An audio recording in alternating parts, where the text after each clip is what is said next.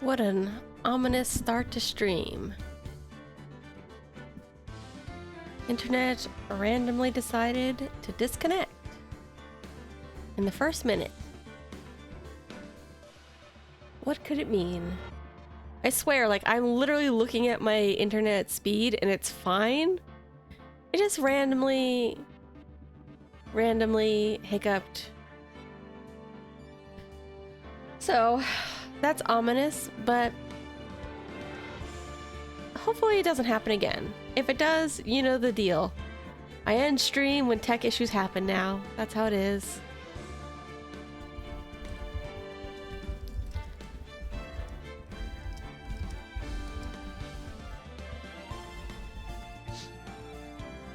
Alright, we are going to start the final trial. Hopefully I can finish it today, but like I said, if there is tech issues, that's the main thing that's probably going to prevent me from finishing it. But we'll see. Everything will probably be fine.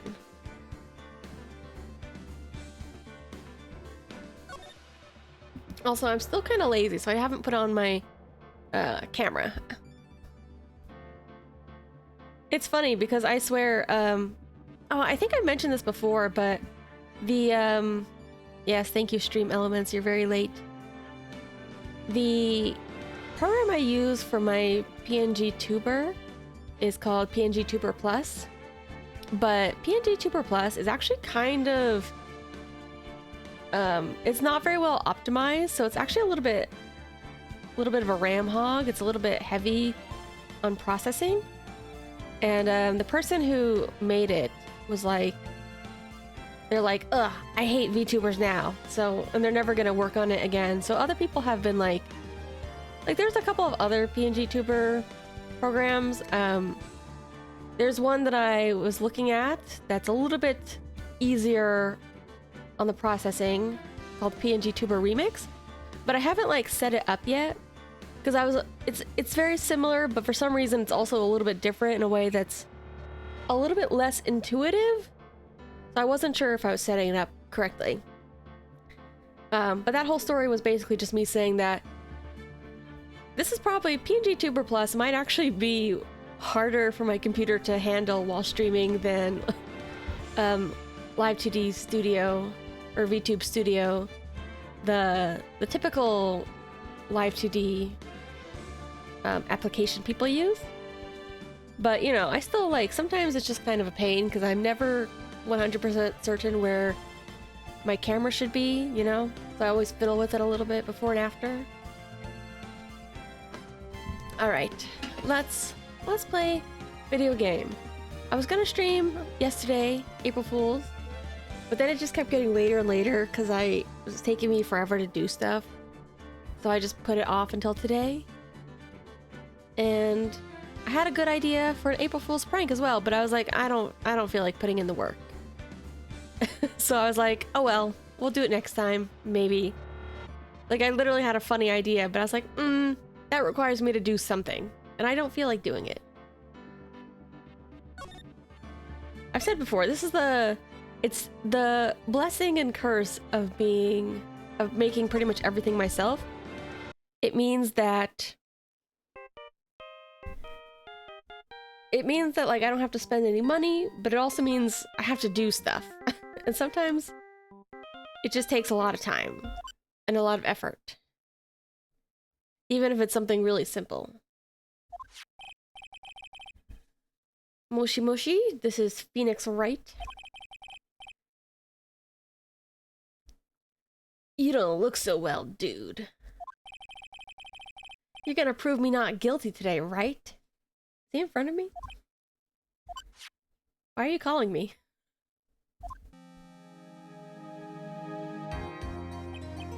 Hahaha. If you please, Mr. Lawyer.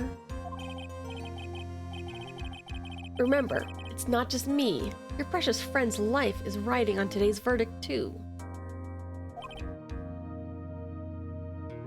Ugh. What am I gonna do? Phoenix, what are you gonna do? Listen up. You better get Enguarde a guilty sentence, okay? If you get that creepy slime bag of not guilty, I'll never forgive you. Ever.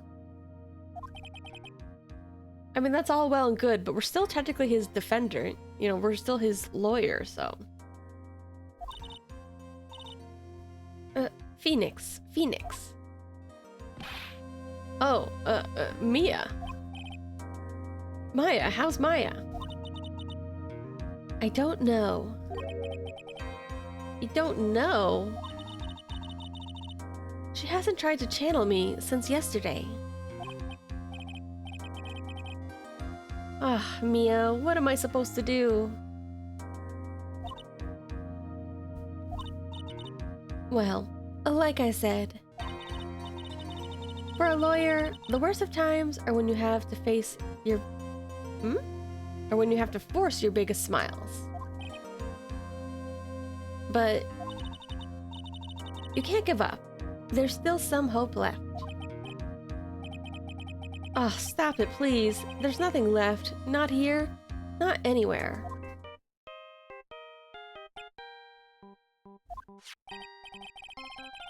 Ugh, that Enguarde.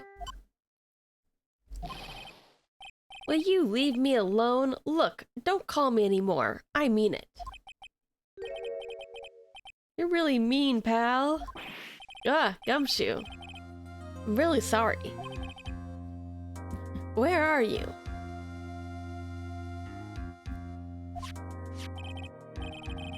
They let me join the investigation team, and we're chasing after the killer, pal. Then, you have some sort of lead? Sorry, but right now, we've got 0 leads on this guy.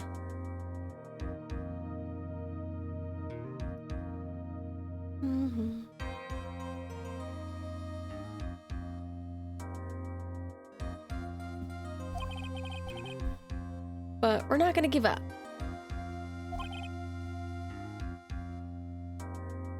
Ah, Gumshoe. My stream's still working. I didn't see it drop off, but suddenly I'm kind of worried.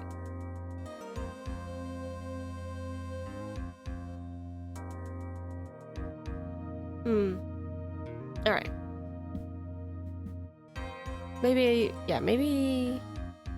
Okay, cool. Sorry. Just that, like, my Twitch, because sometimes I have, like, the Twitch playback back on to monitor it. Sometimes it just doesn't play the videos, though. But that's okay.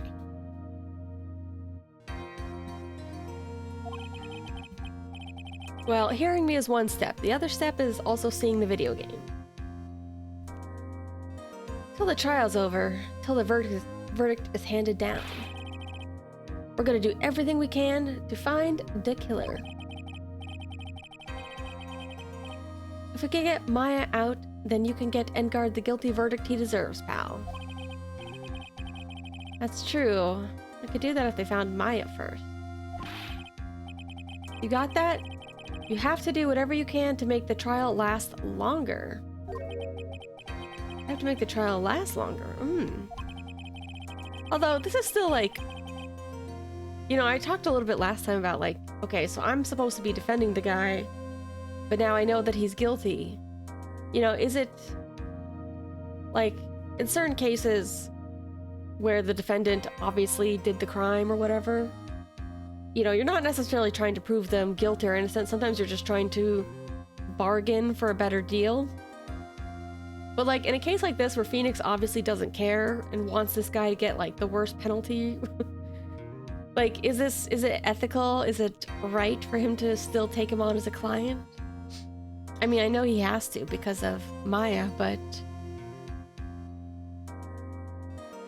if you go at Mr. Edgeworth with everything you've got, then you two can draw it out. Oh, now I get it. I believe in you, pal. You and Mr. Edgeworth can do it. So, believe in us. We're gonna give it all we've got, just like you.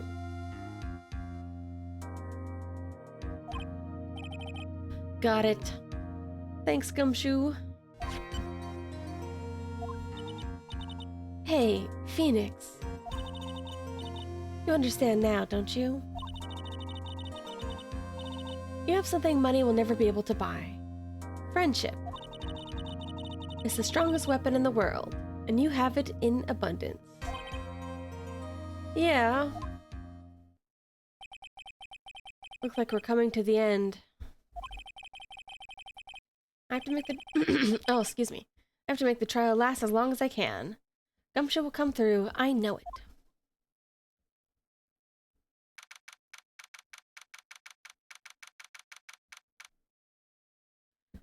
Alright, trial begins. Let me have some water first.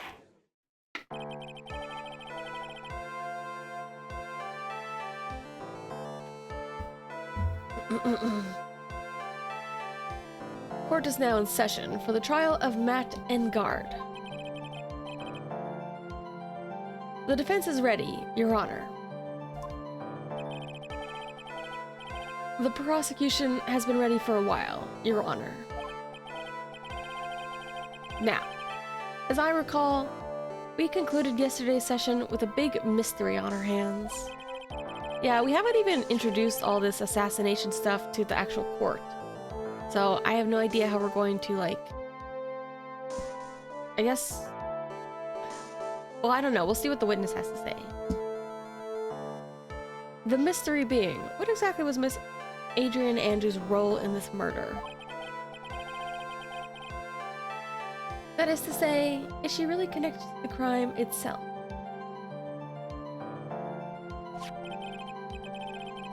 Mr. Edgeworth, if you would please inform the court of today's proceedings. Adrian Andrews. She forged evidence that threw suspicion onto Mr. Engard, and then proceeded to escape the crime scene by wearing a nickel samurai costume.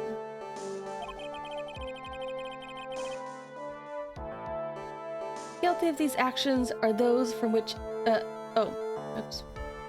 The guilt from these actions are those from which she cannot escape. Then you're saying she's guilty after all.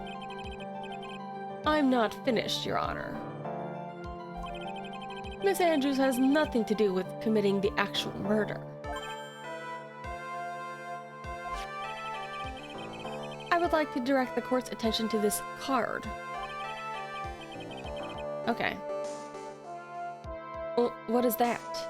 Looks like a shell. This is the calling card of a certain assassin. Assassin, you say? Yes. Juan Carita was killed by a professional assassin. And the person who hired the assassin, his client, so to speak, is Matt Engard.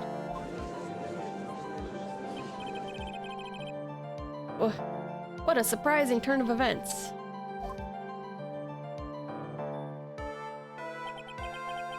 I would think it's become commonplace by now, Your Honor. I know what's going on this time. So I know that everything Edgeworth has said is true. But we still have to hold out as long as we can. At least until Maya's safe and sound. I wonder how the trial would turn out today. Now then, please call your first witness, Mr. Edgeworth. The prosecution calls the defendant's mentor, Mr. Will Powers, to the stand. Now then, witness, your name and occupation, please. Okay. I'm, Will Powers. I'm a poor, underpaid action star. What is your relation to the defendant? Well, I guess, I'm sort of a lousy mentor to him, in a way. Yeah. Mr. Powers, please. You don't need to put yourself down so much. Oh, sorry. but I'm just kind of a nothing sort of guy. On the night of the murder, you visited the defendant's room. Is this correct? Yeah. I didn't know that. This is definitely new info. But, you know, I didn't actually get to see Matt when I went. All you need to do is answer what you're asked. Now then, I would like you to please testify about when you went to Mr. Engard's room. Okay, sure.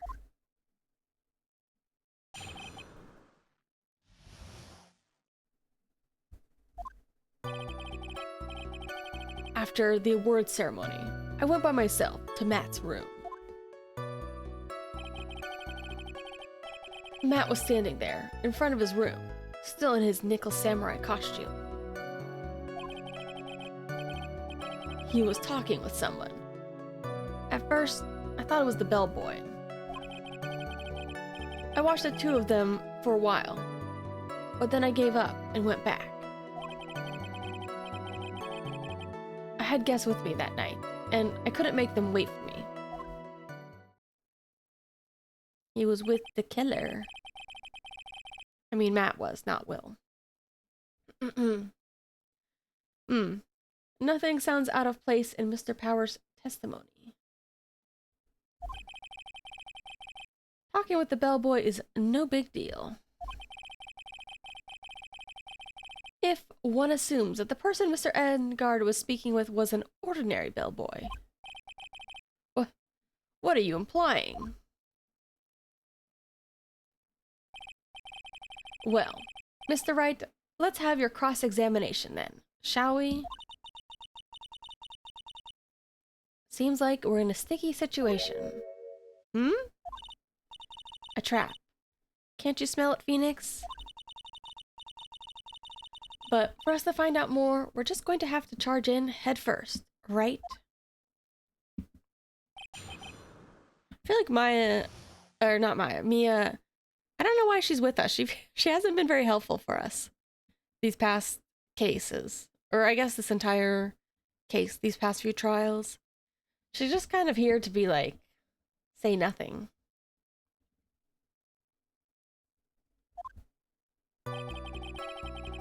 After the award ceremony, I went by myself to Matt's room. Okay, what do I have?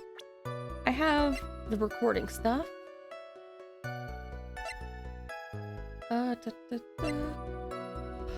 Roof of the bear.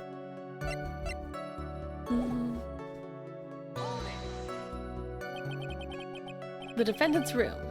Why did you go there? Well, I'm his mentor. Like a big brother, sort of. And I wanted to say congrats.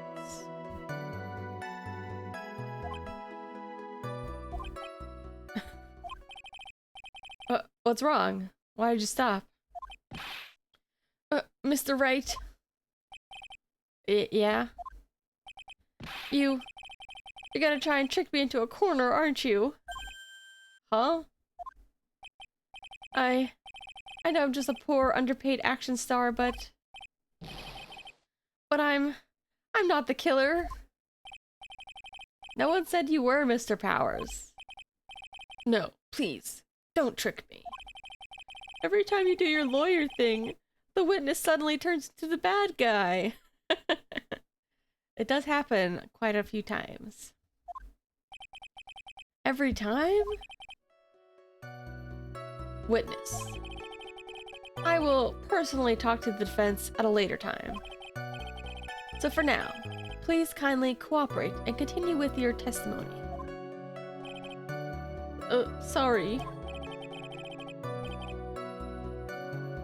So you went to the defendant's room, and then? Hey, wait a minute. When and how did I suddenly turn to the bad guy here? I mean, in a normal case, it would be kind of crazy if, like, every time you're defending, every time you're defending, you accuse the witness of being the criminal. In real life, that would be a little crazy. Matt was standing there, in front of his room, still in his nickel samurai costume, but without his mask. You're sure that was Matt? Yeah, I'm sure. He wasn't wearing the mask. Yep. If that's the case, then he really can't be mistaken. And? What was the defendant doing, standing in front of his own room? He was talking with someone. At first I thought it was the bellboy. At first? What do you mean by that? He's got the tomato juice. Well, he was in the bellboyish uniform, and he had a bottle of juice on his tray. Sounds like a bellboy to me. Yeah, but I didn't think he was a normal bellboy. Why was that? Why did I think that, Mr. Right? How am I supposed to know? Sorry, but I can't remember right now. Sorry. Guess I'm gonna have to wait patiently on this one.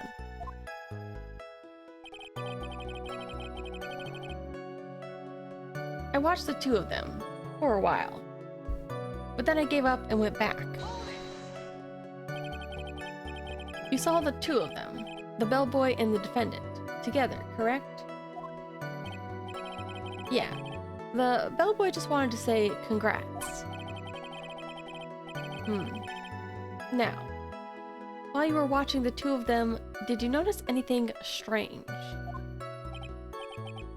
You know, I did feel something weird. I think it was because Matt, well, he gave the bellboy a tip. A tip? That's pretty normal. So, how long did you watch the two of them? Well, not more than a minute or two, I think. They had guests with me that night, and I couldn't make them wait for me. Okay.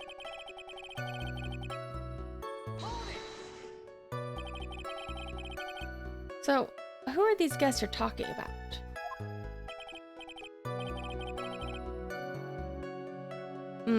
You guys, of course. You and Maya and Little Pearl. I thought it'd be really rude, since I invited you guys, if I disappeared on you.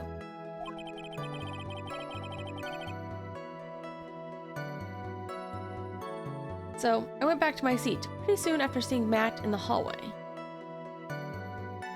Now that I think about it, did he leave us? Was that a thing that happened? I don't remember.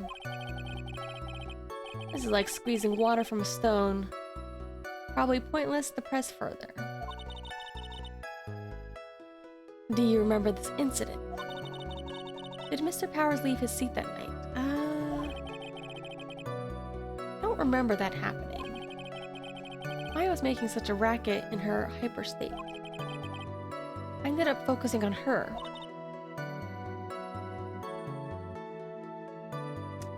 I see. In any case, from his story, he probably wasn't gone for very long. Okay.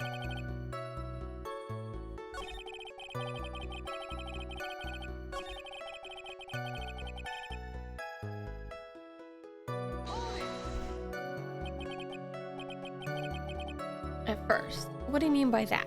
I didn't think he was a normal bellboy. Was it a scar on his face or what?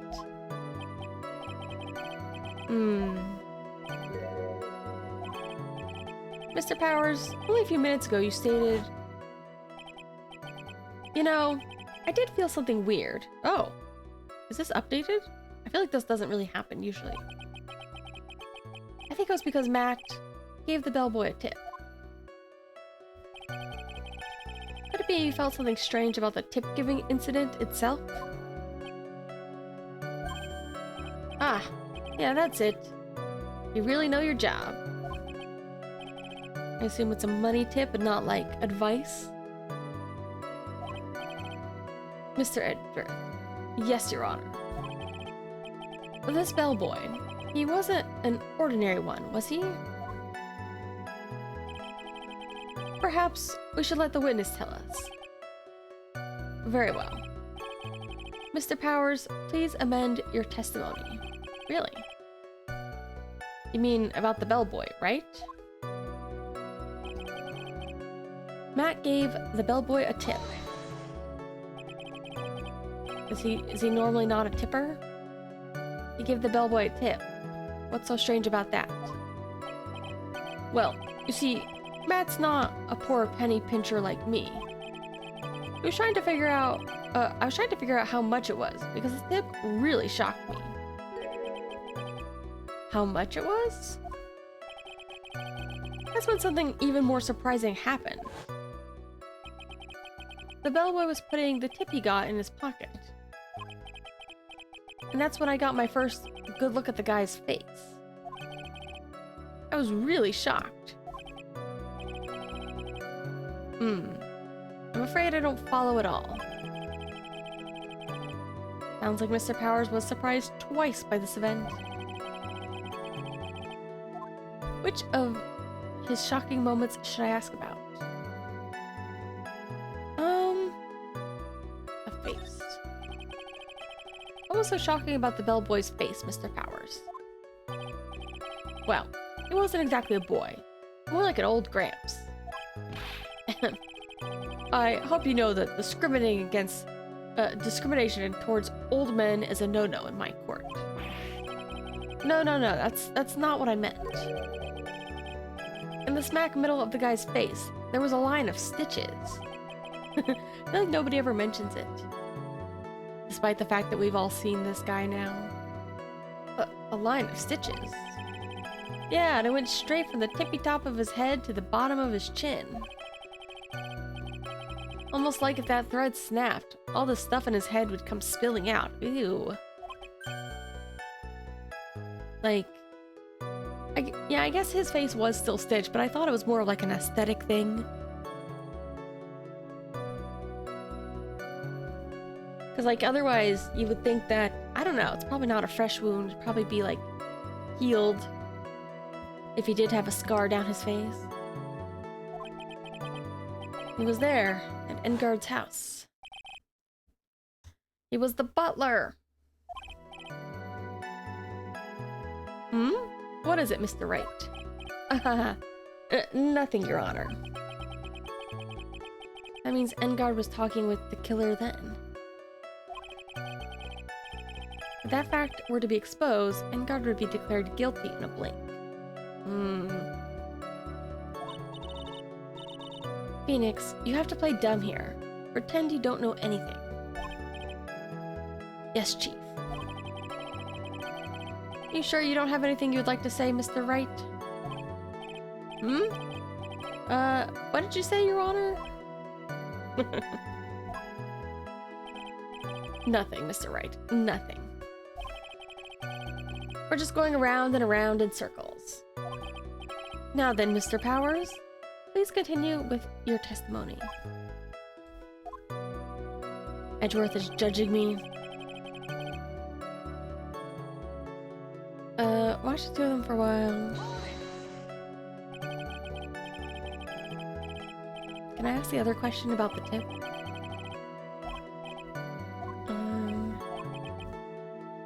Give the guy a tip.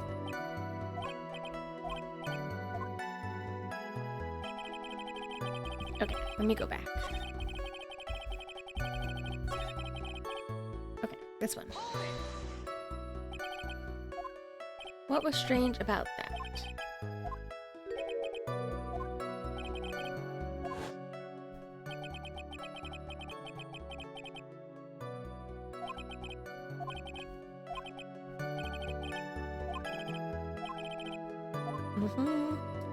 Engard's tip. The defendant is a huge star. He can afford to give generous tips. Wouldn't you agree? Yeah. But giving him that much was maybe a little too much, I think. A little too much? Would you please clarify for the court about how much you say the defendant gave the bellboy? Honestly, I don't know. I can't even begin to guess. Why is that? Because he gave the bellboy a really, really fat roll of cash. Roll of cash? I don't know. I feel like a roll of cash is... Could be any amount, you know? Well, how interesting. That certainly was a very generous tip, wasn't it? That roll of cash. That can hardly be called a tip, Your Honor. I don't know. I feel like that's so ambiguous, though.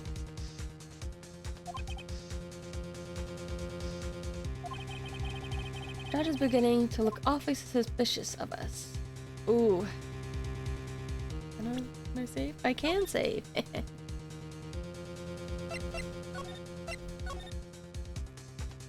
Can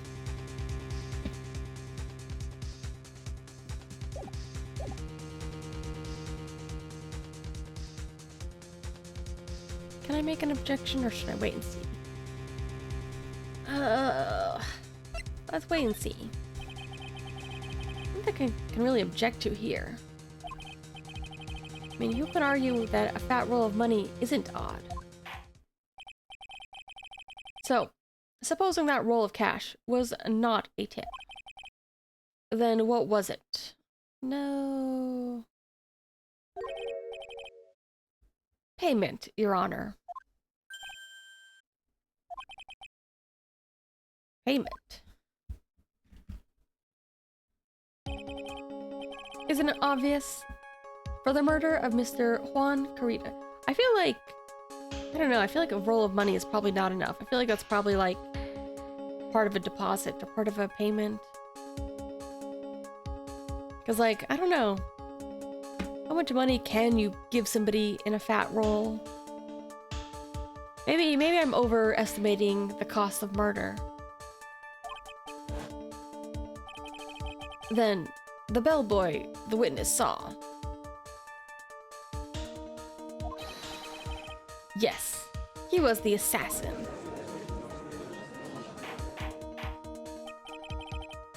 But hold your horses now, Mr. Edgeworth. You don't have any proof of this, do you? Have I ever been unprepared to support my claims, Your Honor? I have here the card Shelley the Killer left at the scene of the crime. Shelley the Killer? He is the person the police's special investigations team has been chasing for ages.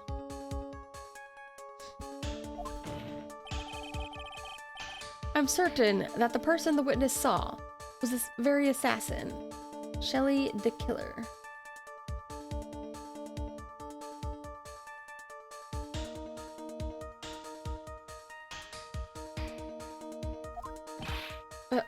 Really?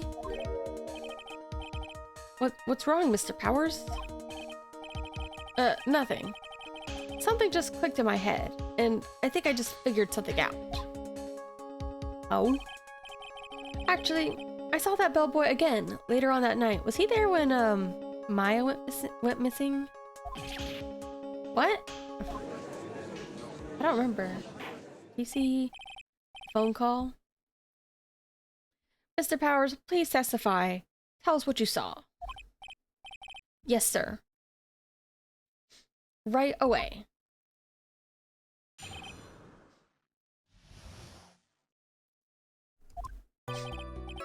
This time, I was in the hallway because I had to go to the bathroom. That's when that bellboy I saw earlier came out of the room. Of course, when I say room, I mean Juan Carita's room. Now that I think about it, that bellboy did seem kind of out of place. Yeah, so he had to be an assassin. I'm sure of it. I mean, that is a bit of a leap. I mean, we know it's true, but... Thank you very much. That is all we need for now. Huh? But I'm not done. There's still more. Let us first establish that the bellboy was truly Mr. the Killer. Then we shall see. So the bellboy came out of the victim's room. And if that bellboy really was the assassin, then I think the answer is fairly obvious. That would be correct, Your Honor. Well, Mr. Wright, I believe it's your turn to entertain and make us laugh. Ha ha ha. This is no laughing matter.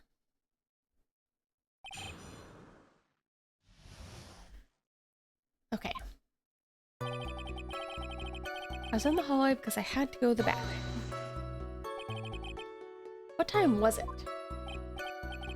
Well, I don't remember.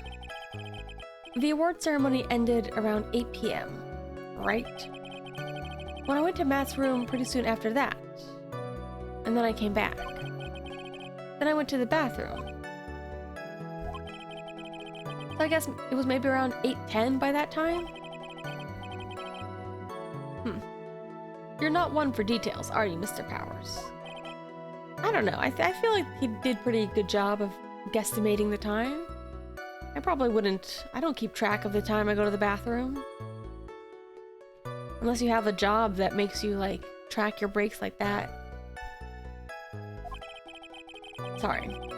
Thought I could maybe catch Matt and say my congrats. That's when that bellboy I saw earlier came out of the room. You're sure it was the same bellboy? Yep. How could you tell?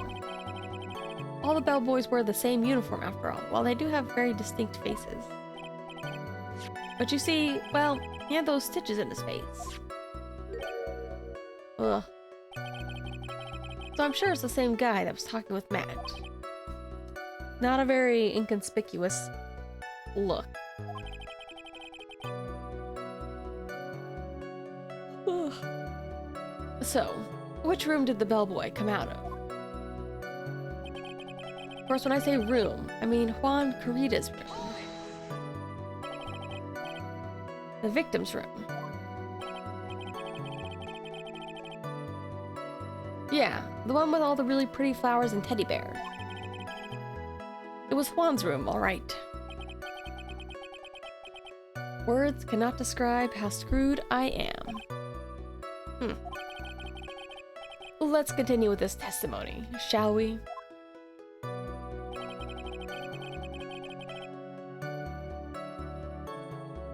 Now that I think about it, that bellboy did seem kind of out of place. So what was so out of place about him? Right. Why the insipid grin?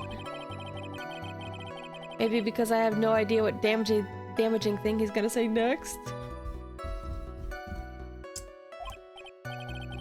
Well, the bellboy was empty-handed. I don't think that's weird. It means that he dropped off whatever he brought, right?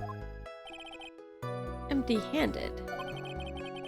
That bellboy was the one of those room service people, right?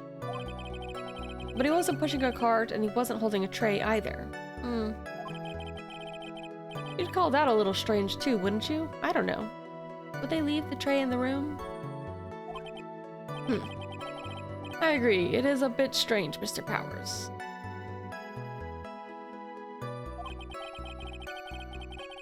Is it really that unusual for a bellboy to be empty-handed? What should I do? Should I let Mr. Powers' testimony slide, or... Ooh. Phoenix, you're scaring me. I kind of want to challenge, because I don't think it's that weird. I think it'd be weird if you went to a room empty-handed, maybe. There's nothing unusual or strange about an empty-handed bellboy.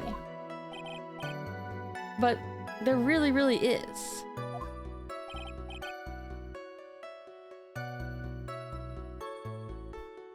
There really, really isn't. If you two are done being school children, bellboys are for room service. There's no reason for them to be empty-handed ever. Your Honor, I ask the witness's previous statement be supplanted with this new one. Oh no, Edgeworth. You gonna do whatever you can to make the bellboy look suspicious? I mean, that is his job. Very well. Court recognizes and grants the prosecution's request.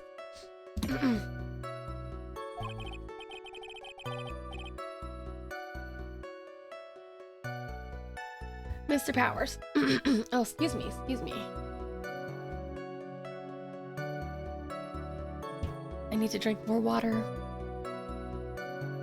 If you could please amend your testimony.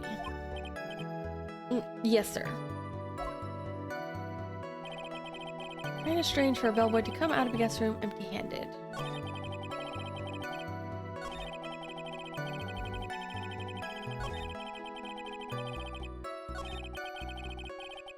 Was there anything different about this now? Looks the same to me. Yeah. When I first saw him, he was holding a tray in his hand. Okay, this is different. There was a bottle of juice and a wine glass on it. Juice. What kind of juice was it? Pretty sure it was tomato juice. If we could come out... Oh, well this is obvious, right? If we could come up with some reason as to why he would come out empty-handed.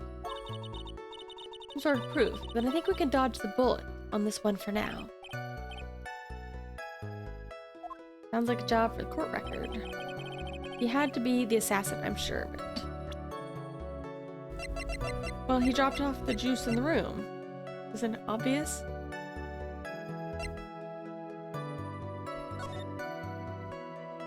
This one also has the bottle in it. But I want to hear what he has to say about this one first. Please don't be so quick to judge. Kind of a Powers family thing. Think of every person as a thief. Guess a thief and assassin are both sneaky and silent. That's not the point, Phoenix. In any case, if that bellboy was the assassin, it'd be very bad for us. But he really is the assassin. Yeah, but you can't give in yet. If you want to prolong this trial for as long as possible, you're going to have to pull some cheap tricks on this one. Okay.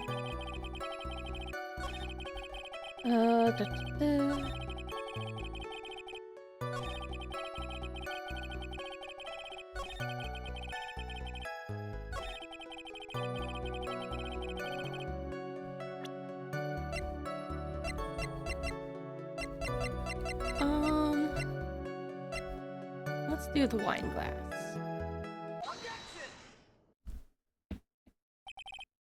Mr. Powers. Yeah. You're easily influenced by other people's words, aren't you? As soon as you heard the bellboy might have been the killer, you got caught up in believing it must be true. But isn't he really suspicious? He's got all those stitches and... So? A baseball has stitches? What? I mean, I guess that's true. Are you saying all baseballs are suspicious because they have stitches? Well, there's also... I mean, what about him being empty-handed? I would like the court to please take a look here. This is the crime scene. There's a wine glass sitting next to Mr. Kurita's body. The liquid inside this glass is tomato juice. Now, if you would look at what is on top of the table in the lower right corner here, anyone could clearly see that it is a tray with a bottle of tomato juice on it. Yeah, okay, he left the tray there. Easy peasy. The bellboy had just brought this to Mr. Kurita's room. He left the tray in the room, which is why he was empty-handed when he left. Oh. That would mean the bellboy had seen and left a dead body in the room. But can you prove Mr. Corito was already dead at that time? Also, when he was first dead, he was not stabbed, so it didn't look quite as suspicious. It would have just looked like he was sleeping. Ugh. Mr. Edgeworth. Yes. I blame you for leading me down this route. Terribly sorry. What is with him? Why is he laughing? He's having a grand old time. He's truly discovered his raison d'etre. Is there like an expression for raison d'etre of jobs?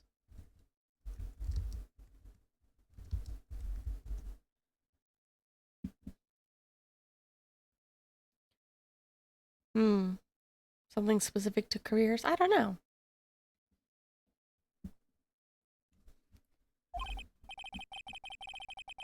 Witness, isn't there one more thing you'd like to share with us? Is there? The bellboy was empty-handed, or should I say, empty-hand, Ed. I recall you had something interesting to say about his hands. Uh-oh. Oh yeah, I almost forgot. Huh? What next? The bellboy. He was wearing gloves. Gloves? Yeah, pitch black leather ones. All the other bellboys don't wear gloves like that, right? I don't know, is it a crime to wear gloves in hospitality? Black leather gloves. Why didn't you mention them earlier? Sorry, it slipped my mind. Boy, this makes the bellboy look really suspicious. Alright, gotta focus. Can't get lax here. So what if he had gloves? A lot of bellboys wear gloves. Come on, Mr. Wright. That bellboy was wearing black leather ones. He's got a stylish flair. So, football's made of leather. Are you saying all footballs are suspicious because they're made of leather? But man, he received a large roll of cash from the defendant. Then he was seen leaving the crime scene wearing black leather gloves. I don't think that even someone like myself can believe he was just another bellboy.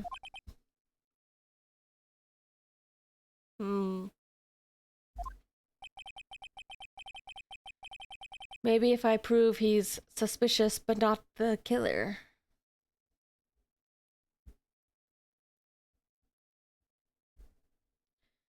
Seems we've finally come to an understanding. Now then, witness, please continue with the rest of your testimony. The rest? Oh yes, please tell us more.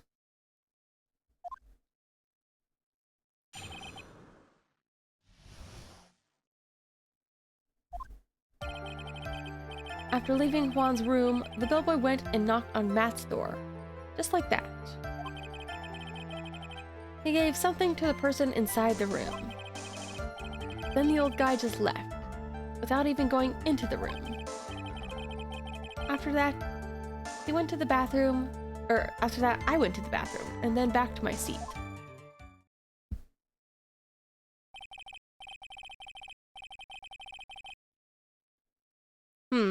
So the bellboy, after leaving the crime scene, next went to the defendant's room. Yeah, I kinda saw that by accident. Some accident. You saw too much, buddy. And all of it was suspicious to high heaven. I think it's safe to say we can no longer consider this bellboy to be normal. Now then, let's get started, shall we? Mr. Wright, your cross-examination, please. Yes, Your Honor. Oh.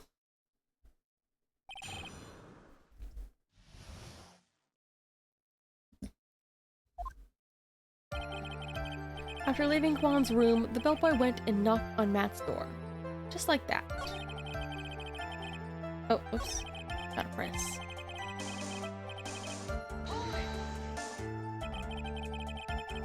Is that what you saw while you were busy spying? Excuse me? I may be poor, underpaid action star, but even I wouldn't stoop to spying. Well, I think the point is, where did you watch all this from, Mr. Powers?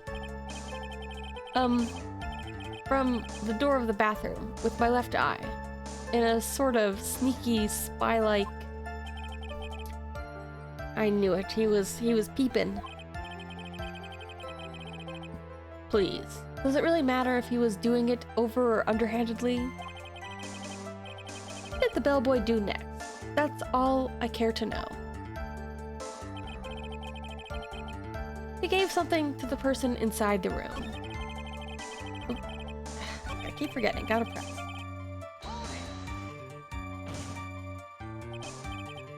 I said hold it. Okay. But why? That's better. What kind of statement is that? Please elaborate and give us a few details.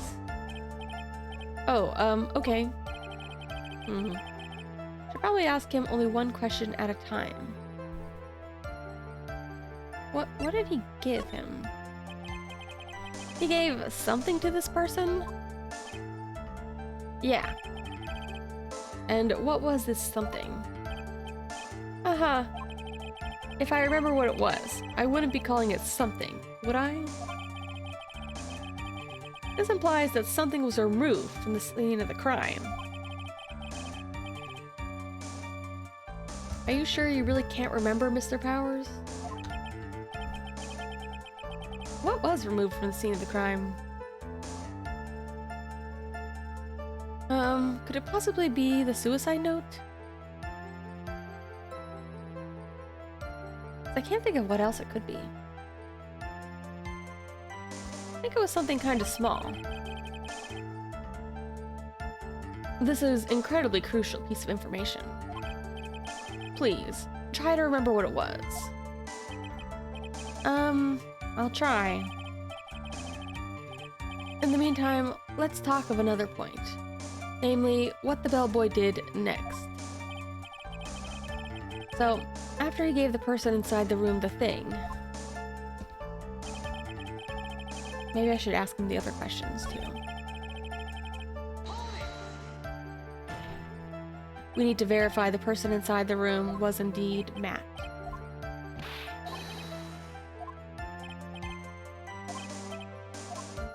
Alright. So, who took this something the bellboy handed off? Actually, I don't know. What do you mean? Sorry, but I only saw the person's arm. Only an arm? And you're saying you didn't see the person's face? Uh-huh, we could still make Adrian sound suspicious. Yeah. I would like to summarize the testimony up to this point, if you don't mind. When the bellboy left the crime scene, he immediately went to the defendant's room. There, he handed a small item of some sort to the person inside. As for the person who received the item, all you could see was the person's arm. Yeah, it was just like that. Mr. Edgeworth, is all this really important? Of course, Your Honor. I think this is of the utmost importance. This is when whatever was removed from the crime scene was handed over to the client. Mr. Powers, please try to remember what it was the bellboy handed off. Well, let's see. I think it was... If you remember, please add it to your testimony. Yes, sir. If I saw it again, I could say for sure, but I think it was some sort of wooden statue. Oh. A wooden bear?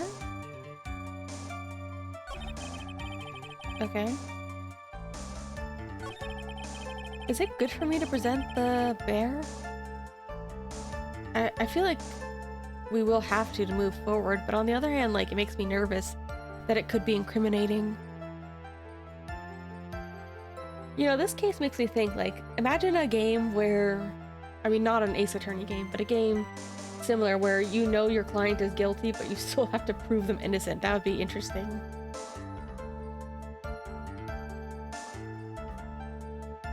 I think it was some sort of wooden statue.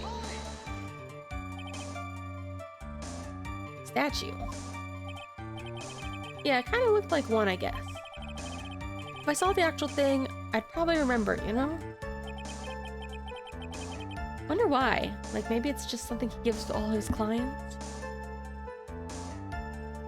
Or maybe it's like, I don't know, because the bear thing made it seem like it was tied to the victim. But the fact that it's like a weird wooden stitched up version sounds like the killer. Looks like for this trial to proceed, I'm going to have to come up with whatever this statue thing is and show it to him. Take a chair. Okay, thank you, Mia. Let's continue with your testimony. You know what? I'll just show it to him. Why not? Mia says it's okay.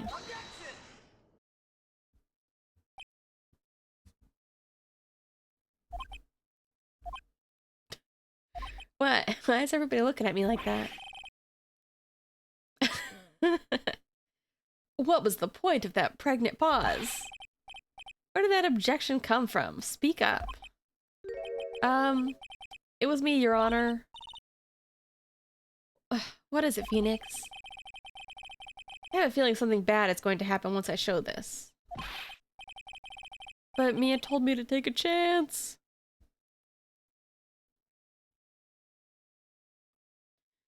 Mr. Wright, if you have something to say, spit it out.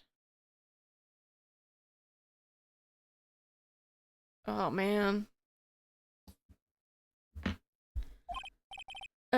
Yes, Your Honor. Okay, Phoenix, deep breath. Because it was at Engard's house. But Mia told me, she said it was okay. Mr. Powers, there's something you saw. Was it this? Oh, hey, that's it. That's the something. Wow, Mr. Wright, you really figured it out.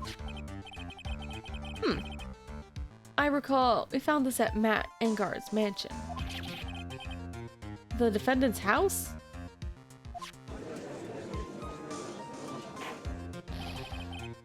What does this mean? It's simple, Your Honor. Shelley the killer assassinated Juan Carita in his room. And then he stole the wooden bear from the scene of the crime. Then the bear being found at Engard's mansion would mean...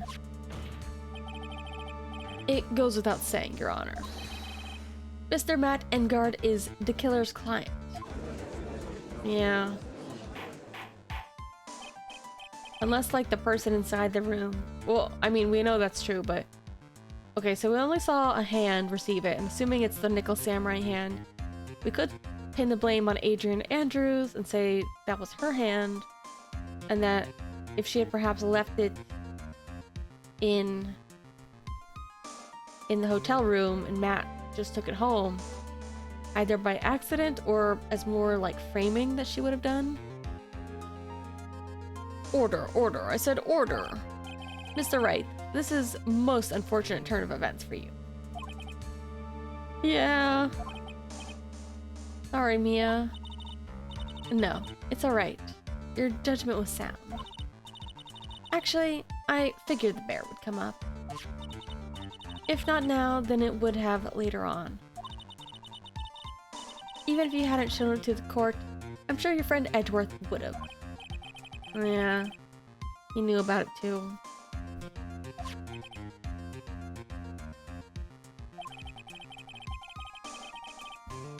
I think it's clear that there is no need for us to continue this trial. Can't let this happen. I gotta do something. There has to be something we've overlooked. Well, I don't know if we're winning. We'll see. I'm kind of worried we're going to get a guilty verdict. Which is technically good, but also bad. Your Honor, 1 minute, please. Yes, Mr. Wright. There's still a few points left that we've not fully explored. What are you trying to pull? Well, we can't have that. Jeez.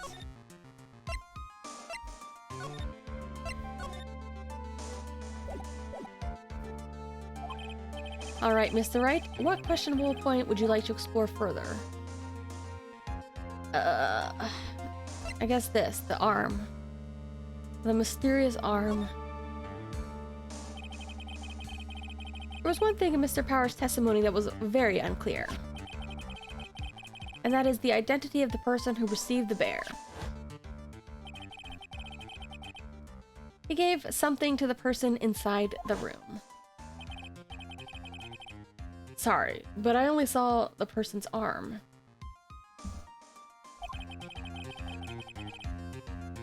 As long as we don't know who it was that took the bear.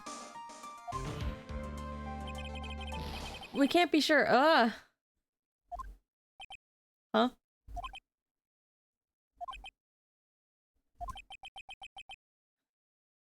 Powers? What is it, Mr. Powers? If you're going to scream like that, then at least give us a good reason why. Oh, yeah. Sorry. Actually, so I remembered. I remembered who took the bear. What? It's gonna be the Nickel Samurai, isn't it? I mean, I only saw his arm. But the arm... It was the Nickel Samurai's arm, I swear it. It is kind of an impressive mechanical arm. You've gotta be kidding! Are you sure of that, Mr. Powers? Yeah, I'm sure it was the Nickel Samurai. Oh boy.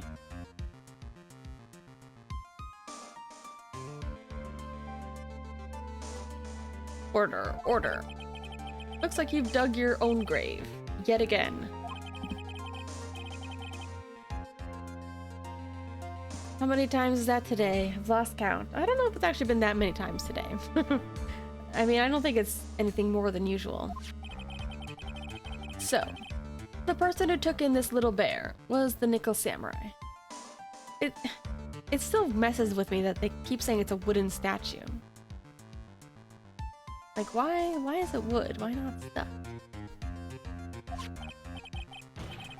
We all know Matt Engarde is the Nickel Samurai.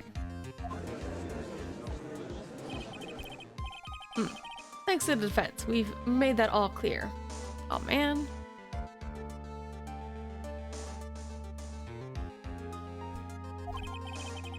What am I supposed to do now? Mia, help.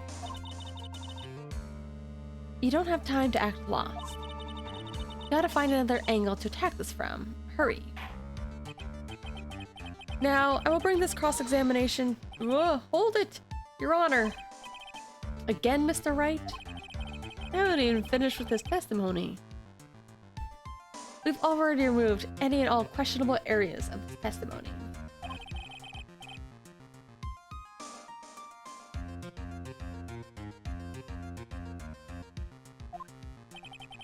I have to find something.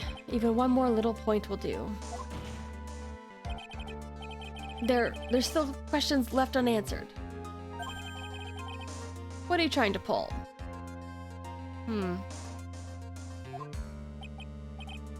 I wanna imply that it's Adrian Andrews' arm.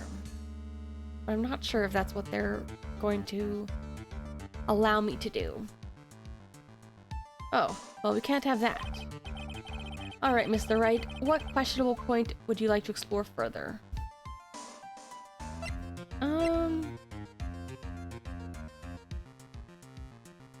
I would like to go back to Power's testimony eventually too, but I think there were a couple that I didn't get to press on. I think it's fairly obvious that the bear itself is very questionable. That's what I'm saying. Why is it made of wood? The bear, Mr. Wright? This was found at Mr. Engard's mansion. However, Mr. Engard was arrested at the hotel that night. Oh yeah! That is true.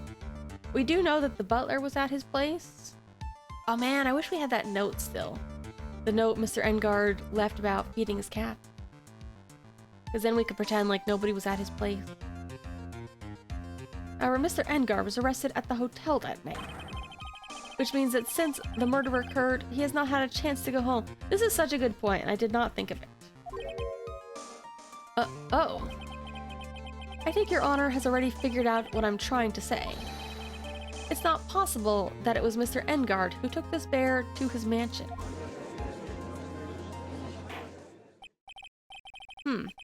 That's very true. We didn't consider that point, Mr. Wright. There's no way, time-wise, for the defendant to have taken this bear home. Phew! Disaster averted. Oh no! You haven't gotten the best of me yet, Mr. Wright. Huh? I remember it clear as day. I remember what you muttered to yourself at Engard's mansion. Hey, I'm not the witness here. We have this area completely surrounded. There's no way for him to escape. Can't believe it. That butler, all this time, he was the killer. What the heck? I'm not the witness. You can't use my testimony. The killer and Engard were working together, so to speak. And the killer was hiding at Engard Mansion as its butler. What a bold move. The bear figurine was brought back to Engard Mansion by the killer himself. When it looked like he was about to be arrested, Engard had him do so. I assume because it would have been bad had the police found it during their investigation. Why even keep it in the first place? Like, throw it in the trash. Who cares? Well, Mr. Wright, you've been quiet for a while now. What the heck? Is there anything I can attack at all? I think we've heard enough. We all know why this bear figurine was at the defendant's mansion. As well as who it was that received the bear from the assassin in his room. Everything has become very clear. The client who hired the assassin to commit the murder was Mr. Matt Engard. It's a setup, Your Honor. I see no reason for this trial to continue. Therefore, I will now hand down my verdict. Thank you, Your Honor, for your understanding. See, Mr. Wright? You could not win against the truth, could you? I knew it would turn out this way. After all, what Edgeworth has stated is the truth. And I said it in red, so it must be true. Any last objections, Mr. Wright? Well, do I? What should I do? No way. It was Adrian.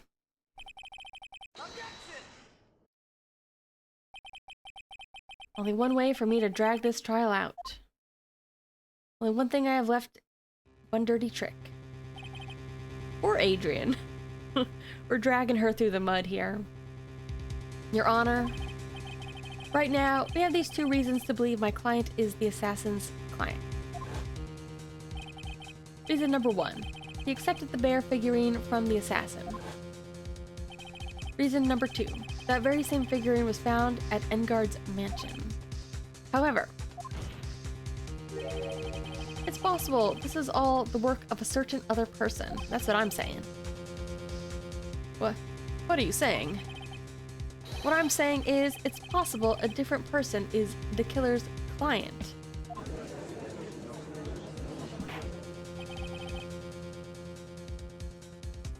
The real client? Yes. This disc. Is this all you have? Now then, Mr. Wright, let's hear your theory. Who do you say is the killer's real client, and therefore the real murderer?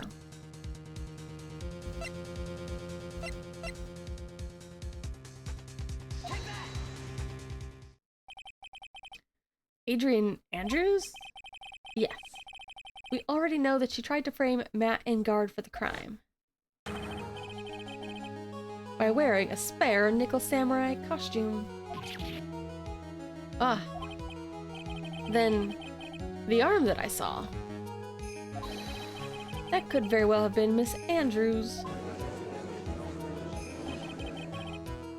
What about Mr. Engarde? You would please recall yesterday's testimony? The defendant was taking a nap during the break period. That's right. Then, finding this figure at Mr. Engarde's mansion. It was a well-laid trap set by Miss Andrews. I think it's a good angle. Mr. Edgeworth, what is your opinion on this?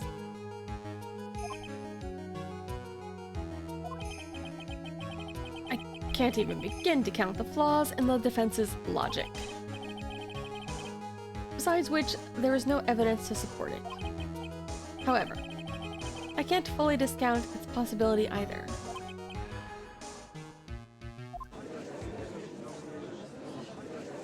What is with this trial? Come on, anyone can tell Engarde did it. I can't believe the defense would go so far to pin the guilt onto someone else. Unbelievable. Not something petty, it's murder of all things. It's to save Maya. Save her. Even if the whole world turns against me, this is one fight I can't give up on. Order. All disruptive parties will be forced to leave the courtroom.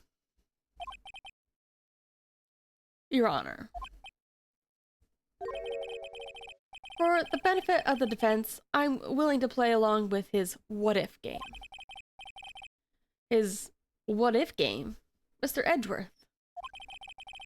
The prosecution is prepared to challenge the defense's theory. Thank you, Edgeworth. Mr. Wright, even you must have thought it strange and wondered, why would the criminal want this little wooden bear? Yeah, that is weird. The killer did specially bring the bear to Engarde right away. Huh. Why do you ask? Is there something special about it? Absolutely. And I'm sure that once the court knows its significance, the true killer's identity will become crystal clear. Oh no. Your Honor, the prosecution calls upon the witness who will clear all doubts against Miss Andrews. And who would that be? Quite simple, Your Honor. Miss Adrian Andrews herself. Yeah, I was gonna say, we don't have very many people here.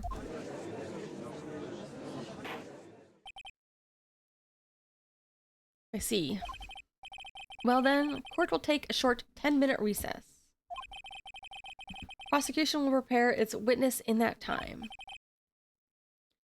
Yes, Your Honor.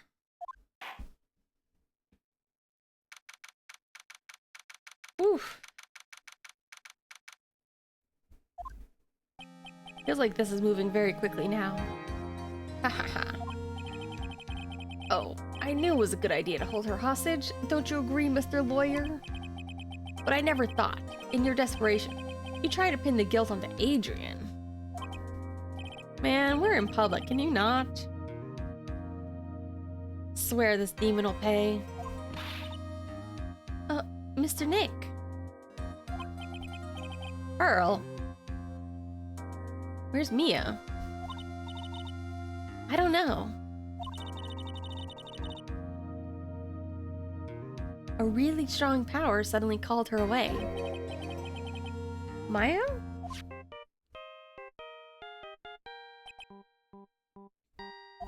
Is it Gumshoe, maybe? From Gumshoe, yep. Beep. how's it going? Have you been hanging in there, pal? Yeah, sort of. We just barely found something to latch onto. Ooh, that's good, pal. What about you? Anything? Have you figured out where the killer and Maya are? Well, we still don't have any leads, but... What? We don't have any more time! If we just had one, even a single clue would be really helpful. I don't have any clues. I was only able to come this far because I kept thinking to myself, I gotta keep the trial going until Maya's been rescued. But I have to run out of... But have I run out of luck this time? Is all our hope for naught? Tent. What? What does that mean?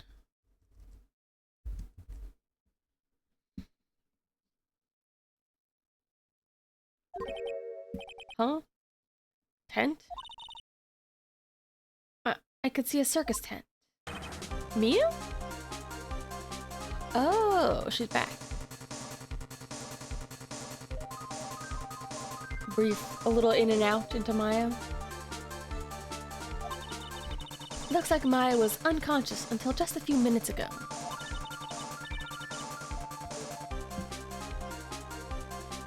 As soon as she woke up, she called for me. So Maya called you away. She's locked in a dusty little room right now. But I could see a circus tent outside the window about 300 feet away.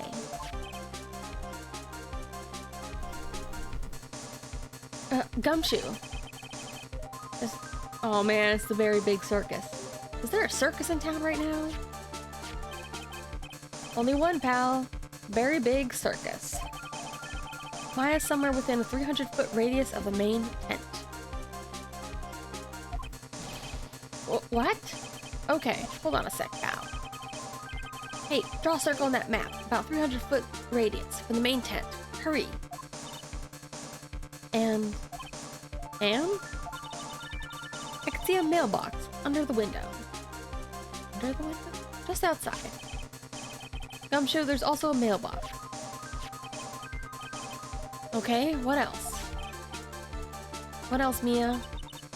Sorry, but it's a very small window. I couldn't see anything else. It felt like it was an old office building. Maybe the 3rd floor? I heard her. Old office building. Good stuff, pal. Alright, hang in there. Just a little longer. Wish us luck. Okay. Call you later, so don't let your battery die. Okay, pal? Whew. All moving very fast. Maya's not hurt, right? She's in pretty bad state, Phoenix. She's being starved. Ugh. But honestly, that's torture for her. Gumshoe, please hurry. It looks like we're out of time. Are you alright, Phoenix? It's only a matter of time before Maya's rescued. I can do it. Just have to make this trial last a little longer. Ooh, not even to the save point yet.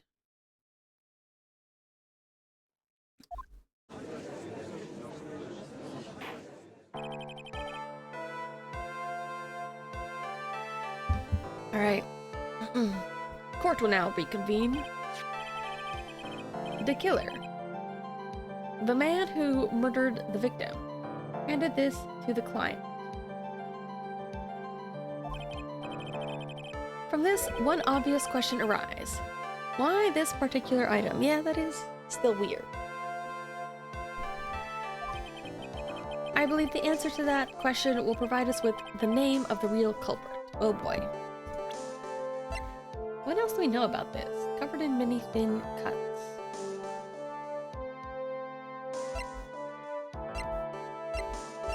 Man, we haven't even presented this kind of stuff.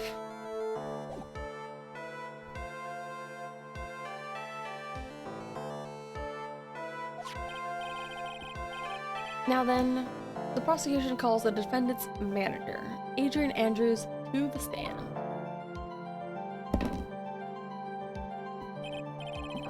Currently, the witness is accused of tampering and obstruction of justice.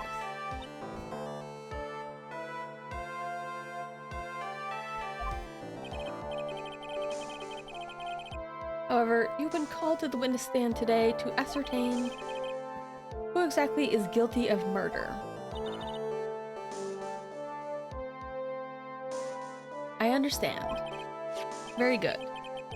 Now, have you ever seen this bear before, Miss Andrews? Of course I have. You've seen it before. That's right. It's only natural the witness has. Miss Andrews, could you please enlighten the court to this bear's secrets? All right. Why does she... She's suddenly very forthcoming. Actually, this is an elaborate puzzle. Oh. Puzzle. If you know the correct order, it can be taken apart. At its center is a small cavity, with just enough room to store a small item. Because of its complexity, if you don't know the order, you can't open the bear. You really can't tell that it's just a small jewelry box by looking at it. How does she know? So this figurine, it's a container of sorts? Yes. Looks can be deceiving. Wouldn't you agree? Yeah, it's superb craftsmanship. Oh, I nearly forgot. You may begin your cross-examination, Mr. Wright. Looks like there really was something to the bear, after all. Bear figurine.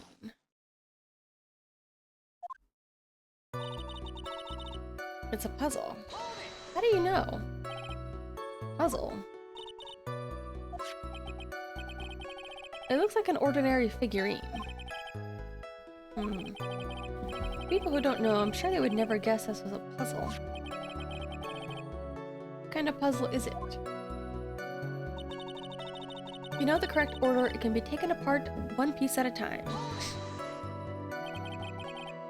So you can take it apart? How would one go about doing that? Well, you first turn its tail to the right, and then push it in. Oh, I see. After that, the arms and legs are free to move and can be removed. Did she already solve it and perhaps the suicide note was inside and she took it? Oh, this is most interesting. Boy and his toy. Like he's 5 all over again. Judge, please. Oh, don't mind me. Go ahead and carry on. He's lost it. So, what do you find after you take the puzzle apart? At its center is a small cavity, with just enough room to store a small item. How do you know about this? I know, because I was the one who bought it. Oh. What? She bought it. And gifted it to the guy? Did she buy it for him hoping he would put the note in there? Huh? It was a souvenir from when a friend and I went to Switzerland. Then this was a present from you? That's right. It was a puzzle in the shape of a bear. So I thought it would be perfect for Juan. It was a present from Miss Andrews. Alright, let's continue. Because of its complexity, if you don't know the order, you can't open the bear.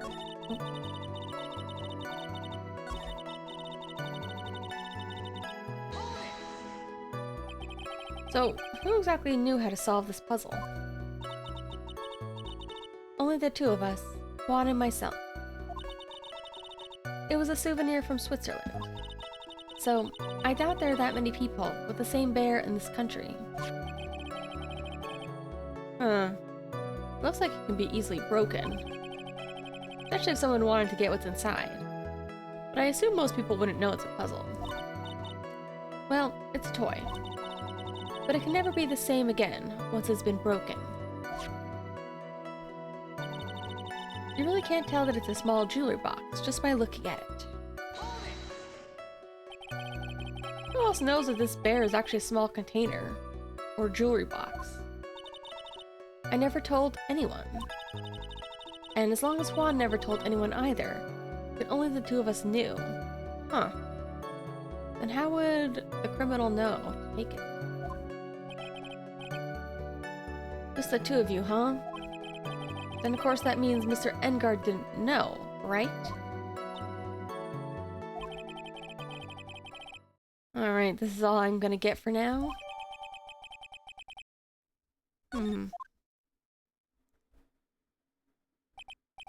Well, Mr. Wright, I think even you have come to realize.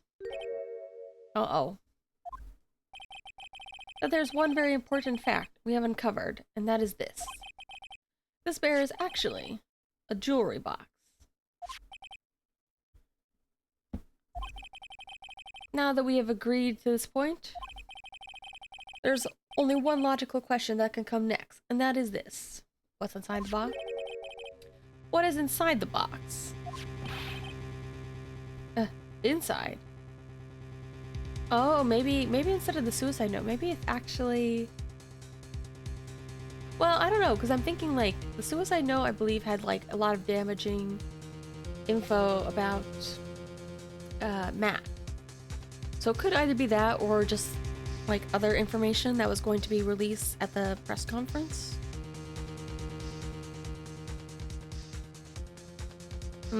Either way, I think the contents are more or less the same. What's inside? That's right. That's what we're going to find out next. Witness? Yes? You're the only one who can open this, but she wants to destroy the note. So I don't know that she wants to, like, share the note with everybody, even if it damages Matt. Please. Unless she already got what was inside there. There's a painful silence. All eyes are on Miss Andrews now as she solves the puzzle and takes the bear apart. Click. I've opened it.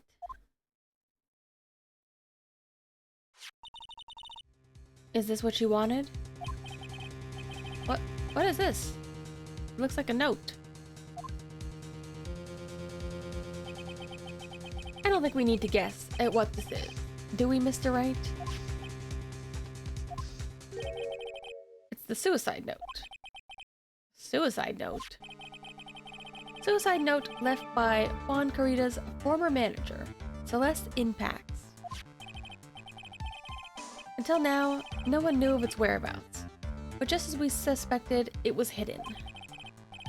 Hidden by the victim, Juan Carita himself. Dame Celeste Inpax had very beautiful handwriting, and she just as beautifully signed her own name on this document. This is most definitely the note she left, right before she committed suicide.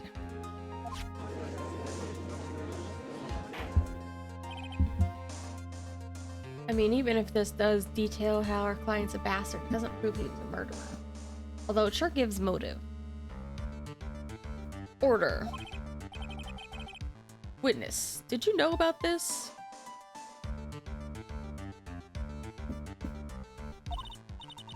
Yes, I did. I heard all about it from Juan.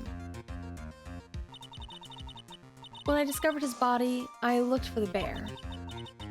I wanted to destroy the note before it became public, but I couldn't find it anywhere. Because it had already been taken by the killer. Still not sure how the killer and all of them knew what the bear was and what was inside of it.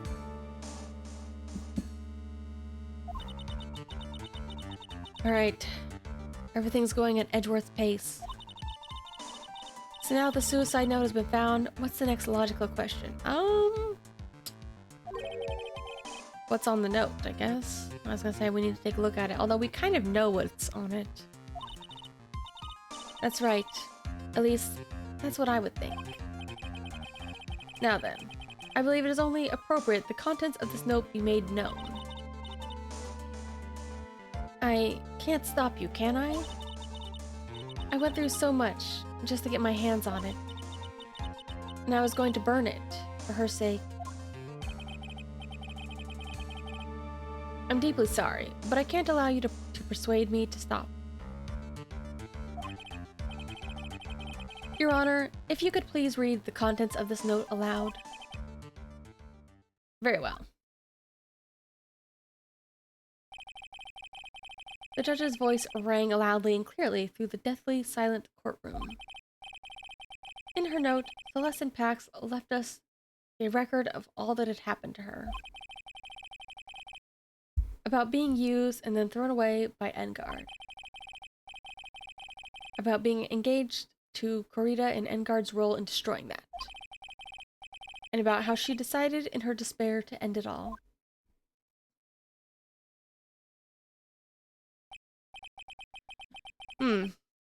That's all Miss Impax had to say.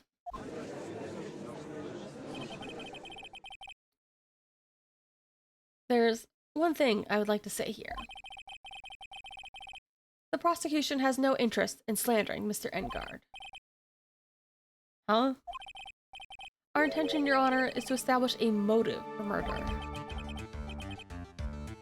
Isn't that correct, witness? Yes. On the night of the murder, Mom was going to make the contents of the note public. After the post-ceremony show, he was going to hold a press conference. My word. Matt Engard values above all else his refreshing like a spring breeze image. Which is why he had to stop this note from being made public. At any cost.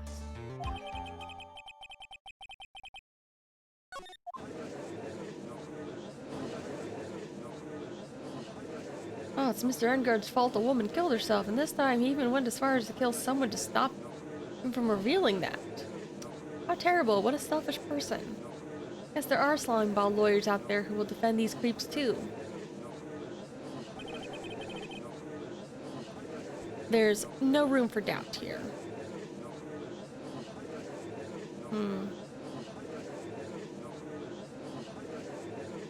What can they prove that he knew about it? The note. Mr. DeKiller's client's goal was to obtain this suicide note. I mean, in fairness, Edgeworth is totally right. We're kind of stuck, though, defending the guy that we know is guilty. The only person who needed this note that badly is the defendant.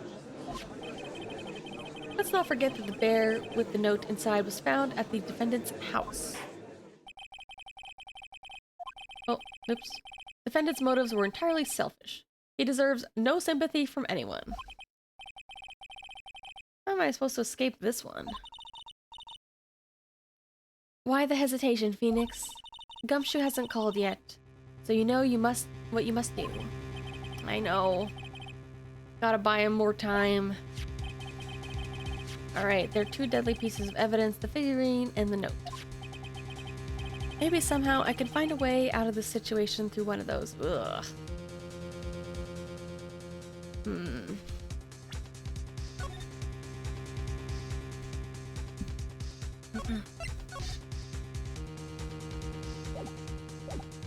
I need to take a look at these first. Okay, nothing too detailed.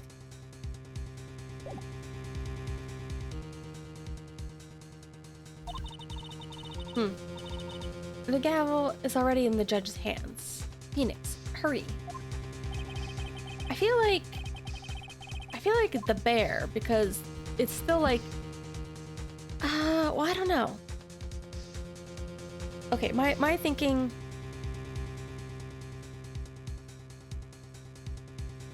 is, I mean, I guess both of them do have kind of the same problem, which is like, how did Engard know about the note being in the bear? And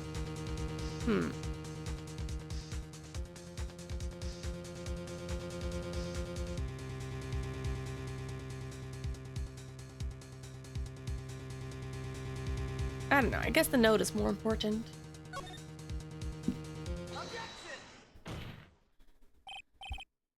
Please wait, Your Honor. Did he even know about the note to begin with? Like, I guess he must have, because he arranged... Obviously, he had to do, like, a lot of premeditated setup to hire an assassin.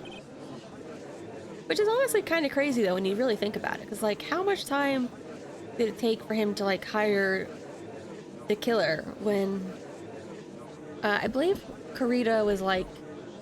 They were planning the press conference beforehand, but they were mainly just going to use it as, like, his sort of petty insurance if he lost the hero competition.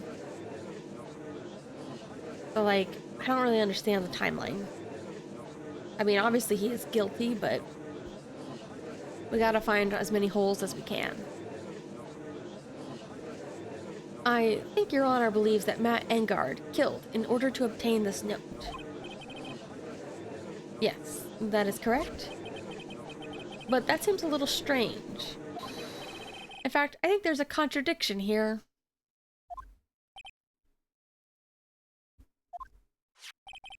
This note was hidden by Mr. Kurita until the night of the murder. If that is the case, I say Matt Engard could not have known what was written on this note. Oh. I didn't think of it that way. Like, did he actually know somehow what was on the note? That there was a note incriminating him? Exactly. But I did think of it that way, and I thought it was rather strange. No one in their right mind would kill for a note without first knowing what it said.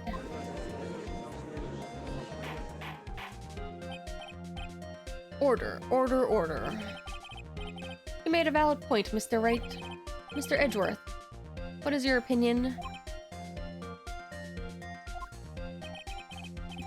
Just a flash, but I think I did well on this one. Let's see what Edgeworth says. Unfortunately, I think he believes differently. I believe a show of appreciation is in order. Huh? The defense seems to be in love with wishing more despair upon itself. I would like to direct the court's attention to this. Oh. Oh! I mean, true, he was spying on him, but the spying was, like, very limited to, like, an hour a day. So, like, that's a lot of... That's a lot of big ifs that, like, assuming the guy had, like, talked about the note at that specific hour. And that's how he knew. Plus, it was only there, like, the bear was only in the room for, like, a day. So, like, how would he have had time to watch it? I mean, I guess he could have been spying on him at other times, but... Because he was already at the hotel, and all of his broadcast stuff was back at his house. What is that? It's a small video camera, Your Honor. This type of camera is commonly used as a means of spying. Spying? Uh-oh. I thought that was in my possession. Matt Engard and the victim both thought of each other as their biggest rival. They even went so far as to use this type of item to find each other's weakness. And the victim, Juan Carita, was being spied on. His personal life was being watched by none other than Matt Engarde.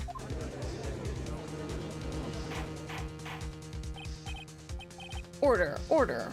Mr. Wright. Yes, Your Honor? You don't tell me you knew about your client's spying activities. Well, who's to say? Sort of is not an acceptable answer, Mr. Wright. See, you're confused, Mr. Wright. You're probably thinking, but I have that camera that was in the stuffed bear's eye. Don't tell me he went to his, like, house and there were other cameras.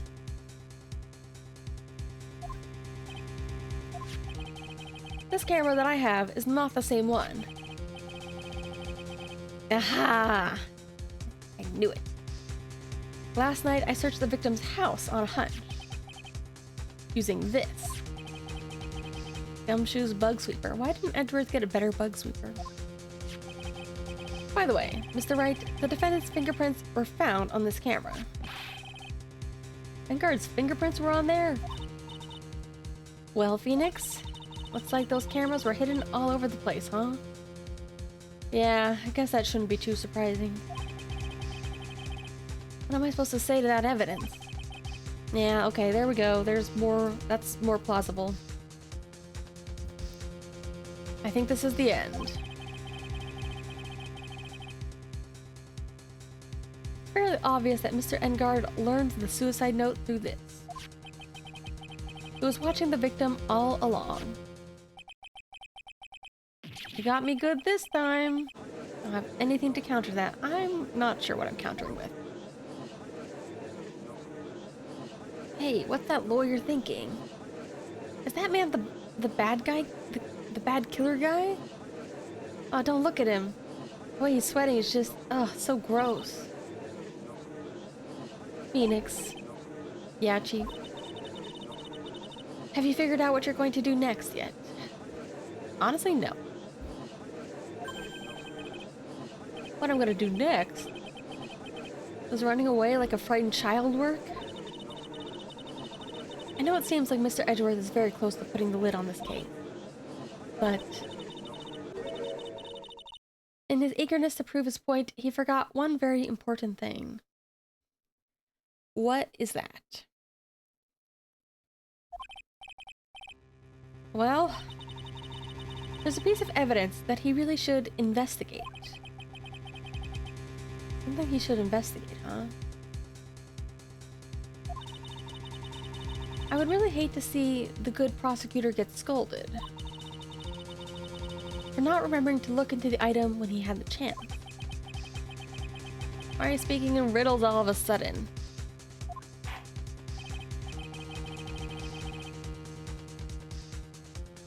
Alright, I think this time we finally understand everything. Well, Mr. Wright, you don't have any further objections, do you? What evidence is Mia talking about?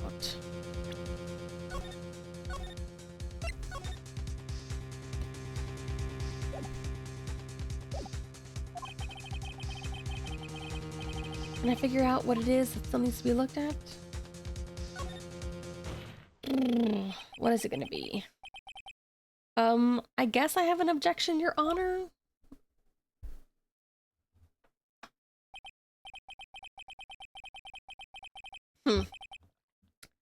That was about the weakest objection I've ever heard, Mr. Wright. Your Honor, the defense has no intention of letting this go so easily. You're beginning to sound desperate. That's just your imagination, Your Honor. Mr. Edgeworth, this is not like you at all.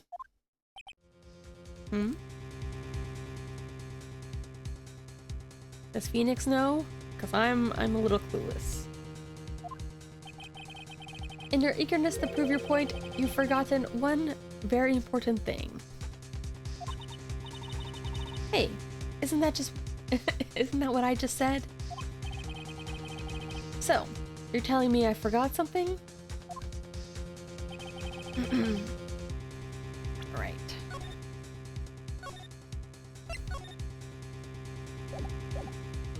You're so close, Mr. Edgeworth. But there's something you really should examine about this piece of evidence.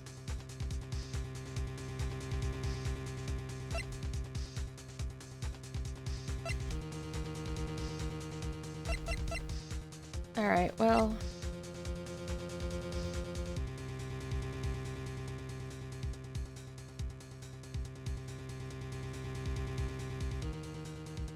So the evidence that's been brought up currently is that he has his own spy camera. I don't know if the other one would be running 24/7 or just at the specific time.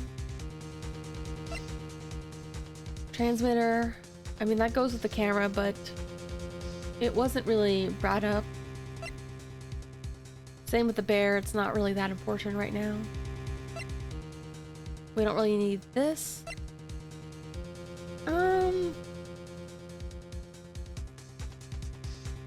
I don't know.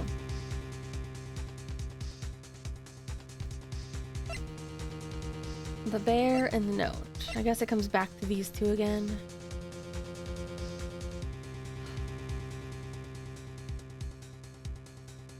I mean, I still think it's suspicious that only they knew how to open the bear.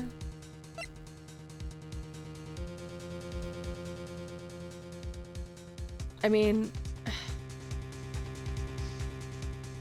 was about to say, could the note have been forged? Probably not. I guess, like, well, he had the bear, and in theory, would he have known how to open the bear? But he wouldn't have had time to because he was arrested immediately. I don't know. I mean, it's definitely signs less. I feel like the forgery thing is possible, but unlikely. Or like, I guess it could also be part of Andrew's setup, assuming that Andrews did it. If she has some kind of, but this is the kind of like circle logic where she doesn't like him because of Celeste's death and all the horrible things he did to her manager or to her mentor. So like, and this is the proof of why she doesn't like him. So it doesn't really make sense for her to like make up a motive, because this, you know, like if she had to make it up, then she wouldn't have any reason to dislike him to begin with. I don't know, but I think it's got to be one of these two.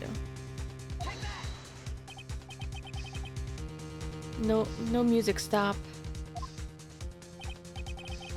Well, we believe some special examination is needed. But I think the item that should be examined is the defense's gray matter. Oops. Ah. That's okay, that's okay. We've been playing it pretty safe so far.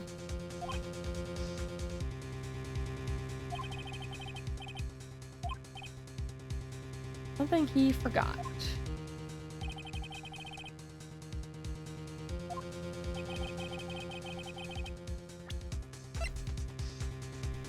The note? Music stop? That's Miss Inpax's suicide note, right? Who knows? He's saying they can't prove that she wrote it? I don't know. I feel like this is something that would be very easy for Edgeworth to prove. I mean, sure, this suicide note was found inside the bear. But the bear was in my possession until only a few moments ago. Which means... Oh! The bear was in... Oh, so... Edgeworth hasn't had a chance to analyze it. I forgot. I didn't think of it that way. Sometimes I forget that, like, when we hold the evidence, it means that the other party doesn't have it and vice versa. Handwriting on this suicide note has yet to be analyzed. Oh.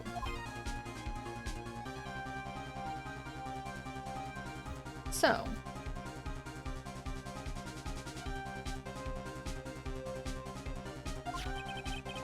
As to whether this pivotal piece of evidence was really written by Miss Impax or not, has yet to be even remotely confirmed. This is quite a stretch. I mean, I feel like they could analyze it very quickly. Mr. Wright, you're saying this suicide note is a fake? Miss Andrews, you were the one who tried to pin the murder on Mr. Engard. Who's to say you didn't create a fake suicide note and put it in this bear? I feel bad for her. This is kind of cruel. She's also the one who probably would be able to figure out how to forge Celeste's handwriting. More likely than anybody else.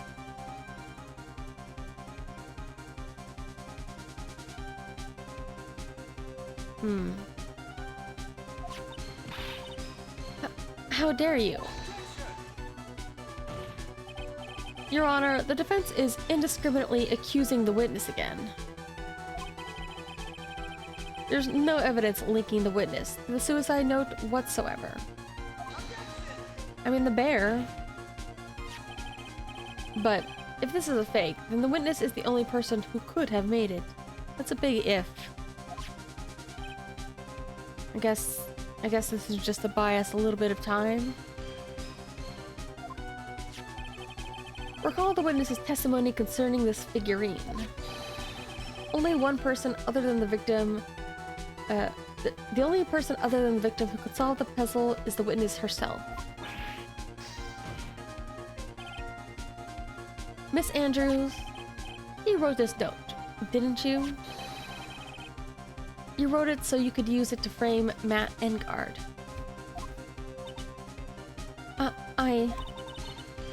I did no such thing. Right, if you're going to pronounce this suicide note a fake, then show this court some evidence to support your theory. Do I have evidence to support the theory?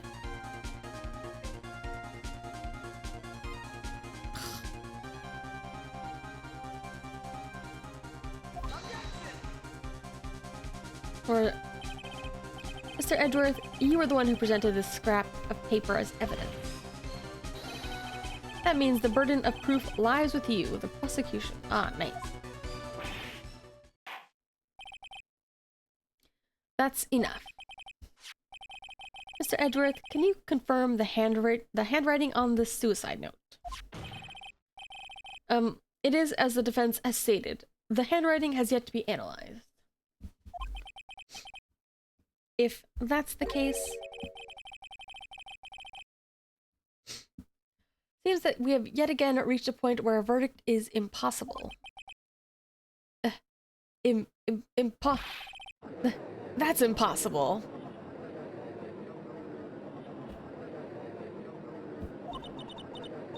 This isn't good, Phoenix. The judge is going to carry this trial over one more day. I don't think Maya will be able to physically make it another day.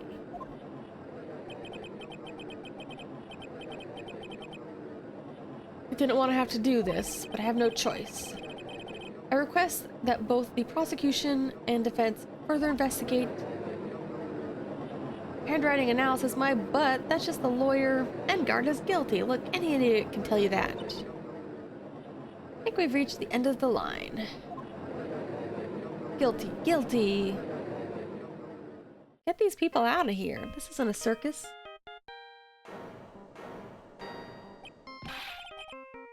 What's that sound? Is it Gumshoe?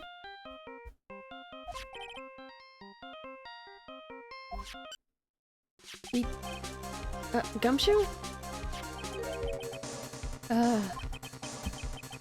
What's with him? What's with the sigh?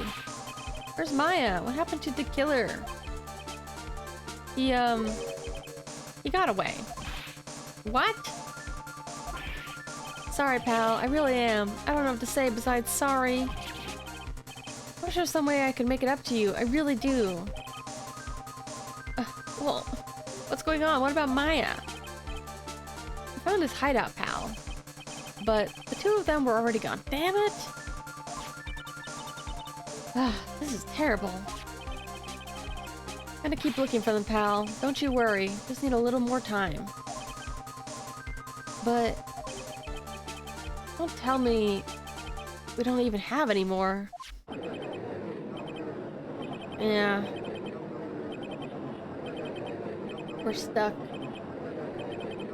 We're doing the best we can, but we can't get another day. Hear that? They're calling for his head. Mr. Wright, I can't. For us to come this far and... oh. What is it? Let me talk to Mr. Edgeworth. I can't do that. This has gotta look so weird at the court.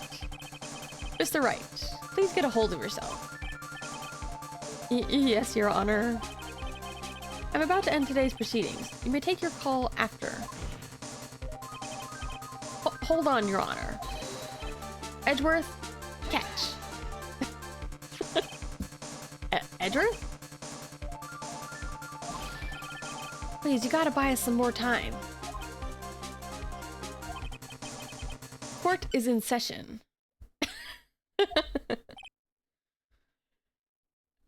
Yeah, I mean, sorry, Your Honor. You were saying? I mean, he says that, but he's also kind of a softie in some ways. Mr. Wright, this is a court of law. Sorry, Your Honor, but I'm reluctant to do this. However,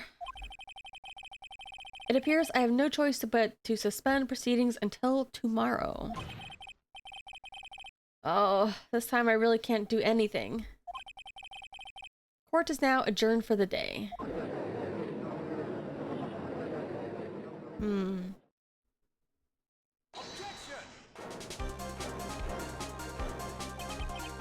Please wait, Your Honor.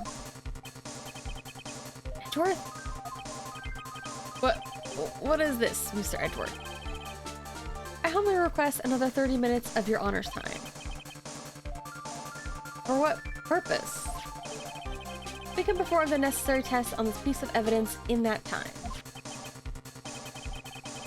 Can you really obtain your results in 30 minutes? I believe we can, Your Honor. But wouldn't it be better if we adjourn for today and then reconvene tomorrow? 30 minutes. Please, Your Honor. That's all I'm asking for. Please, Your Honor.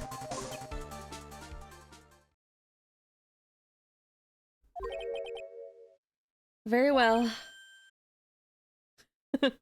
Everybody watching has got to be like, what the heck is going on? This feels kind of scummy, though. Definitely feels like Edgeworth and I are kind of colluding in a way.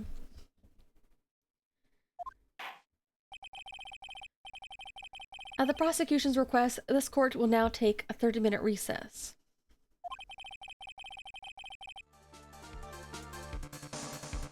Like, you think with the police being involved, we could just stage the whole thing. I mean, it's very suspicious if, like, right before recess, the defense takes an urgent phone call and then needs to pass it to the prosecutor. And then they both beg the judge to not end for the day, to just give them a brief recess. It's very suspicious. It's very obvious that they have some kind of arrangement. Be advised, I will not allow another recess today. What? Not sure if this is helping or hurting us. Court will now take its final recess of the day.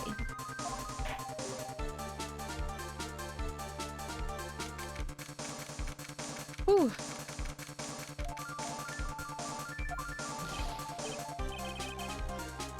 Right. What's going on with Maya's situation?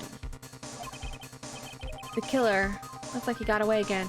Like, I think it would just be easier to just stage a fake trial until we rescue her and then perform the real trial afterwards.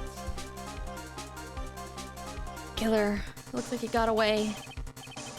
30 minutes. We can't find her in that time. Ugh. Da-da-da-dum. Ugh. Is that Mr. Edgeworth? We don't have time. Just spit it out. Right. Looks like we just missed them, sir. But the killer left a few things behind by accident in his rush to get away. Few things? Can we use any of them as evidence? Oh, thought you'd ask, pal. I've got things he left with me right now, and I'm on my way over. Really? That's odd. Any items like that are usually sent to the crime lab first. We don't have time to wait for those guys, sir. When those guys weren't looking, I swiped some stuff and ran. Oh man, Gumshoe, that's not good. What? Well, I'm not a detective anymore, so I had to. Really sorry, sir. Gotta put the law on hold for now. Oh man. Oh, this sounds so bad. Hope he doesn't get in trouble. I also hope this evidence is admissible. With my hunk of junk car, I'd say I'll be there in about 20 minutes, sir. Oh man. Don't worry, I'll be there. Wait for me. Alright. Just get here in one piece. I'm on a mission. No one can stop me now, sir. No one. I just imagine the next thing we hear is like a car crash. I'm pulling out all the stops and running every red light. Items left by the murderer, huh? Maybe there's something among them that'll be decisive enough to end this.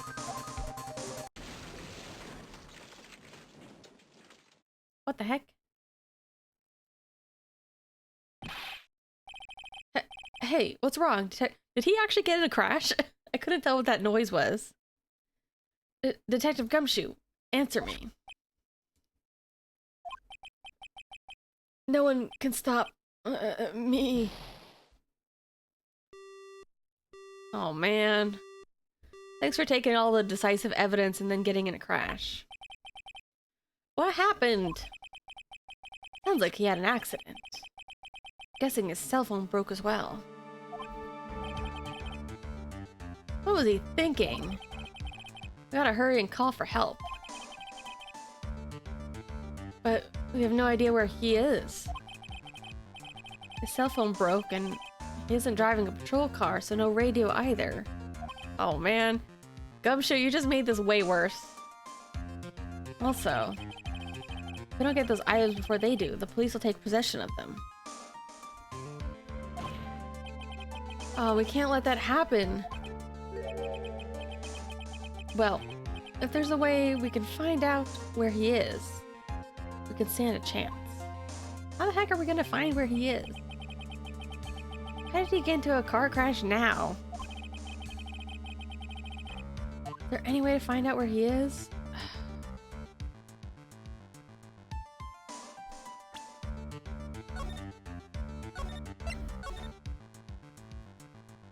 I don't know.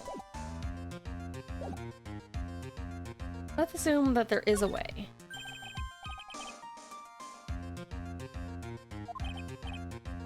What? How?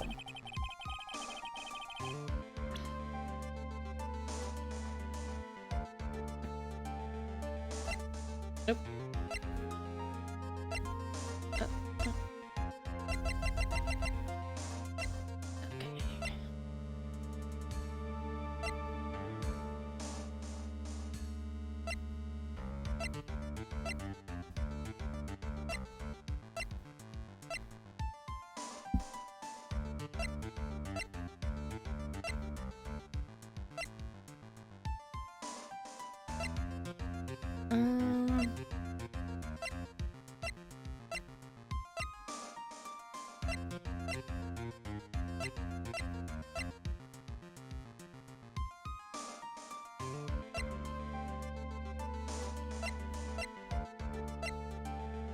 I know this isn't the same one, but um, I wonder if Francisca still has the tracker on him.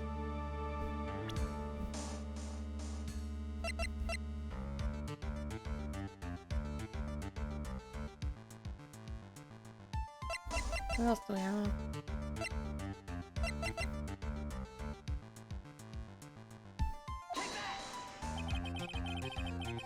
Oh, why are you bringing up Francisca at a time like? Oh, I see. I'll try to get in contact with her. Chances are slim, but she's all we have. Oh, I think she'll answer the phone for you. She loves him. Francisca. Will she even want to help us? Oh, she'll play hard to get, but she'll definitely want to help. Maybe Edgeworth will have to give the case to her, though. Edgeworth. Yeah? I don't have any right to judge anyone ever again. I know my client's guilty. But what I'm doing now... I'm pinning the guilt onto someone totally innocent. And using evidence to do so. Might be my turn to say, defense attorney Phoenix Wright chooses death. That's what I was saying last time. This is like Phoenix's having to question his motives. Or the motives of a defense attorney. Right. It doesn't suit someone like you to cry useless tears. Whether you did your job well or not. That can only be seen after the verdict has been decided. The verdict, huh? Is Prosecutor Edgeworth here? Yes, bailiff. Phone call for you, sir. They said it was extremely urgent. They're probably finished with the handwriting analysis. I have to go take this call. In the meantime, think hard about what it is you must do. Oof. Yeesh. It feels very, very fast, but it's also like a little bit exhausting with how much is happening.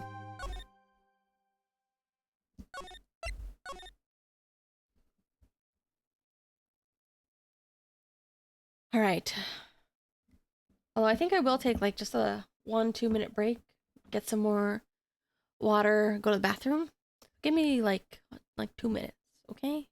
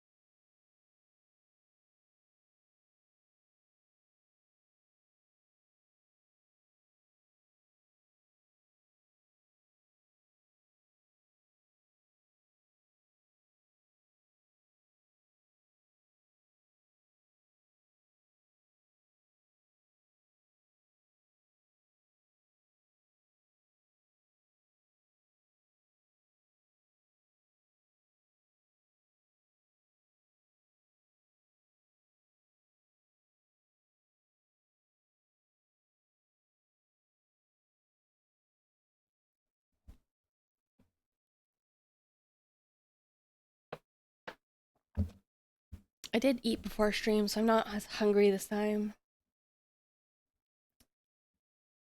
Although I am feeling like a bit... I'm still feeling like a bit peckish. The other day I had some really good cornbread when I was with my parents. Because they do this thing where they like to have cornbread with like they bake it with peppers in it. Oh yeah, I posted the gorilla pic. Do you want to see it? Did you not see it?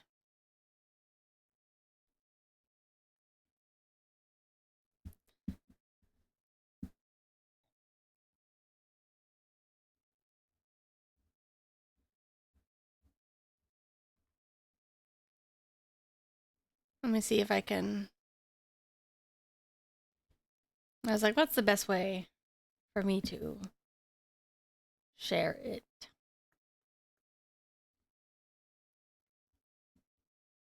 Yeah, I was trying to remember what kind of peppers they said. Because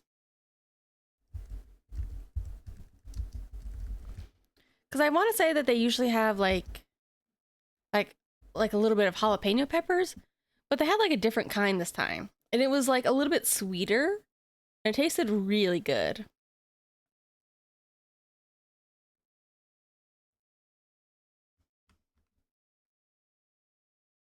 All right, let me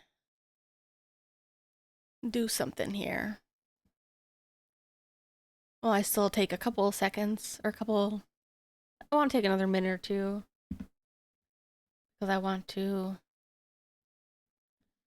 have my have a little bit more water as well. I should bake some cornbread. It's pretty easy to bake.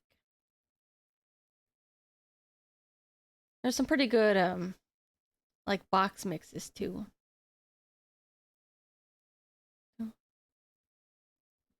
Although I don't know. I don't know if I would. I don't know. I could probably look up a recipe and see what they do for peppers. Carbonara? Oh no, too dry? I mean, I don't know. I feel like really dry food though, like you can always go back and add, add in more more liquid or sauce later, you know? It's not the end of the world.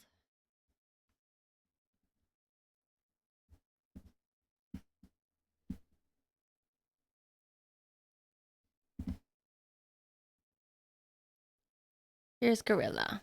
My cool picture of Gorilla.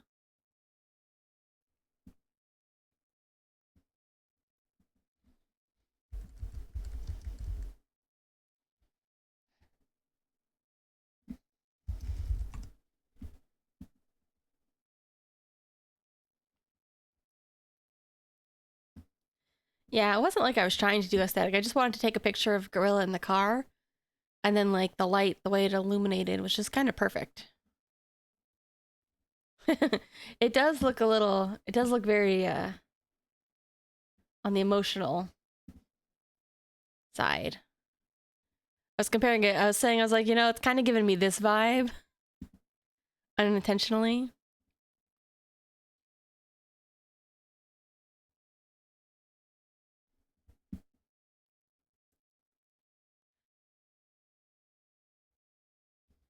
I mean, you say that, but I feel like people want to make everything into an album cover. I don't think everything needs to be an album cover. And also, like, I didn't take a picture. I wanted to go through and take a picture of what the gorilla actually looks like, even though it's mostly in silhouette. I feel like you can tell, like, it's got kind of a like it has like a lot of detail with its face, and you can probably tell it's quite big. It just needs a booster seat though, because it's a little still not big enough to easily be seen by people walking by.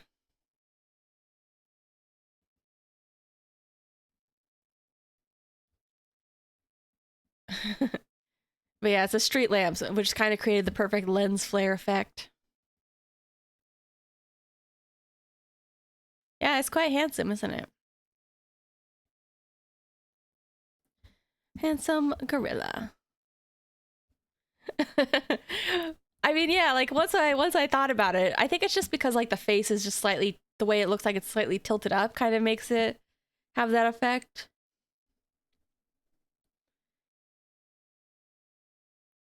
Nah, Gorilla's fine. He's living his best life.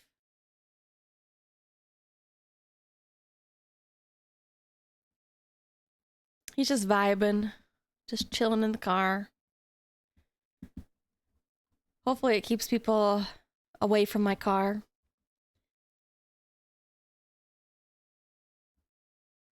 I mean, I think my streams are pretty on focus for the most part. Just every now and then I sprinkle in a little bit more personality, I guess.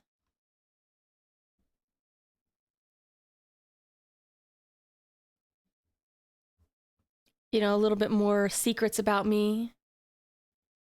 I've always said, I don't know if I ever said it on stream, but I've said it in real life before. I feel like real life relationships are a lot like, you know how in games like Persona there's like social link system or like confidant system?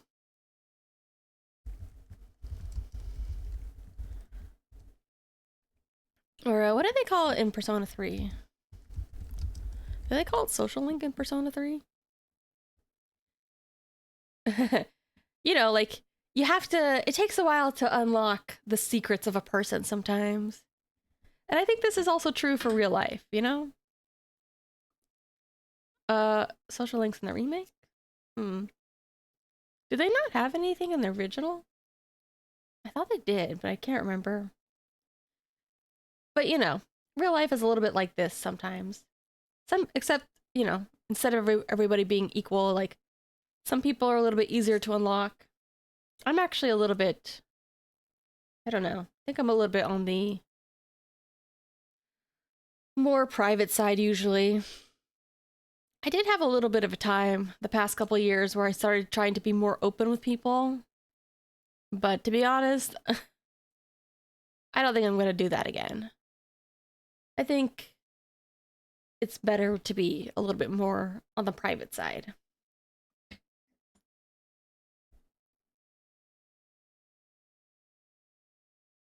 I don't think I've said anything too crazy, to be honest.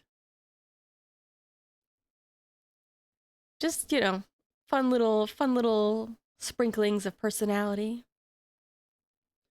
in my otherwise boring life. Me, no, I'm not crazy or anything. Like I'm not like one of those people who seems quiet but actually has like a wild backstory. I'm just, you know, yeah, I guess. Like there's different types of sharing info. There's like the emotional heavy sharing and then there's like the information heavy sharing.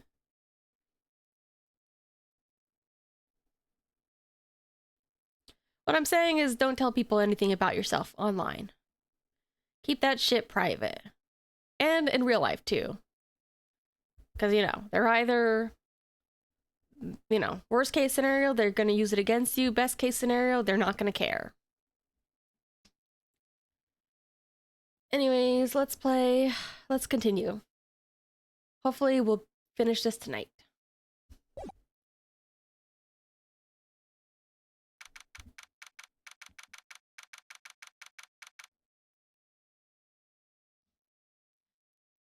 All right. Although I am kind of like getting a little bit impatient. I'm like, geez, can they rescue Maya already? But I guess they need to like really draw it out so that way Phoenix has more time to feel guilty.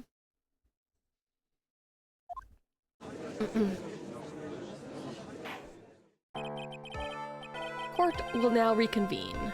I assume both sides are ready. Yes, Your Honor. Even Edward is like this.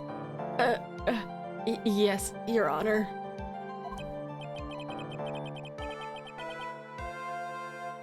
No, Maya's not back. They're looking for her. And they're also like, she could die. Because she hasn't eaten in 3 days. Although I don't think he's given her water either, so that is kind of a fair point. I can understand the defense acting like this. However, why do you seem distraught, Mr. Edgeworth? That is. It's nothing, Your Honor. What's wrong with Edgeworth? Oh. Oh, I wonder if I thought he was acting this way because of the whole Maya situation and the killer being on the loose and Gumshoe and all that. But maybe he's acting this way. Okay, before we get there, 2 theories.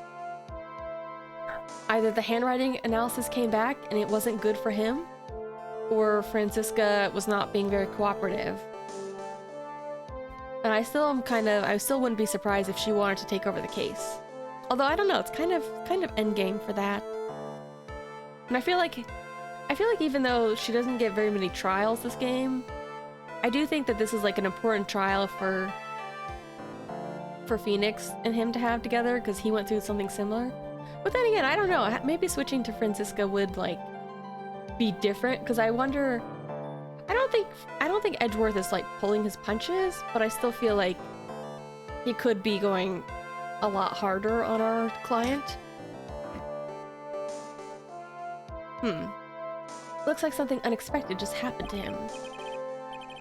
Now then, Mr. Edgeworth, if you could please tell the court the results of the handwriting analysis on Miss Inpax's suicide note. Yes, Your Honor.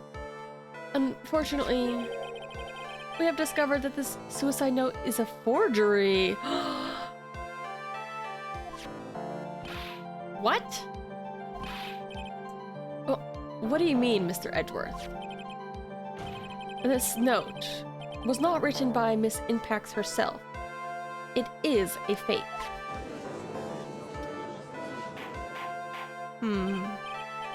What if... Okay. Obviously we're gonna try to pin it on Adrian. But what if, Mr. Juan was the one who made the forgery so he could slander his rival and make himself look a little bit better? Mr. Edgeworth, would you care to explain what is going on?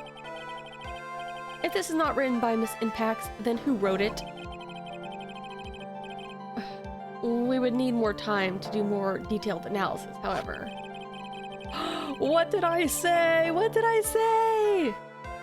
It appears that the handwriting matches that of the victim, Mr. Juan Carida. Mr. Carida? Well, well. Looks like Miss Inpax never left a suicide note after all. Really? She never wrote anything about Engard. However, Your Honor, even though the suicide note is indeed a fake, Mr. Engard could not have known that, and so the facts remain unchanged. It's still a motive. Acting under the assumption that it was real, he had plotted to possess it. This is crazy. I didn't actually expect them to take this turn. That does sound very plausible. This theory that Engard had no idea the suicide note was fake.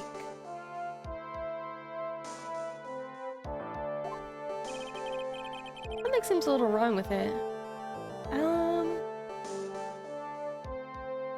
I feel like he had enough. I don't know. I feel like if he knew about the note, there's no reason to know it wasn't also fake.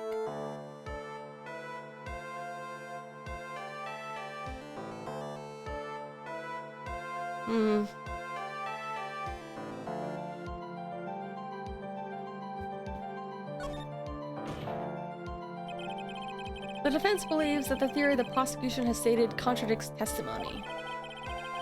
If everything the prosecution has proven up to this point is true, it's impossible for Engard to not have known it was a fake. I feel like with all the spying, he would have figured it out. Like,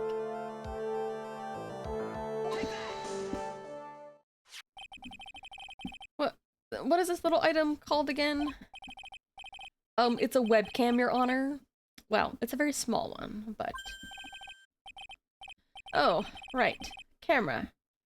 Ah, you kids and your fancy toys nowadays.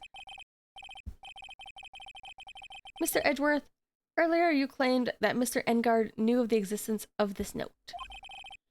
Because he was spying on the victim. Isn't that right? I guess then, like... So what would have been his motive to want to kill him? Like, would he have done it for the note? Because, I mean, it was important enough to take. I guess even knowing it was a fake, it could still have been, like, true enough or damaging enough to reveal part of his character. If that were true, that means Mr. Engard would have known the victim had forged the note. Oh. So then, the defendant knew the suicide note was a fake.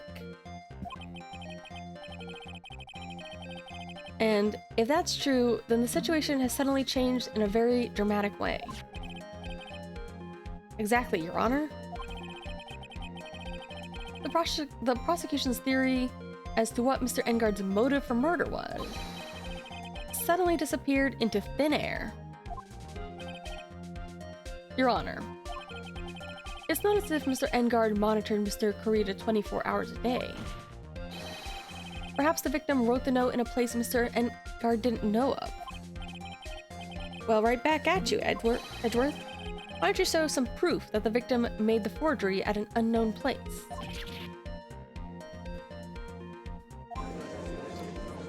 This is going too well.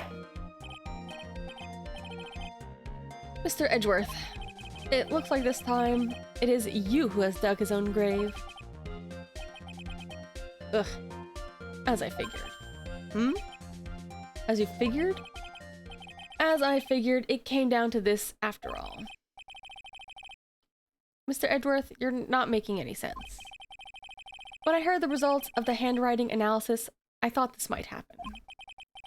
The question is, what next? Yeah, what next? If the prosecution can't prove Mr. Engard's motive through the evidence, then we must prove it from another angle. Well, I agree with you there. Your Honor, the prosecution would like to call a witness to the stand at this time.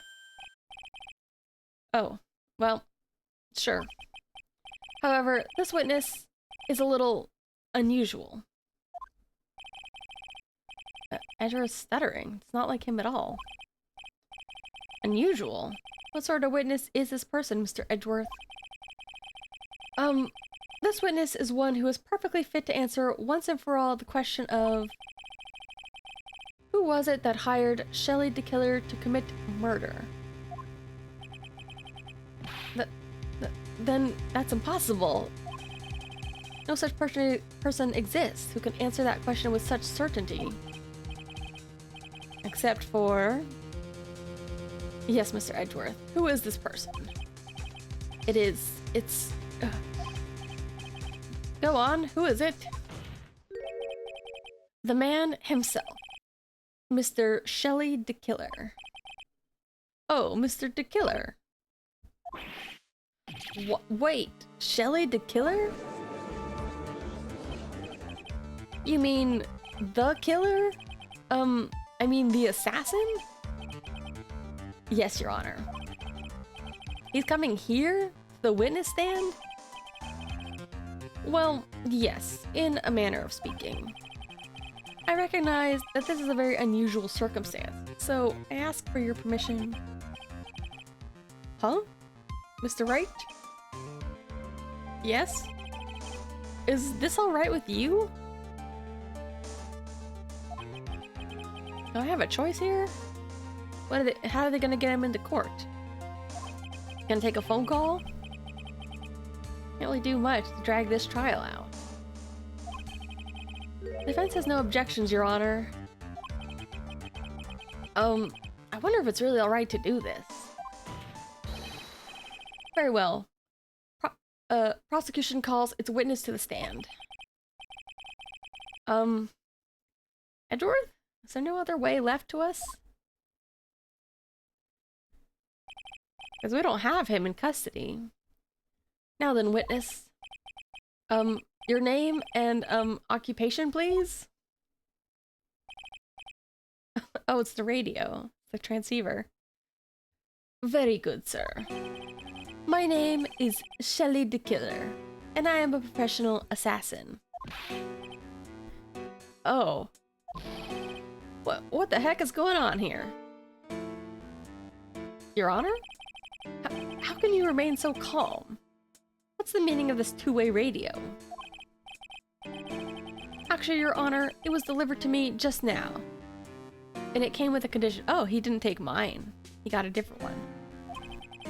As long as we do not trace its source, Mr. the Killer will testify to this court. Ugh. This must be what the urgent phone call he got. Oh, it wasn't the handwriting, it was this. Oh, no, this will not do. I cannot allow this in my court. First of all, we can't even be sure this is really Mr. the Killer himself. I don't know, man. Like last game, we had people testify who didn't even have like a name or ID. Witness, please present some sort of proof that you are in fact Shelly the Killer. Please assassinate somebody for proof. I understand. Please wait a second.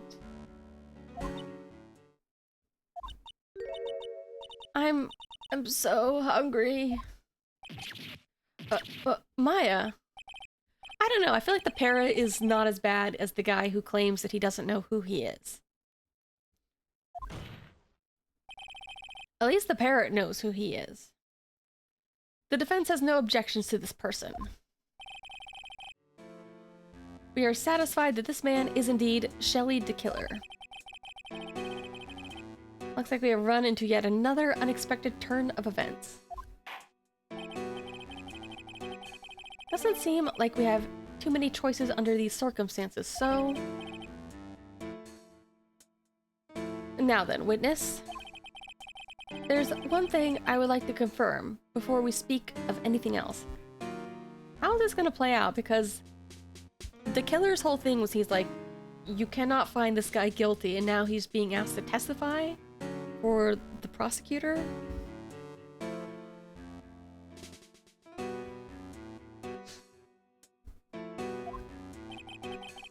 And what would that be?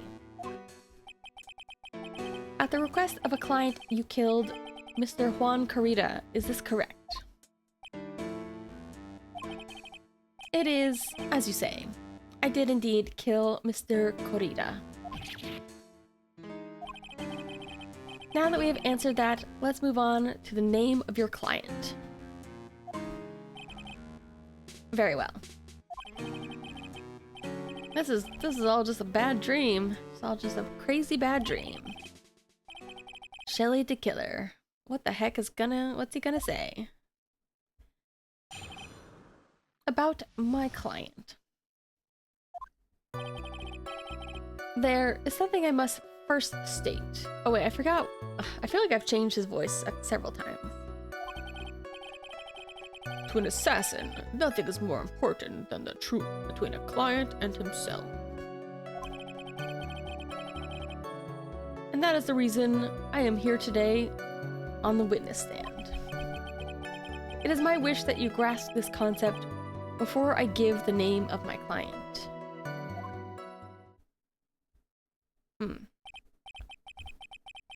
Mr. the Killer seems to be a very clever man. I'd almost say he seems to be mocking us.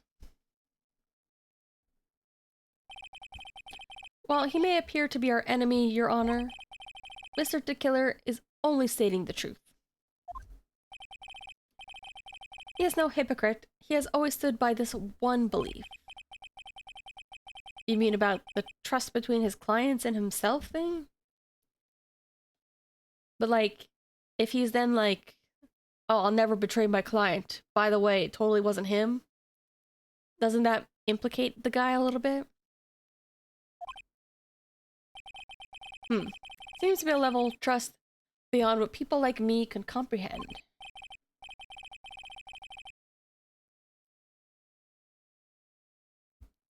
Well, Mr. Wright, are you ready to cross-examine the witness? Yes, Your Honor.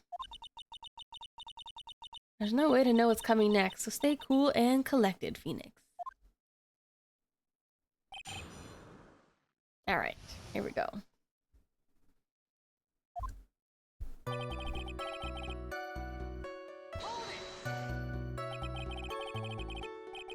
We can hear anything you have to say later. Can you please just tell us your clients? I don't think you understand your place, Mr. Attorney.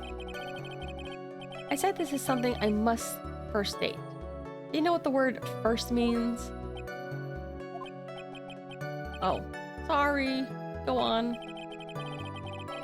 This is one witness you can't badger, Mr. Wright. Only because you don't know about Maya's situation. To an assassin, nothing is more important than the trust between a client and himself. Trust between you and your client, huh? I provide my services in a fast and efficient manner. In exchange, I trust that my clients are discreet about me and my identity. If too many people knew my face, it would be quite troublesome. That's why you're testifying in this manner. This is the first time one of my clients has ever been accused of murder. I must preserve the killer name so my clients can trust me. But if he already said his client has been accused of murder, doesn't that mean it's obviously his client? Couldn't someone stab you in the back and break your trust? It has never happened before, but if it ever did, yes, that person wouldn't be my client for very long. They would certainly be dead. That's enough. No more. Very well. It was only hypothetical anyway.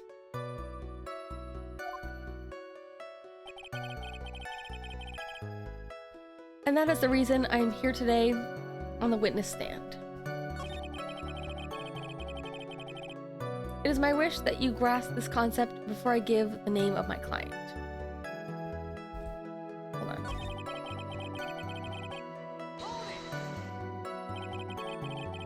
Seems a little strange to me. I mean, you're about to tell us the name of your client.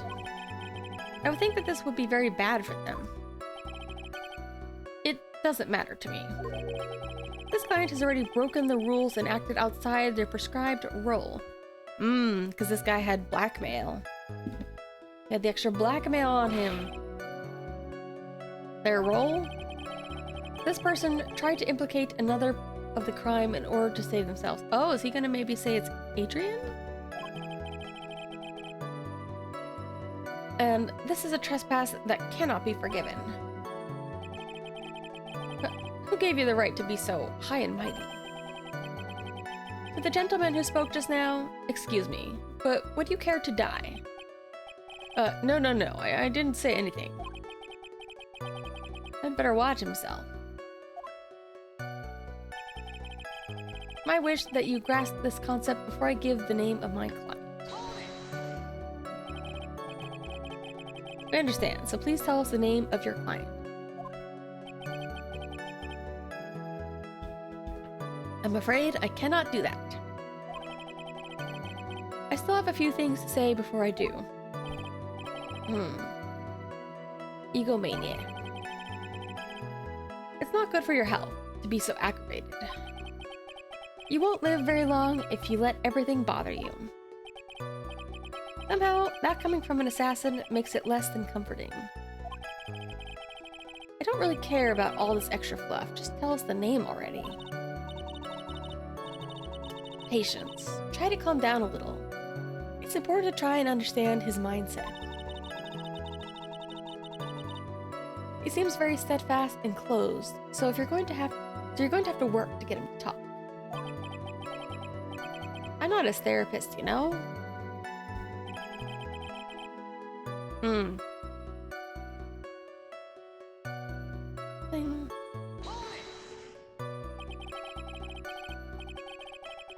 Can hear anything you have to say later. Can you please just tell us your client?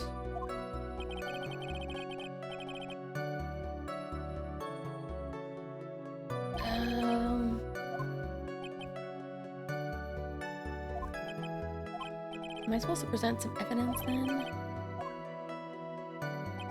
My thought is like, you mentioned the trust between him and his client, and how they'd already broken that trust.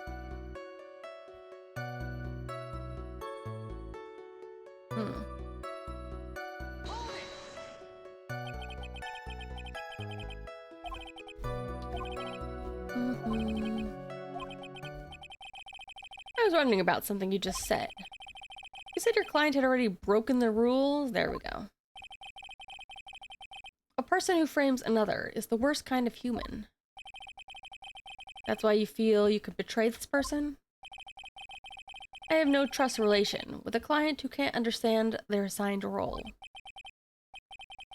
Just my luck, an assassin with a conscience. Who would have figured? Yeah, he's definitely gonna shift the blame to Adrian. Now then, everyone, do you think you can understand my logic? Although it would be crazy if he was working for both of them, if they both hired him to kill the same guy. But I still think it's probably more likely that it was just, Engard. This keeps getting better and better. If you can't, then I'm afraid we can't proceed. Alright. In that case, I believe I'm prepared to disclose the information you seek. You've made it crystal clear that you value trust above all else. We are ready. Excellent. That is the reason I am here today on this witness stand. Now then, I do believe it's about time I revealed the name of my client. Don't you agree? Ugh. Yes. Yes.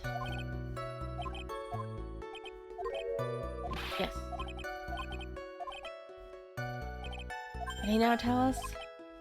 I feel like I should go through these all once. And then maybe if he doesn't say it this time,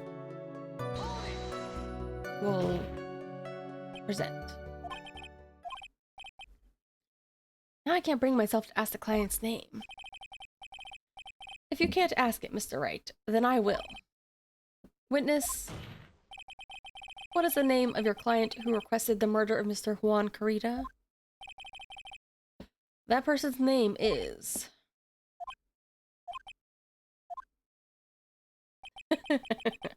the back view. Adrian Andrews. Now, obviously, he wasn't going to reveal the client. Witness. That's not who you told me it was earlier. Oh. Pray tell, what are you talking about, Mr. Prosecutor? I should think I know my own client, and it is Adrian Andrews. Oh, he was playing him. He was playing Edgeworth.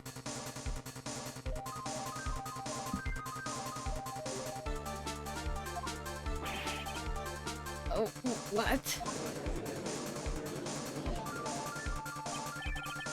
This can't be. On the phone earlier. What's going on here? My guess is Mr. DeKiller just stabbed Mr. Edgeworth in the back. Stabbed Edgeworth in the back?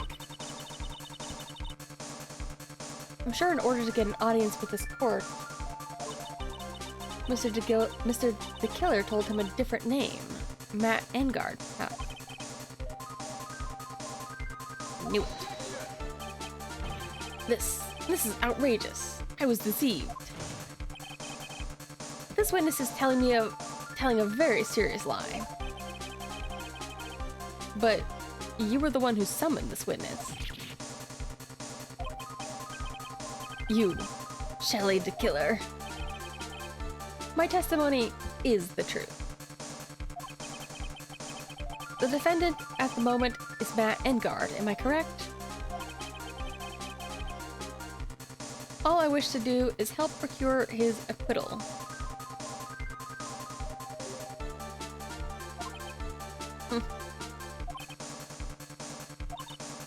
Wow. All of a sudden it feels like we can actually win this. In fact, it feels too easy now. Are they gonna rescue Maya so we can take this guy down? Prosecution has failed to provide a motive and has instead provided this suicide note, which is a forgery created by the victim. Furthermore, there is the possibility the defendant himself knew it was a fake. But most definitive of all, we've heard from the assassin himself the name of his client.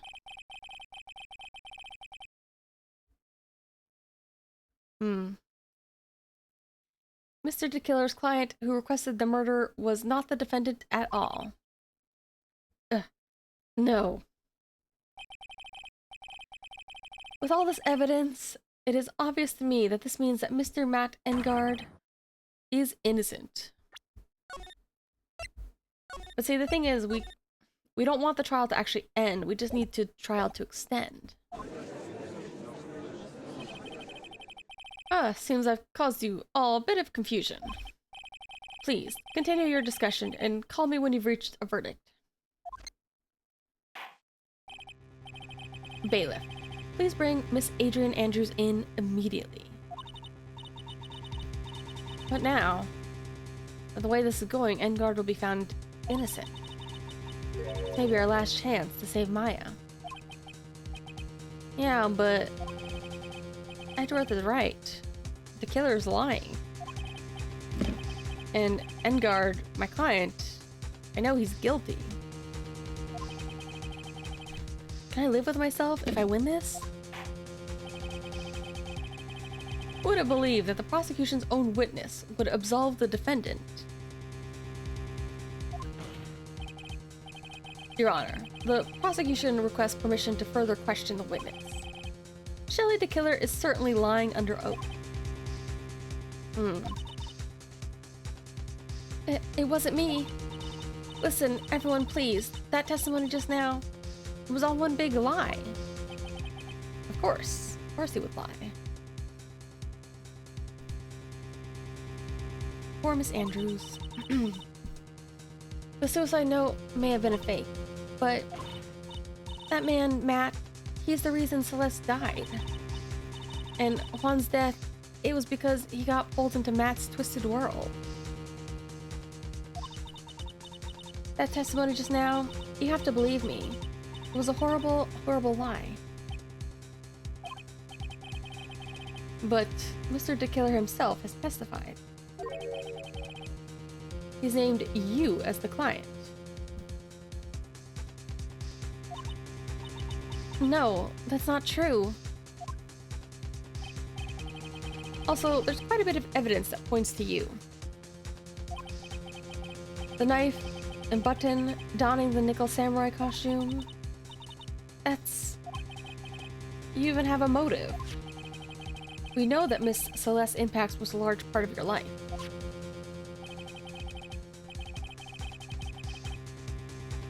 You wanted to follow her and you wanted revenge against the two who hurt her. I would say you have plenty of reasons to want them both dead. No.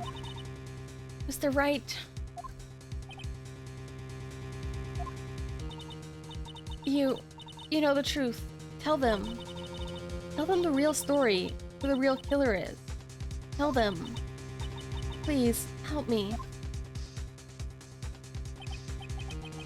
Yes, I know the truth.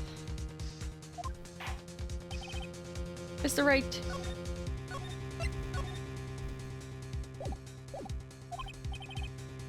Yes, Your Honor. I believe we've reached the end of this trial. Therefore, I ask the defense for any final words or opinions. I have to decide. Okay, here it is. I kind of want to see. I know what it's going to be like, but I just want to see. Do I take the not guilty verdict and save Maya?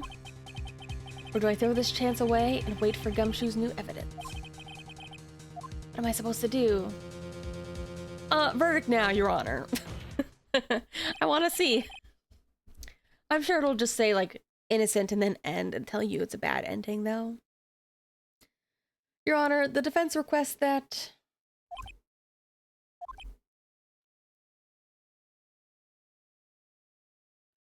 Oh, is he not going to be able to do it anyways? Is he going to be too guilty?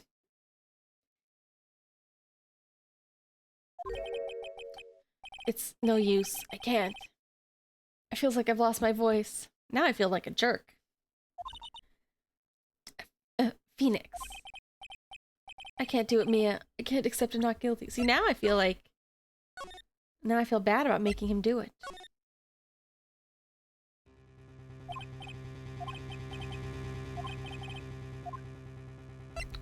Trial continued, please. Can't do it, Mia. Okay, this part's the same. Can't accept a not guilty. You're a lawyer. I know. But Matt Engard is a killer. A murderer. I can't let him get away with this. I can't let someone else take the fall. If I let Miss Andrew be convicted, then I'm no better than Engard. And even though I don't want to admit it, I have to face the fact that it's because of Edgeworth that I now know the real truth. Could have gotten Engard convicted so many times over, but he never took a single one of those chances. If I take this verdict right now, I'd be betraying his trust. His trust? I never thought about it until now. I trust him? Yes, you do. She seems... I can't tell if this is, like, just because it's her default sprites, but she seems annoyed. She's also seemed kind of annoyed with me throughout most of this trial. But she definitely seems pissed. Mr. Wright, your opinion, please. The defense requests that we be allowed to further question Mr. DeKiller. Am I hearing you correctly, Mr. Wright? Right. But that witness has cleared your client through his testimony. Your job here is done. I'm not done yet. To see through witnesses' lies and find the truth. That is my job, Your Honor. Honestly, it really isn't, but sure, why not?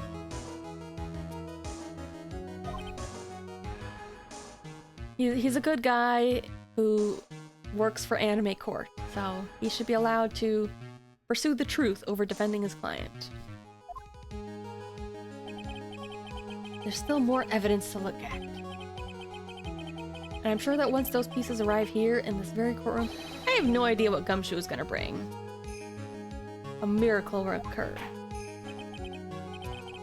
Like, what the heck could Gumshoe provide that will definitively turn all this around? I wonder if there's a real suicide note. Very well. Trial will continue. Mr. Edgeworth, please re-establish a connection with Mr. DeKiller. Right away, Your Honor.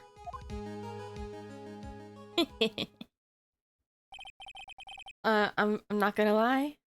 I'm kind of like... I'm keeping it cool, but I'm a little bit Fujoing out, you know? I'm definitely like, I'm sorry. I'm sorry for ever doubting the... what is his... What's the name again? Narumitsu fans? I'm sorry. You were right all along. I didn't see, but now I see. See, I was judging things by the surface. Now I see.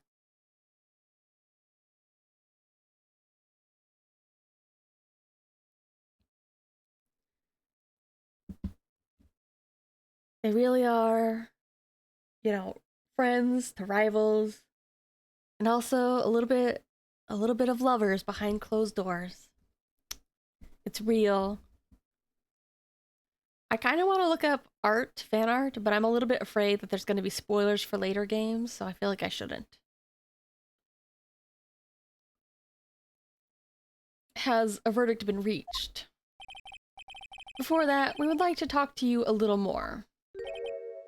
About? All you needed from me was the name of my client. What else could you need from me? Well, actually, I would like to hear everything you know about this case. Yeah, I was like, at the very least, I feel like this trilogy, because I know that there's like other games, and I know Phoenix makes an appearance in the other games, but I feel like at the very least, like, until the main three Phoenix Wright trilogy. But yeah, man, it's getting good. This is okay, this is a weird and stupid analogy to make, but I was like, this entire time I've been thinking about, Free Iwatobi Swim Club. I actually do like that anime. Like I know people are like, haha, it's a dumb like fan service kind of thing. Very like ship baity. But like that anime, okay, here's the thing. I like season 1, but season 2 like really hit me at an emotional place. And I feel like there's kind of a similar thing here where like season 1 doesn't actually focus on the main, the supposed main character Haru that much. Like Haru's kind of just doing whatever season 1, even though he's supposed to be the main guy. But season 2 is like where he really has to like question his motives for like swimming and how seriously he wants to take it. Like if he wants to pursue it like professionally or more competitively. And I kind of feel that here with like I almost called him Naruhodo for some reason with Phoenix Wright, because he's definitely like he's finding his own motives, I guess, for being a lawyer, discovering things about himself, similar to how Edgeworth had to deal with that at the end of the first game. And I guess like you could make the comparison of Edgeworth to Rin, although I gotta be honest, I'm not a Haru Rin shipper. That's a no TP for me, but I get it, I appreciate the dynamic. If you wondered, I lean a little bit more. No, I won't say. I won't say. If you know what my shipping dynamic is. Anyways, but these ones I do get. It's a very classic rivalry thing. The rival had his moment and now you gotta have yours of being like, it was all a lie. I need to question myself, find my true purpose. And my true purpose is loving Edgeworth. What is he talking about? Usually done? I feel like Phoenix is saying this about me. Like, what? What is she going on about? What should we have him testify about now? Mr. the Killer, if you don't mind, please testify about your client in more detail. You legal people and your procedures. Is it any wonder no one likes to go to court?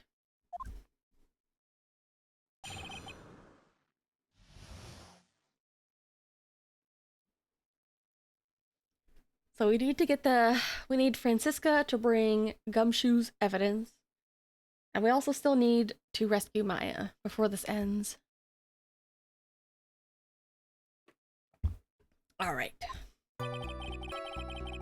As I've already stated quite a few times, Adrian Andrews is my client. However, one thing I simply cannot overlook is tampering with the scene of the crime. It still drives me nuts. Like, they've done this before. I hate how they, for like, things like these transmissions, they use the green text, which is confusing because the green text is usually reserved for statements that I can press on. So I keep getting confused that I can't press on these yet. I have to listen to them first. One thing I simply cannot overlook is tampering with the scene of the crime. My client did it to frame another for the crime, while pretending to be the first person to discover the body and enter the scene. Adrian Andrews already knew from the very beginning that Juan Carita was dead. But even more appalling is the creation and planting of the knife and button. That act is what I was referring to when I said my client had broken the rules.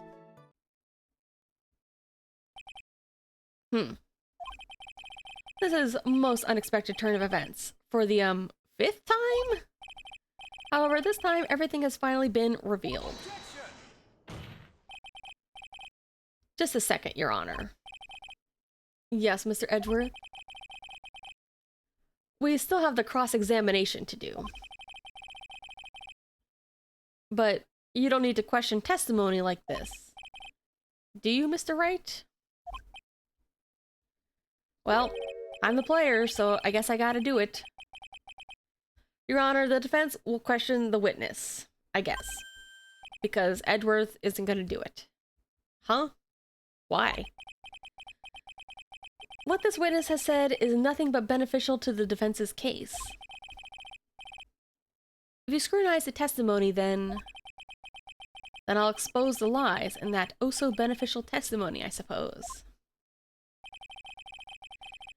I don't understand what's going on anymore. That makes two of us. Alright.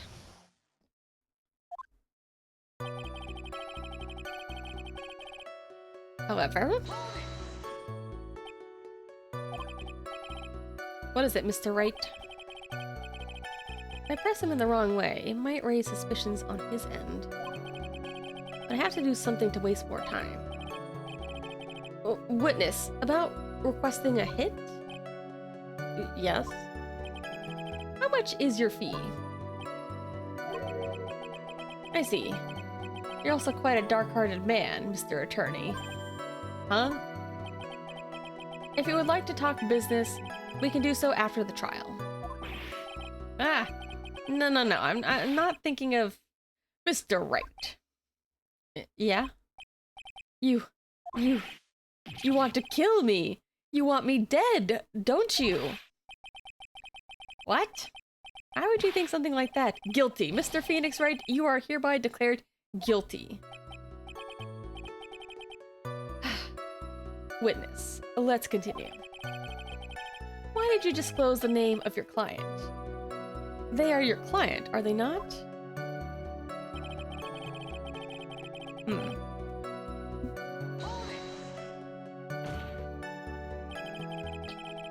I would think that most people wouldn't be able to overlook a person hiring another to kill. If I had a problem with such a thing, I wouldn't be very effective at my job. Yeah, that was stupid. Well, changing occupation might be good for you. However, I will say this. Even though I'm the one that does the deed, my clients are always the real guilty party. I feel like they're both pretty guilty. Like, if you had to say that one was more guilty than the other, what would you say? I don't know, man. I feel like the person who actually does the killing is slightly more guilty. Because, you know, the other person is like... They're putting out the means, but they're not really doing anything themselves, you know? I mean, they're for sure also guilty, but... I feel like whoever does it themselves is slightly more so.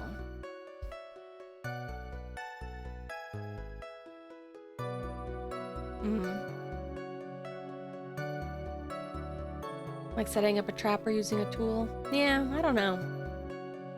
I'm sure some people would probably see it differently than me. But I think it's pretty, I mean, it's still pretty, you know, pretty bad for both. They're both pretty guilty still.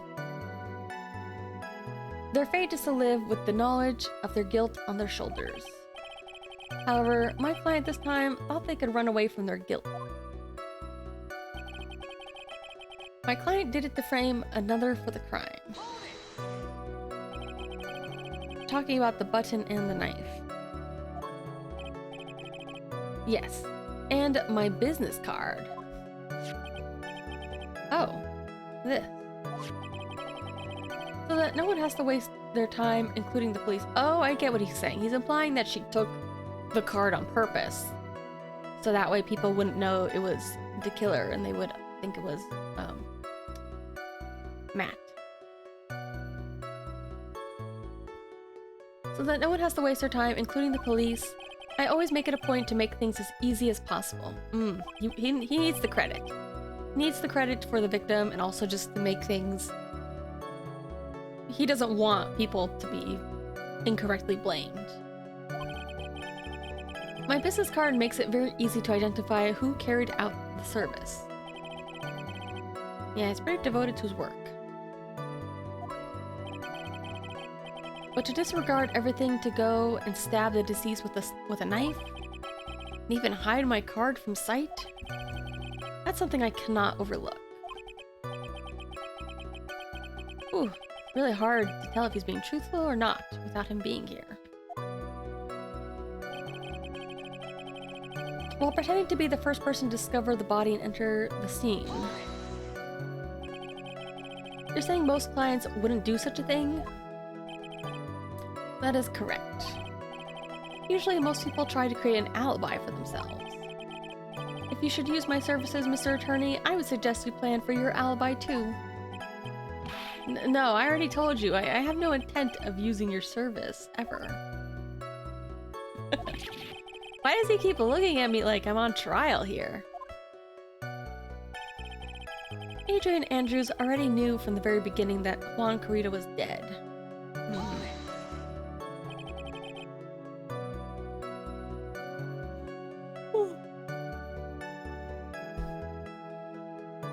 From the very beginning.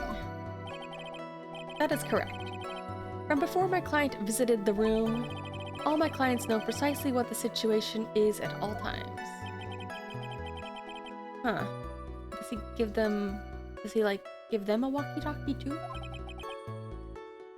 That's odd. Although, well, we think Matt put the camera specifically to see the murder, so that can't be true.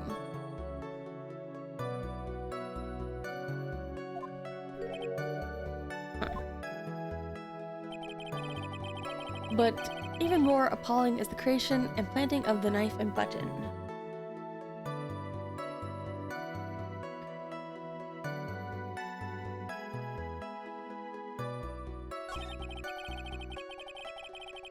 The act is what I was referring to when I said my client had broken the rules.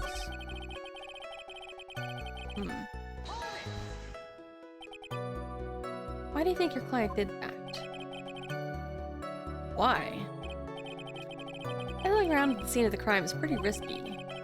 Why would someone who has requested a murderer go to the scene of the crime anyway? Yeah, that is true. But I guess if you're going by this logic, she wanted to tarnish both of their reputations or get revenge on both of them. I assume it was probably done to frame Mr. Engard. If that's the case, why didn't the person just request that you do it? Sadly, that is not possible. My job is to kill, that is all, and to leave my business card behind naturally. The business card is so my clients may escape blame. To protect them is my duty. Even if they say it's for revenge, setting someone else up to take your fall. Yeah, okay.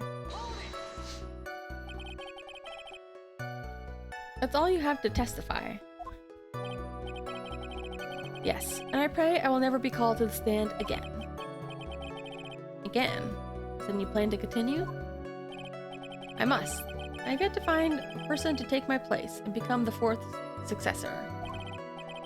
Actually, how would you like a new life, Mr. Attorney? Excuse me? No, I'm fine, really. Are you really now? What kind of man does the judge think I am? What am I going to do now? All I can do is expose the lies. There was like one statement that seemed a little weird, and I feel like Edgeworth was also thinking it was weird.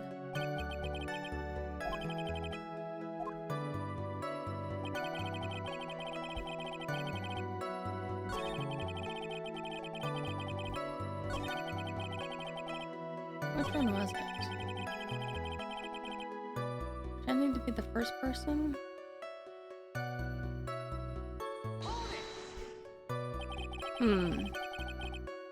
Most clients won't do such a thing.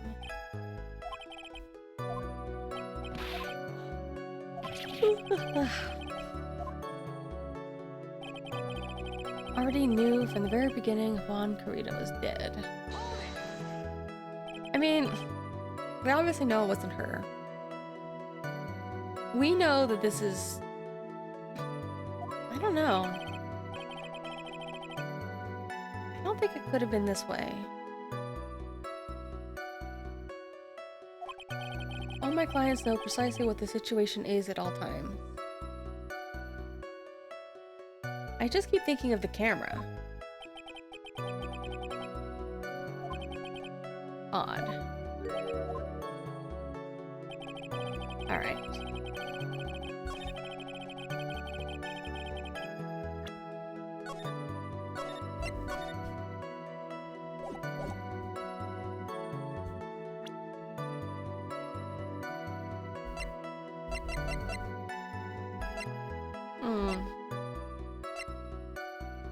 Because, like, why would he need the camera if he knew what was going on at all times?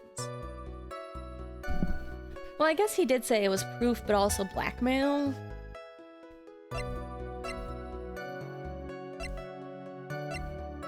Oops. I mean, if she did take this as, like, trying to get rid of evidence, she wouldn't play with it so willingly in front of us, I assume.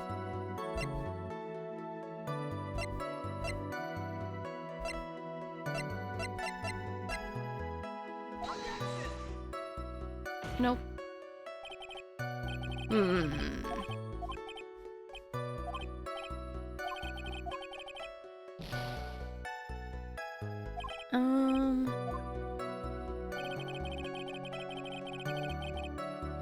Already knew that he was dead. I think. Gotta be something more related to Adrian. I think I'm thinking wrong by using evidence related to Matt. Gotta be related to Adrian.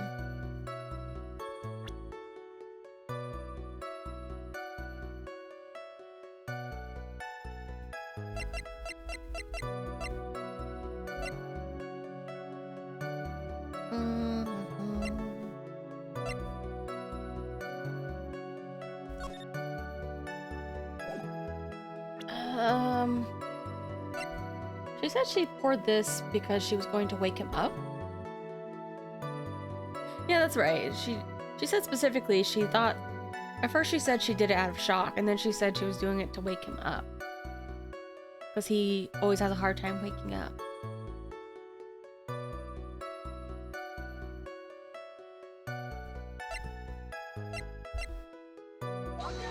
Oops, I didn't mean to do that. I was gonna look at it again.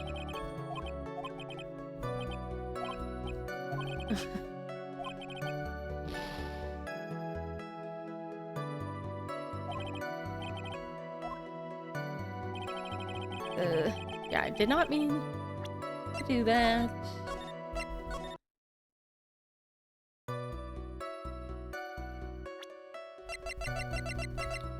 I just wanted to look at it one more time.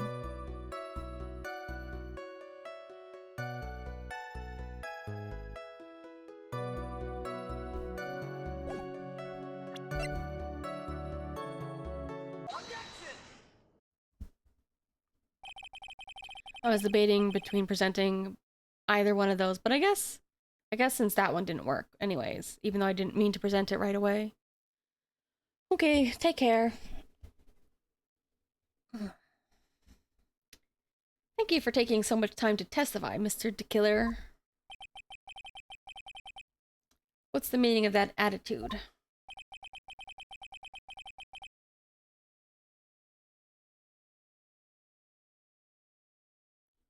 When Adrian Andrews entered the victim's room, your client had no idea that Juan Carita had been murdered. client in quotations. But, how do you know that? From this wine glass, Your Honor. The glass? Mr. DeKiller's supposed client thought Mr. Kurita had only fainted. I mean, it could just very well be part of the act, if it was her. Which is why this glass of tomato juice was poured for the victim. Isn't that just part of Adrian Andrews' calculated plan? But then why would she leave her own prints at the crime? That's not possible, Your Honor. The glass bears the fingerprints of that person. Had this been planned, they would have never left their fingerprints behind. I see your point. Mr. Edgeworth, what is your opinion? Strangely enough, I had the same exact thought just now. Witness, how do you explain this strange phenomenon? Huh? Isn't it a waste of time to ask about such a minor detail?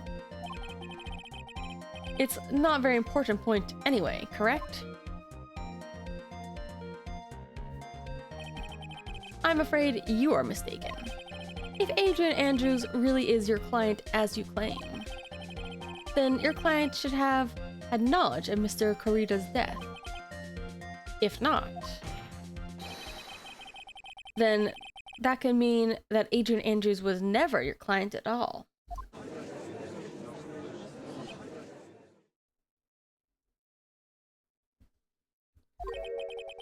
How strange. Yes?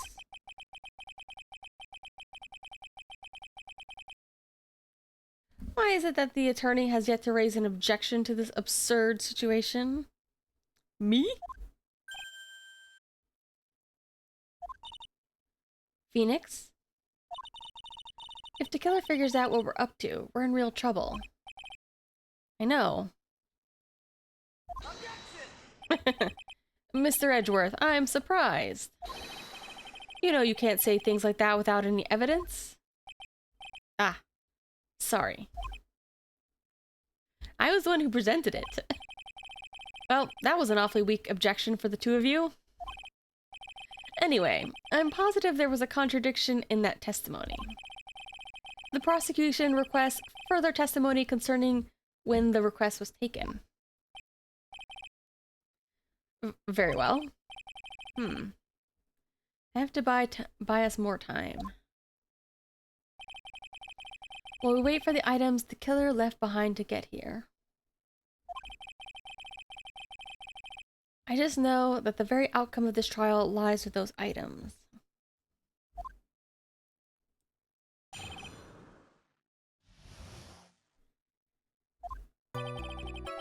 The request came to me, about a week ago.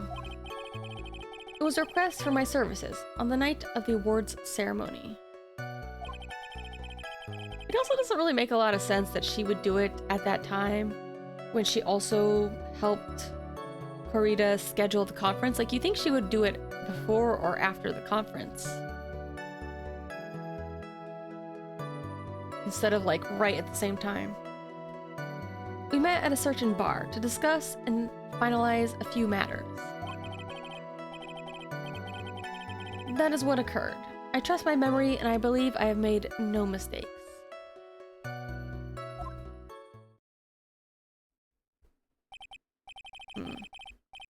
So you physically met your client, huh?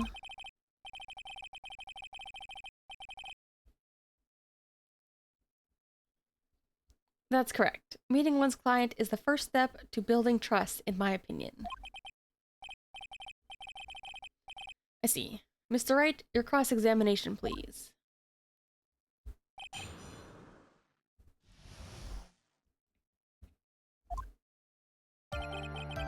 This request came to me, about a week ago. It was a request from my services on the night of the awards ceremony. Oops, I should...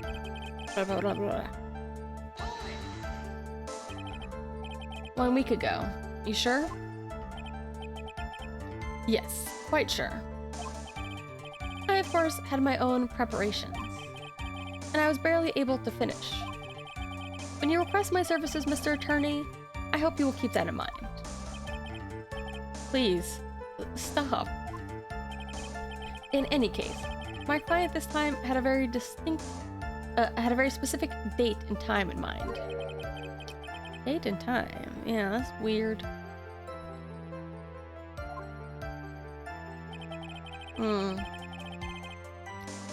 It was a request for my services on the night of the awards ceremony. Whoa. Oh, hello. Welcome. Welcome, viewers.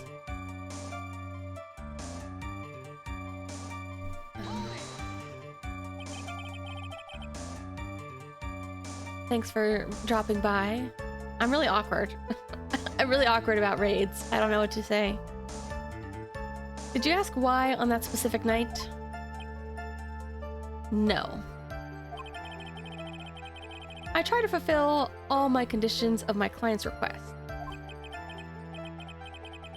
But as for why, I only had my suspicions. Suspicions, huh?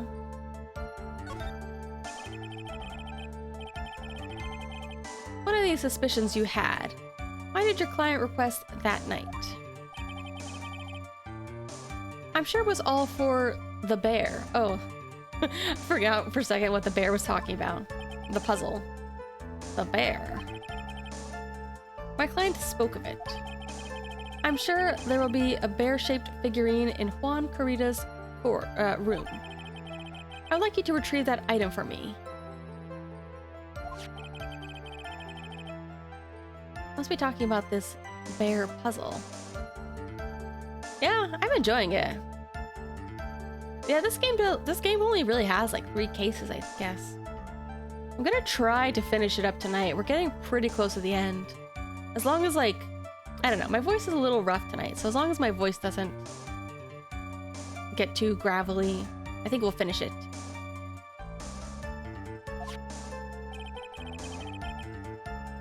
Inside that figurine was a suicide note. Naturally, the victim brought it with him to his hotel room. He was planning to publicly disclose its contents at the press conference, after all. But it was a fake. I know it was a fake. That's correct. And if I had not done that job that night, I would not have known where the bear figurine was. Oh, yeah, I guess that makes sense. He wants... This is going on the implication that he wanted a note from the figurine. But we already said that that wouldn't have been likely to be the motive because it was a fake. But if he had wanted it, it would have made sense to take it on that night. If he had known, he would have brought it with him for the press conference. Okay. A little confusing, but I get it. I get this logic. I see. Me too, Phoenix. Mr. Wright, I kind of just want to proceed first. I don't want to say it's important yet.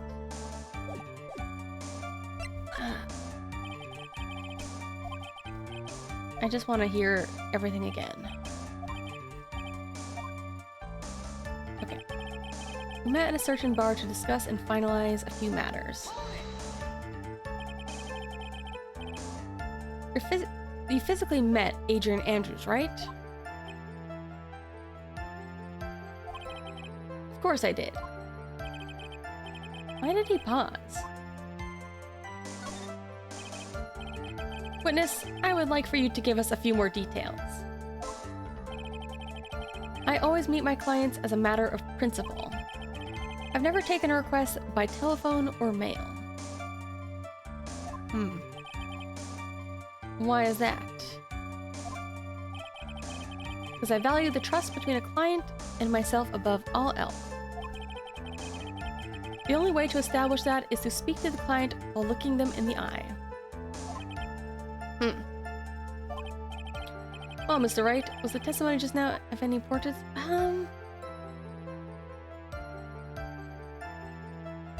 Not yet. I want to hear these all again. Why he meets his client is not important. And that wasn't the point. Witness, please stop sidestepping my questions. What do you mean by that? My question was, did you really meet Adrian Andrews in person?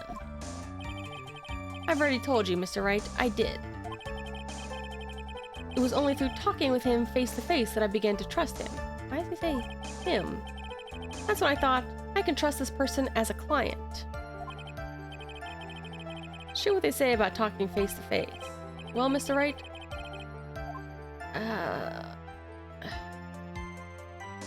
I mean, he just said him, which is like a big red flag.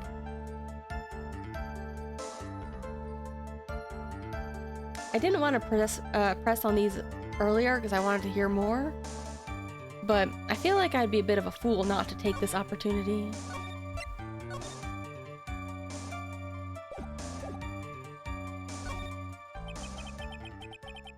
I heard what I think I heard just now, and I think I've got him.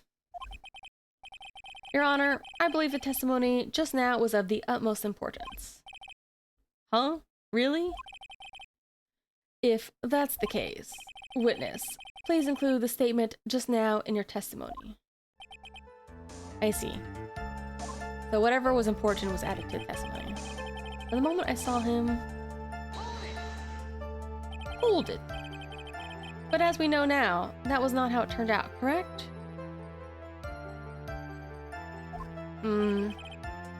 What do you mean? Adrian Andrews turned out to be a client who couldn't stick to the rules, right? Well, yes, I suppose you are correct. Yeah, he's getting confused. He's tripping up over his own story already.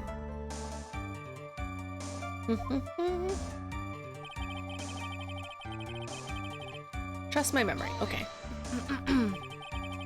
Your client was Adrian Andrews. Okay. Let's go back and provide evidence. Yeah, thanks, Mia.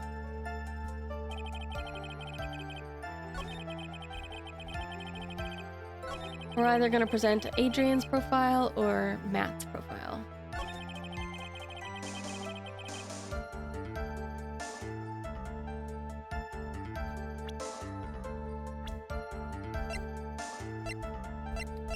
I wonder what this would have been like in Japanese, because in Japanese, like, I suppose it's possible he could have used kare and kanojo, because, like, sometimes they do use that in, like, speaking. But, like, Japan's a very, like, pronoun, like, second, third person pronoun avoidant language for the most part.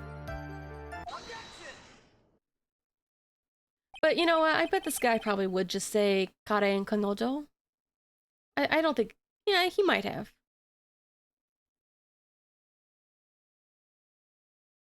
You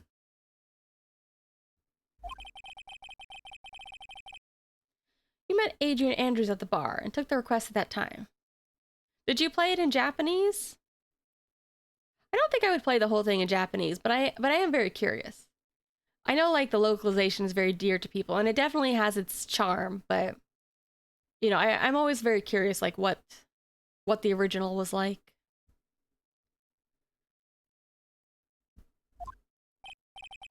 Yes, that is correct. That's when you thought he was trustworthy. How many times must I repeat myself? Yes, that is correct. Sorry, but that's an impossible tale. This seems like a very amateur slip-up for this guy. What?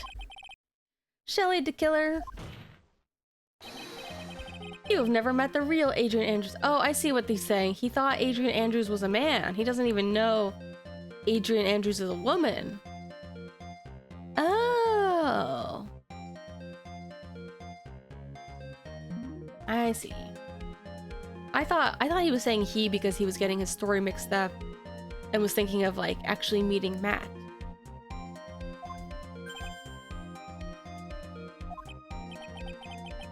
Well, why would you say that?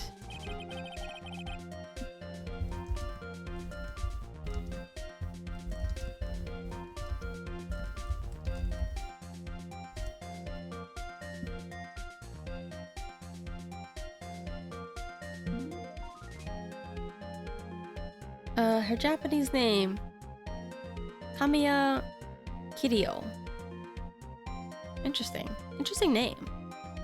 You know what? You know who else she reminds me of that I just realized? She kind of has a little bit of a... Her bangs have like a little bit of a Riza Hawkeye look to them from Full Metal Alchemist.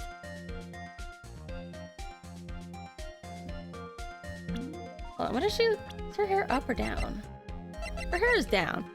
When I looked up her Japanese name, I saw like her hair was kind of up and like maybe in a clip. So her hair had like the little pointy ends sticking up. Like, you see it? Do you see what I mean?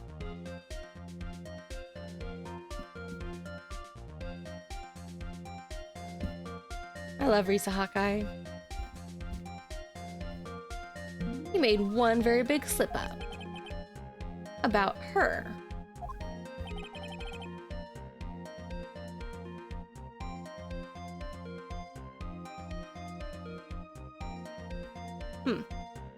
So, what's the issue?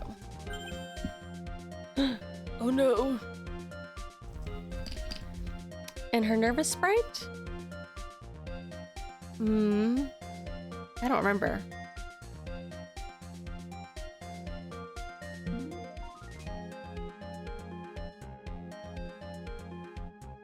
Yeah, maybe I'm crazy. Maybe in some of them... Did they change her hair so it's up and down, or does she appear in a different game? Because I noticed that in this one, it's down and she wears blue, but I just took a little look at the images, and I think in like maybe a different version, she has like, instead her clothes are black and her hair is up. Maybe it's a different game.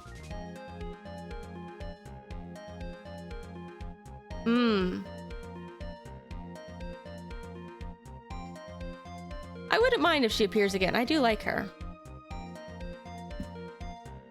But like, I couldn't tell if that was just something that had changed because it was a different, you know, it's a port of an old game.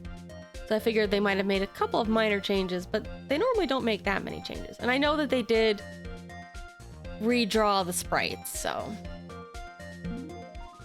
interesting. I will avoid spoilers for that then. I'll just let it happen naturally. I'm probably not gonna play the next game, the third Phoenix Wright game, right away. I might take another break because I feel like it took me a little bit longer than I planned to play this one. But yeah, I think I will eventually, maybe next month or the month after, I'll play the third Phoenix Wright game. And then I'll make my decision about whether I want to play like any more of the franchise on stream. I would definitely like to play it, but you know, I don't know if I'll play it all on stream. You know, it is kind of cute how like characters are more and more repeating. Although we've had a disappointing lack of Larry Butts in this game. I will say that's one of my complaints. Very little butts in this game. But we also did get to see Wendy Oldbag, so I'm pretty happy. What did you just say? About her? If you'd ever met Adrian Andrews in person, one look would have told you that she is a woman.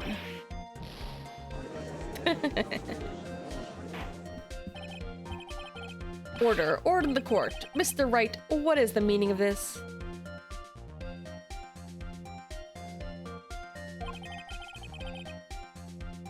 The witness testified to the following.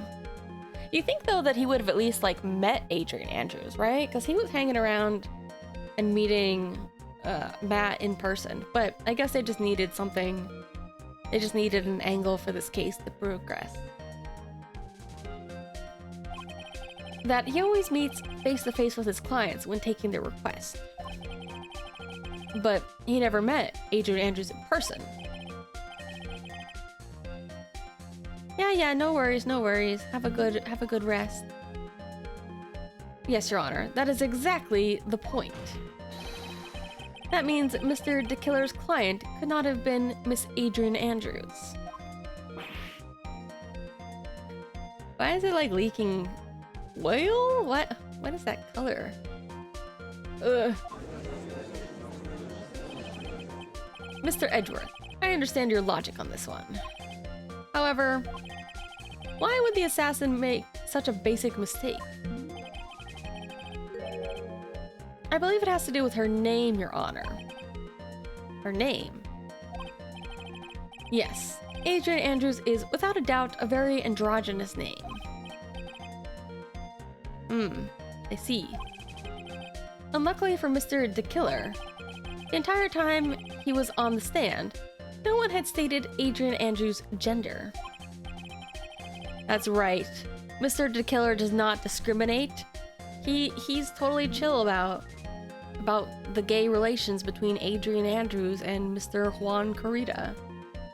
He doesn't, you know, it's all normal love to him. He doesn't see, I was gonna say, like, he doesn't see color. It's like, wait, that doesn't work.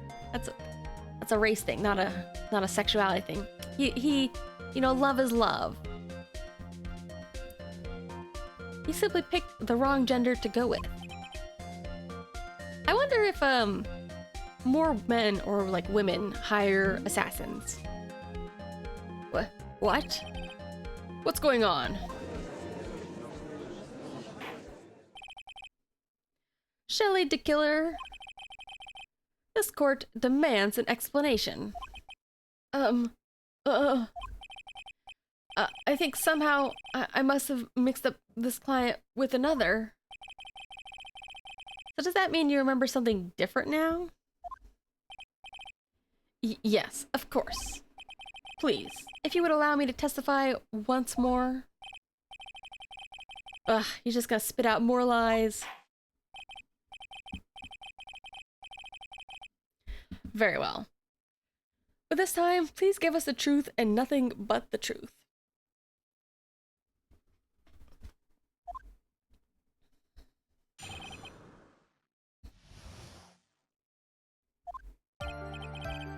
Yes, now I remember. I took that request by mail. There have been times when I took a job without having met my client. The request was for the murder of Juan Corrida and 2 or 3 other small things. When I saw the name at the end of the letter, I thought my client be a man.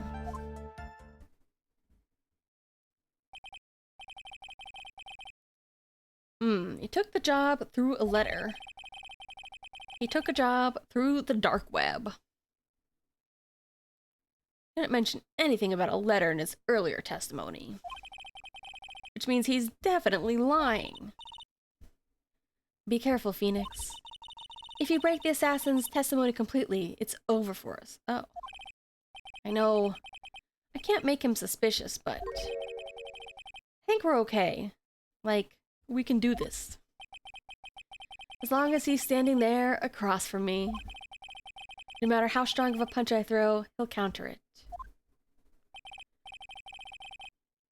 Phoenix has completely accepted his love for Miles. Alright, cross-examination.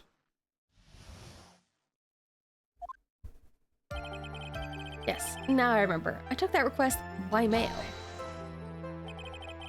Didn't you just say you always meet your clients? Yes, I suppose I did say that. However, there are some clients for whom a meeting is simply not possible. But didn't you meet your client this time? No, I did not. Oh, come now, let's stop with this game of cat and mouse. Using your silkiest voice is not going to work on me. Alright then, just cough it up and confess. Mr. Wright, you can't badger a witness with such harsh words. You're a lawyer, so behave like one and present evidence instead of mindlessly yelling. Now then, did you have any proof that Mr. De Killer met with his client? I don't think I do. Sorry, Your Honor. Unfortunately, I don't have any proof. I see. Then your line of questioning was just another waste of time. Sadly for us, Your Honor, that is the nature of right and wrong. There have been times when I took a job without having met my client. Why could you not meet certain clients? Recently, I've been receiving more requests. If I meet each and every client, I would lose some nice business opportunities. Business opportunities? On top of which, the times have changed. I told you, he's working out of the dark web now. He's got a dark Etsy. Or no, what's the other one? Dark Fiverr. He's got services to sell. Now is the age of information and computers, correct? Oh yeah, he totally is on Dark Fiverr. Well, I've joined the Times and now take requests via electronic mail. Electronic mail? You have mail that is in a special insulated envelope? Very sorry. I despise the shortening of words. What I mean is commonly referred to as email. Email? Ugh. In a contest of mimicry, the judge would be a parrot, hands down. Ahem. Anyway, you took this job without having met your client, and the request was for the murder of Juan Corrida and 2 or 3 other small things. When I saw the name at the end of the letter, I thought my client to be a man. Hold on, let me go. Small things, what are they? Obviously one is to get the bear. Yes. What are these other small things? A few other things that have nothing to do with this case. I want to press. I really want to press. I feel like this is actually pretty safe to press on. Like, one of them's gotta be the bear. Whether or not they're related for this case is for the court to decide. Mr. Attorney. Yes. Everything I have said from the beginning has been nothing but beneficial to your client. Which is why I wonder what is pushing you to continue with this cross-examination.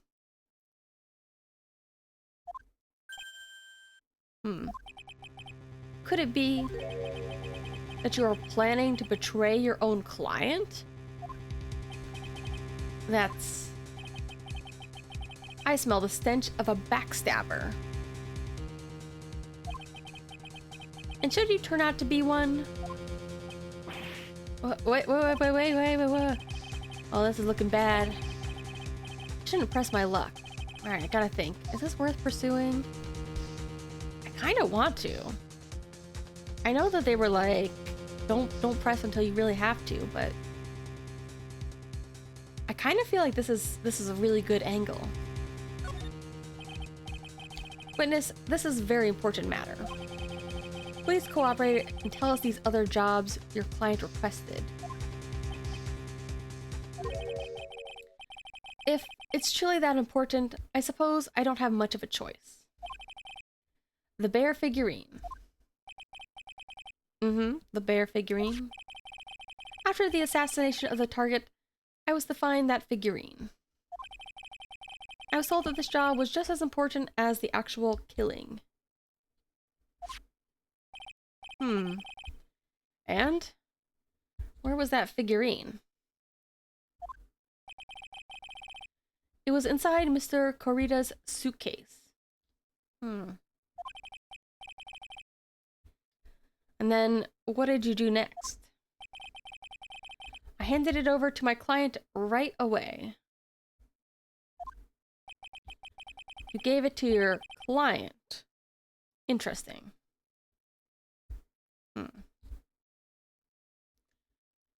But, you know, we all know that Adrian was there looking for it.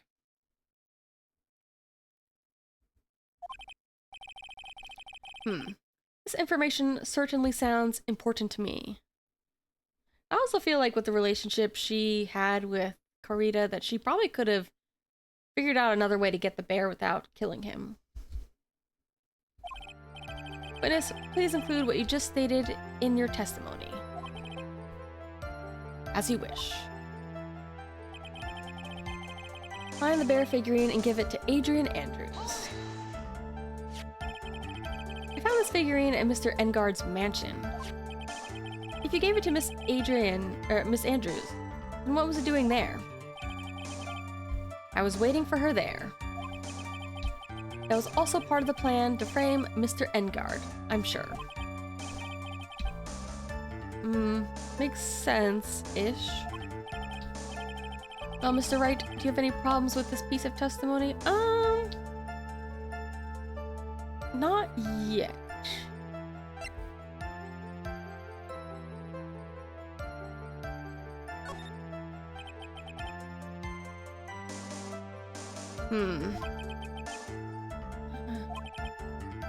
Missing this witness anymore would be extremely dangerous.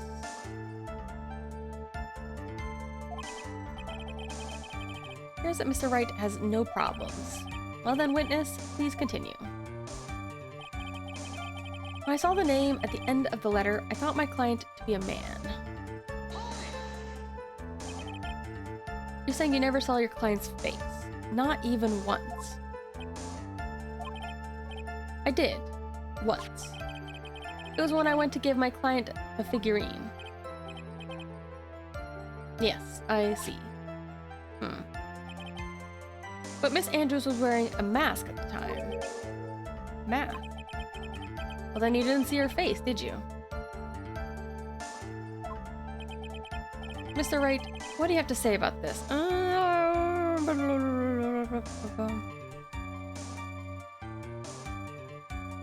don't know. Do you have any problems with this piece of... I need to think about this one a little bit more. Be real bad.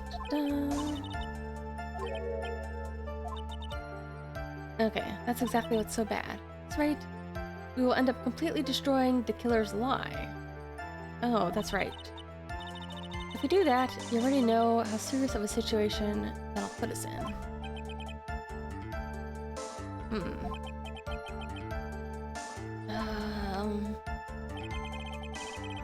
Okay. Let me drink a little bit more water.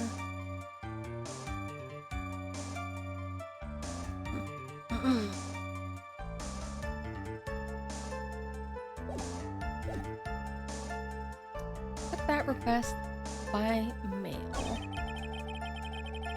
Good job without having met my client. I think we're good on these first three. Find the bear figurine and give it to Adrian Andrews. If you gave it to Adrian, why was it? Yeah. Because she wasn't arrested, so you would think that she would have just been able to transport it wherever she wanted.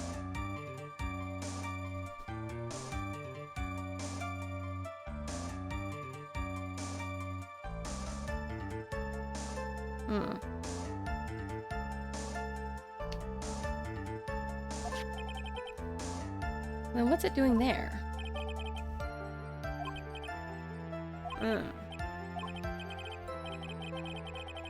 I do have a problem.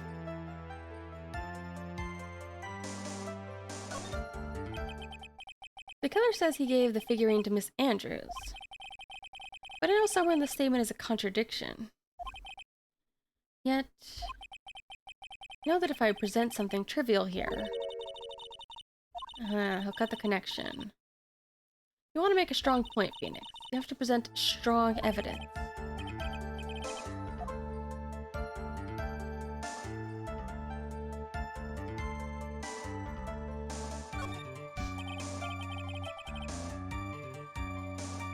You gave Miss Andrews the bear figurine. She told you to take the bear and wait for her at Engard Mansion. Is that correct? Where are you going with this? I think maybe you might have remembered a few things incorrectly. What?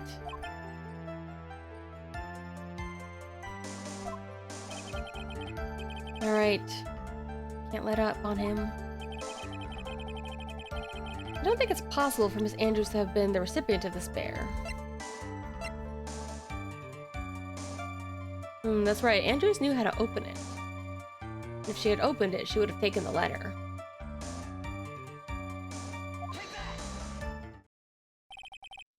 Shelley DeKiller, if you really had given the bear to Miss Andrews, then this item should not have been inside it. This item? I see where you're going. Yep, that's where I'm going.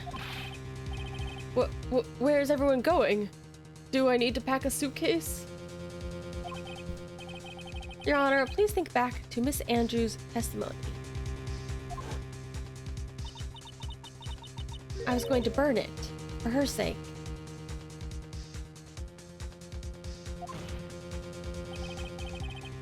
If even for a single minute, the bear had actually been in Miss Andrews' hands, I'm sure she would have taken the suicide note out and burned it. Order, order. So, that's where you two were going.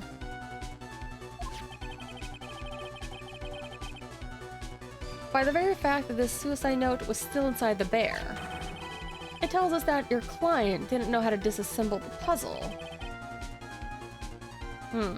Which means... although you would think he would have just smashed it anyways. But I guess for him it wasn't actually that important, he just wanted to hide it. It means, Your Honor, that it is impossible for Adrian Andrews to have been the client.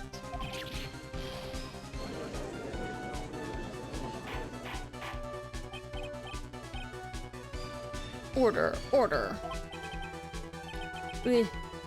Mr. Phoenix, right. Well, goodbye, Maya. I'm sure I mentioned this before. How I hate traitors above all else.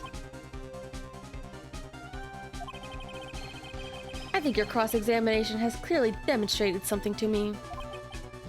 You must wish to break your end of the agreement. No, that's not it. That's enough. If that is your intention, then there's only one thing left for me to do. Wait, please. Gentlemen, ladies, please excuse me. I have a matter that I must attend to.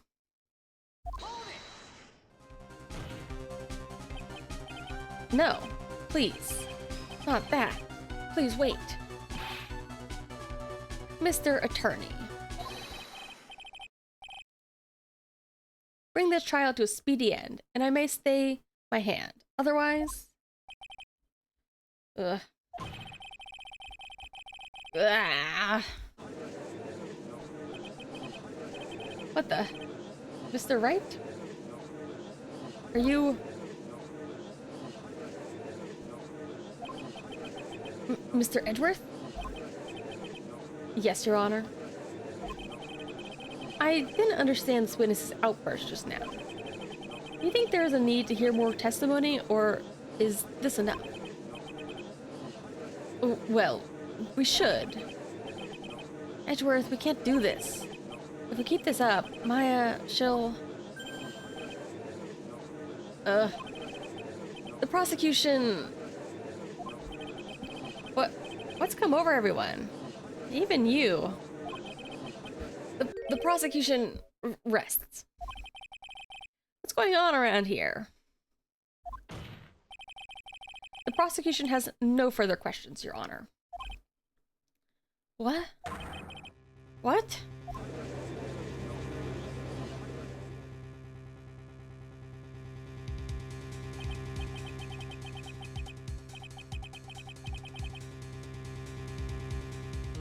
Never thought I'd see the day. This is a most unusual situation.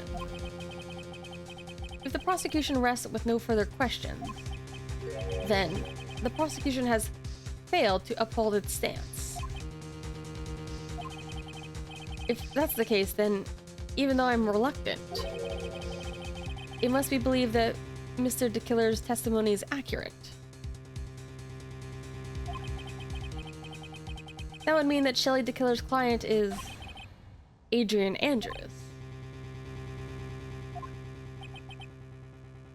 Poor Adrian. These guys are really gambling with her life right now. Mr. Wright. Yes, Your Honor. If I end the trial here, right now, then your client, Matt Engard, will be declared innocent. And in his place, Adrian Andrews would be charged with murder. Miss Andrews, charged with murder. Oh boy.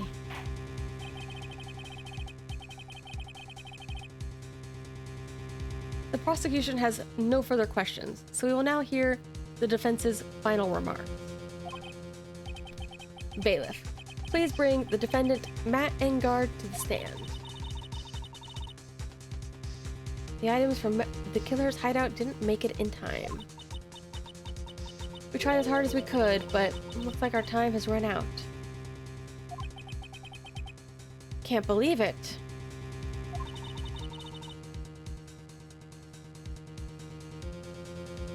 The outcome now lies in your hands.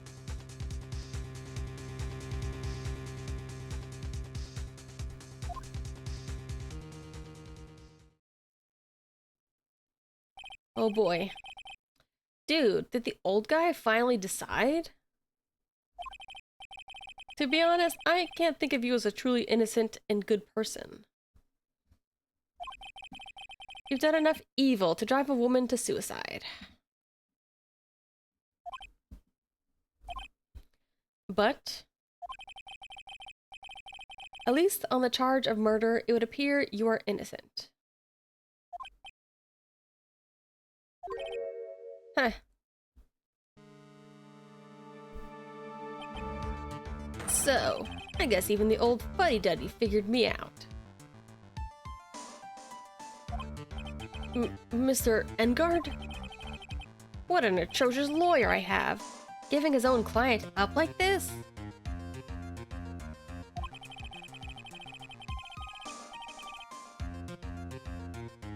And that refreshing like a spring breeze crap? It's just as atrocious. Don't you agree? Anyway, get on with it and pronounce me innocent already. Right, Mr. Lawyer?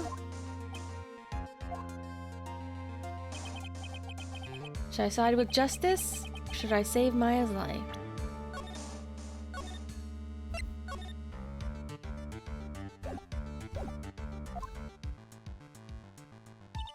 Come on, you know the answer, Nick.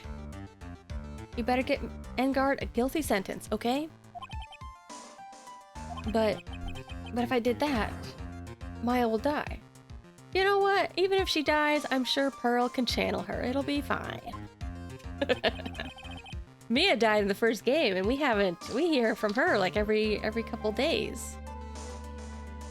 If he says he's innocent, Miss Andrews will be charged as the murderer. If I say he's guilty or not guilty. Either choice I make, someone's life is going to end.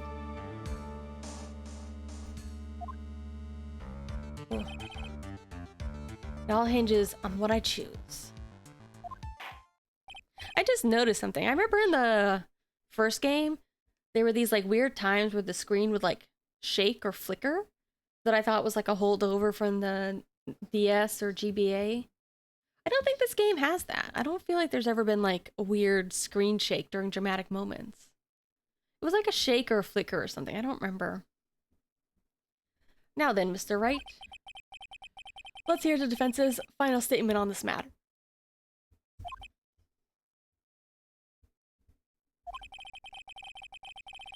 If the person who hired the assassin was Adrian Andrews, then your client, Mr. Matt Engard, is innocent.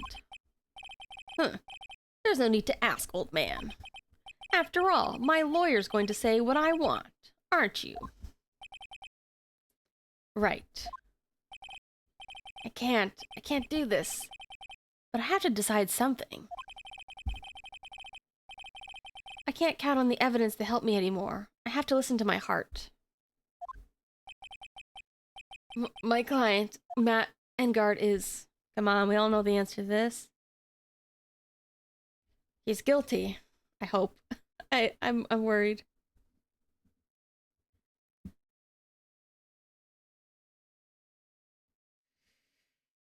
Oh, I'm so worried.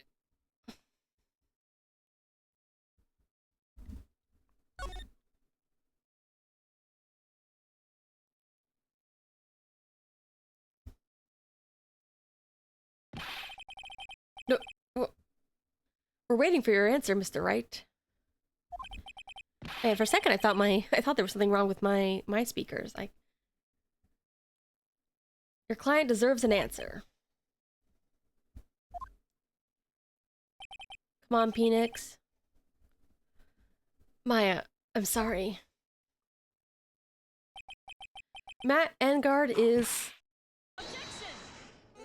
Here she is. Franziska von Karma. What are you doing here? Ah! You see now, don't you, Mr. Phoenix Wright? This is exactly why you should never take your eyes off that scruffy fool. Did you bring them? The final pieces. Do you have them? You should know better than to ask that, Mr. Miles Edgeworth. Von Karma is perfect in every way. The evidence is here in perfect condition. It always, like... They're very inconsistent about, like, capitalization for Von Karma. Because, like, it is... You can technically do it where, like, for Vans and Vons and stuff, you can technically not capitalize it. But then there's, like, specific cases where they do capitalize it. I don't know why. Maybe it makes sense, somehow. Don't worry about Scruffy. He's fine, and his injuries are minor. I mean, she got shot, and she's doing fine. But then again, her dad got shot. He was just toughed it out by himself. So she comes from a good stock. They can take a bullet. I'll say that about the Von Karmas. All of his items are inside this. What a filthy old coat this is. That's Gumshoe. I can spot his tattered rags anywhere. I apologize for its ugliness, but there was nothing else to wrap the items in.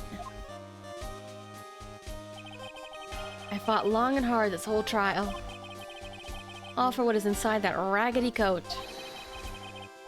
I'm sure that inside that coat lies a crucial piece of evidence. Your Honor, inside that filthy coat are the defense's final pieces of evidence. Your final evidence?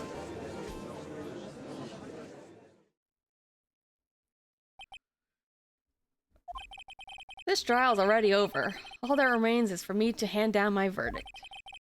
I do not believe that any evidence presented now would change the outcome of this trial. What? You know what? I need a bathroom break because I feel like this could go on for a little bit longer, and I'm a little bit worried. So I'm gonna go to a bathroom break so I'm not like on edge or like dancing on my tiptoes this entire time. Okay? BRB.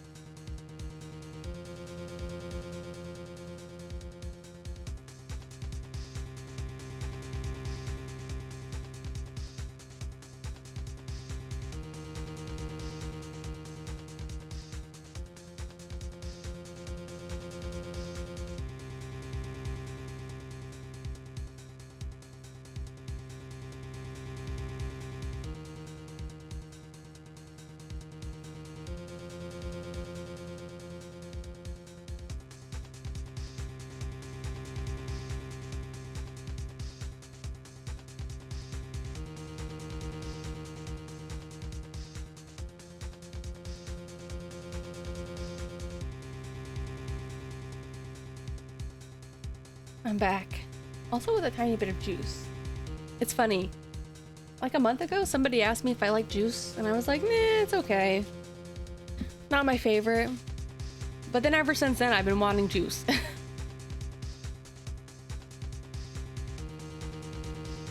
But just like a fruit punch kind of berry mixture.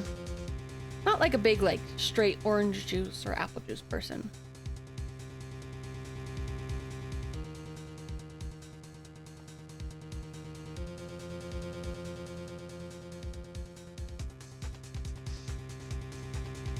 All right. A little bit of water.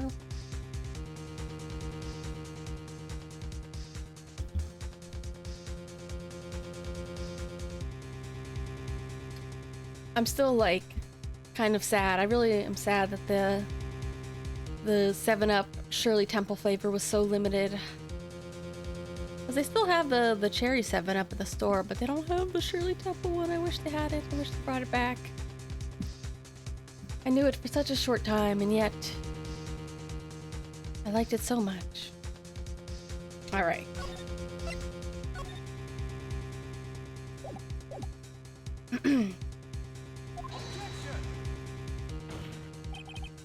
Your Honor, it's our duty to examine every piece of evidence down to the last.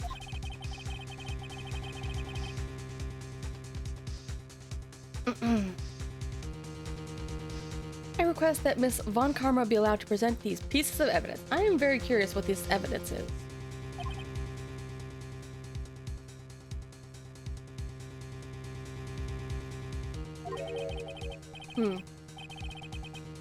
I suppose you are right, Mr. Edgeworth. I grant you permission to do so.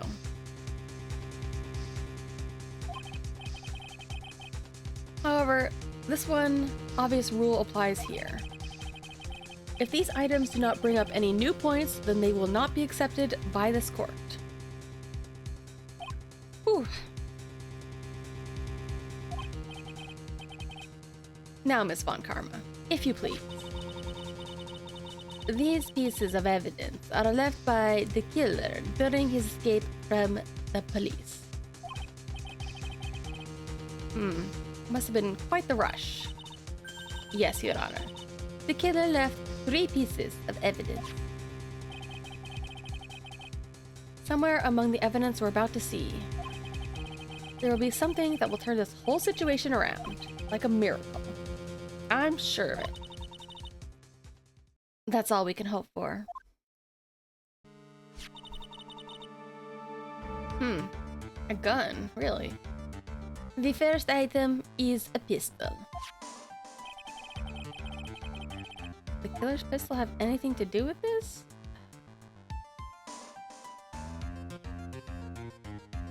I don't think a gun has really made an appearance. Does this pistol have anything to do, any relation to this case? We have yet to perform a ballistics test, so we can't say anything for certain. However, I believe it has something to do with this case. At least with me.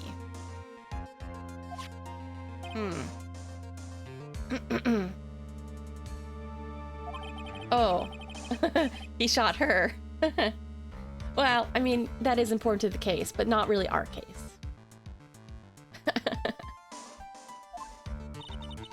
That's what I believe, yes. Oh. I kept the bullet they removed from my shoulder as a sort of memento. I'm sure it will be an excellent sample for the test. So that's the pistol that was used to shoot Franziska. Probably not gonna help us very much. Yeah, good for her, but not for me. The second piece of evidence is this videotape. Yeah, the one probably filmed from the bear's eye. Have you checked the contents of the tape? Unfortunately, there was no time to. Oh, yeah. But I would speculate that this tape is very important. Well, why would you say that? because he came back to his hideout for it. The killer went back for it? That's right. Looks like he was trying to recover it. He injured 30 of the officers at the site. Did he escape again? But somehow, it looks like they managed to protect it from the killer. Shelly the killer is no ordinary man. Huh. Okay, I think this one's gonna be important. The last piece of evidence is this bellboy uniform. Is that a uniform from the Gatewater Hotel? Was that used during the crime? I am almost certain it was. There's even a pair of black leather gloves in one of the pockets.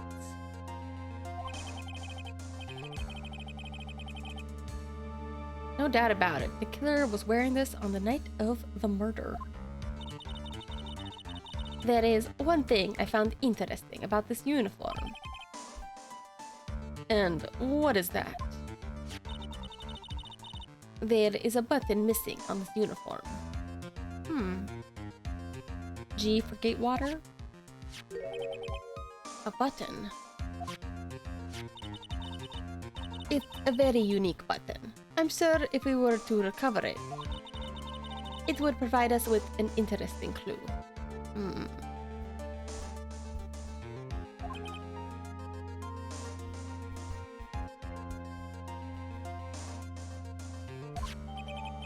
Bellboy's uniform added to the court record.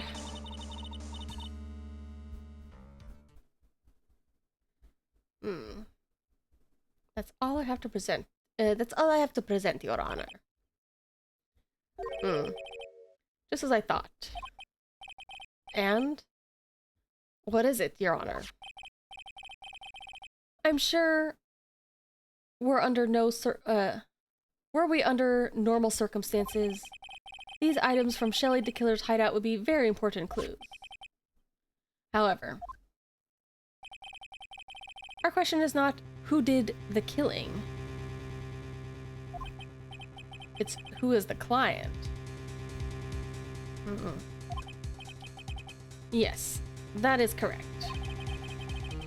These three items do not tell us anything about that. Thank you for your hard work, Miss Von Karma. You may step down now.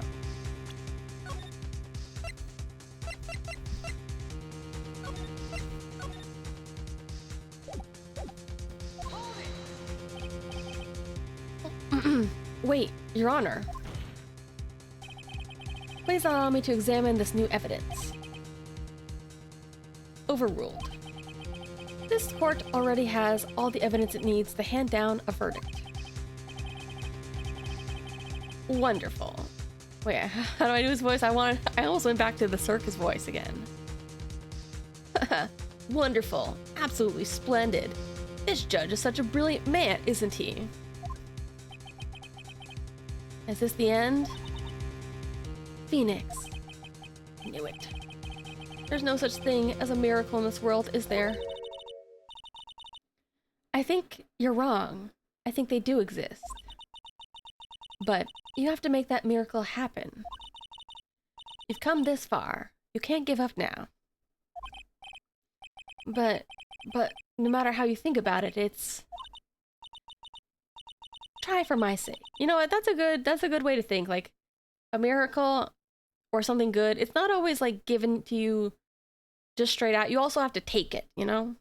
It's presented to you, but you also have to like take some action to take it. Try, for my sake, just to think about it for a second. There are two ways out of this situation for us. Two? The first, make Engard wish from the bottom of his soul for a guilty verdict.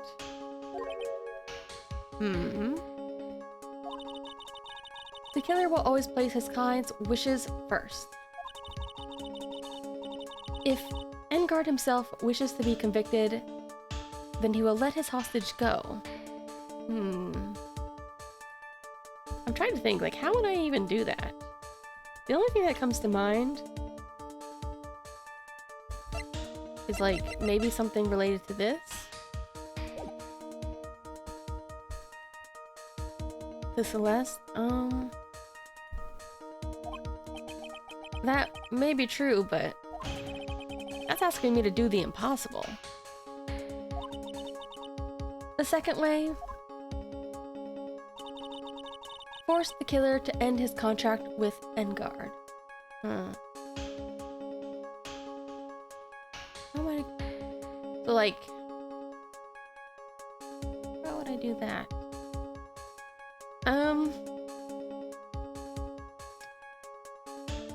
There's the tape with blackmail. Does he know about it? I can't tell, because he must know about it, because he took it. But, like, I'm surprised that he didn't immediately end his contract because of the tape.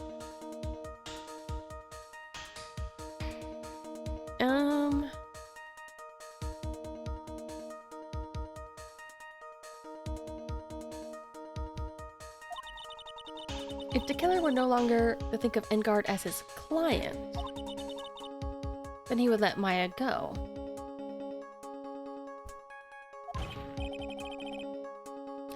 That's even more impossible. It's the man who values his duty towards his clients above all else. I know both of these seem impossible feats at first, but if you could make either one happen, it would truly be a miracle. You're asking a lot from me, Mia. Judge has already said he doesn't need any more evidence. Pieces he was just shown, he's not accepting them. Phoenix. Think things through from the other side. Isn't that what has always worked for us? I guess. The other side. What does she mean? You mean... turn things around? Moshikaste Gyakuten Saiban? Phoenix, the judge says he doesn't need the evidence. If that's the case, then who does need it? The person who needs the evidence. I mean, the killer had it, so does he need it? The defense, the prosecution, the judge. We've seen all the pieces of evidence. That's how we've come to know the truth. But there's one person who has yet to see them all. And that person does not know the truth. Can we make... Yeah, should we show him the killer? The tape? Does he not? I don't understand if he knows what's on the tape or not. That truth may be what bring about the miracle in the end. There are no objections this time, correct? Now then, I will pronounce my verdict. Why don't we all respectfully sit back and listen, kids?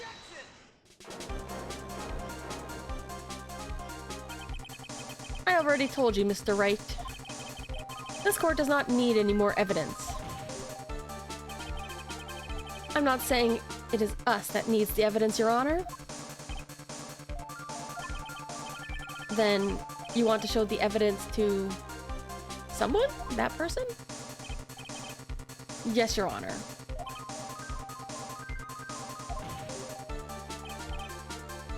Please, Your Honor.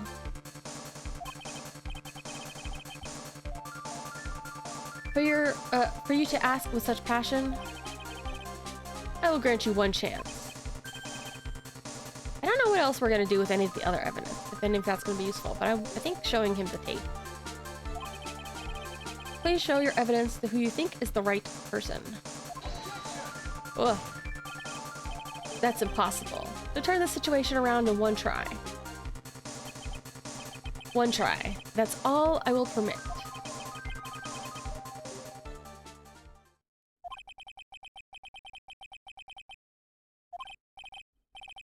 Think, Phoenix, think. Because what was the other thing she was saying? Either get the killer to renounce him as his client, or have to make Enguarde wish to be convicted. But I don't feel like we have anything strong enough to do that. I feel like that's too much of a stretch.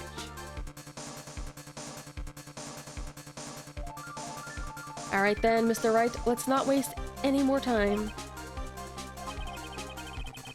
Who would you like to show evidence to? John Doe. Why do we still have this profile? But he's on a transmitter. He's on like a little walkie-talkie. He wouldn't be able to see it, he would only hear it. You see. And now? Tell this court what one piece of evidence you would like to show this person.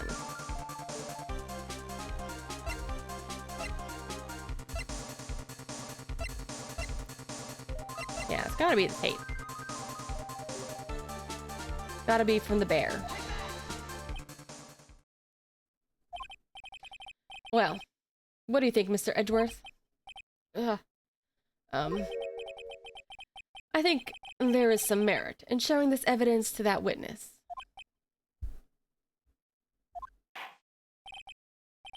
Bailiff, please bring in the transceiver from earlier.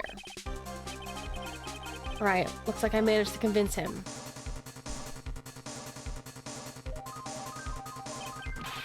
Maya, she's okay, right?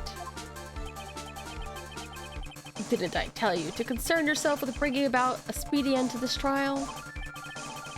Now, if I understand correctly, you wish to show me one piece of evidence? Yes, one is all I need. I have here a videotape. It was found at your hideout. I heard you injured 3 officers in your attempt to get this back. That was most regrettable. However, it was an order from my client. Okay, so he didn't know. I thought he at least had some idea. I was told to protect that videotape. Aha. That was one of his other orders.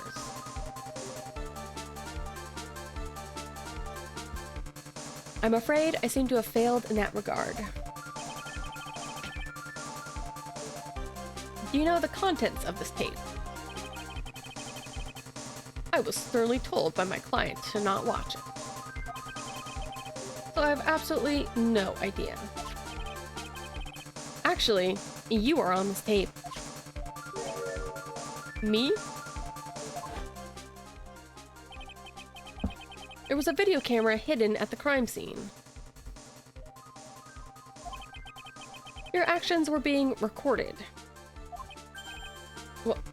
What?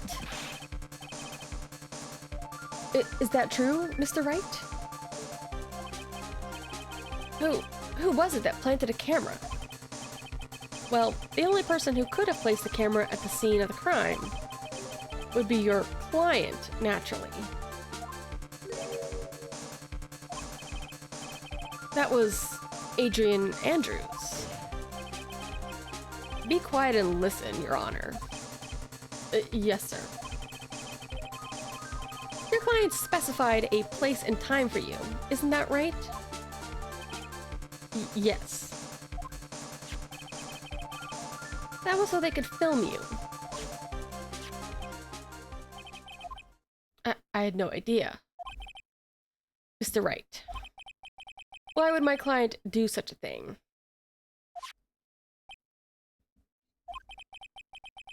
I would like to know why. Why did Matt Enguarde film the crime scene? There's only one reason why your client would secretly film the crime scene. They Wanted blackmail.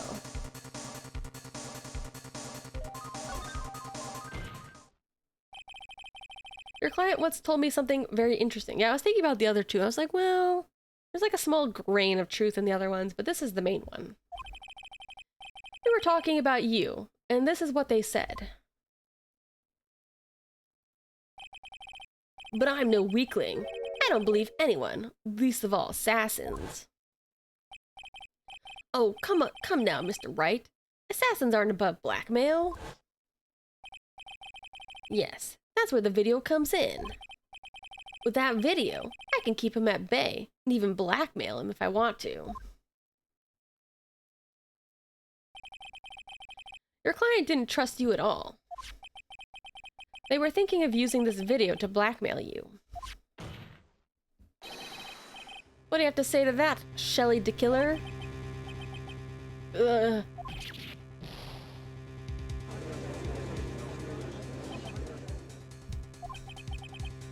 It looks like I was being deceived from the very beginning. Yes, by a natural. That's the kind of person they are. Your client is a person who only thinks in plots of how to use the people around them to protect themselves from any and all dangers that may arise. That's the true nature of your client.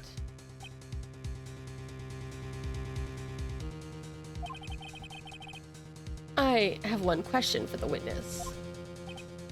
Yes? You told us one thing numerous times during your testimony. You said you detest traitors most of all.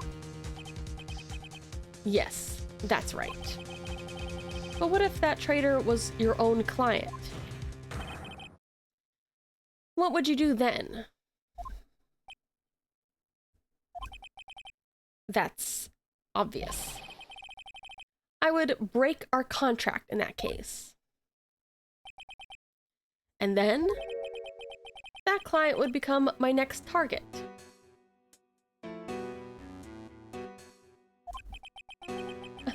Well, go if you need to. You know, there'll always be VOD. For the honor of the killer name, even if it takes an eternity, I would follow that person to the ends of the earth to exact my punishment.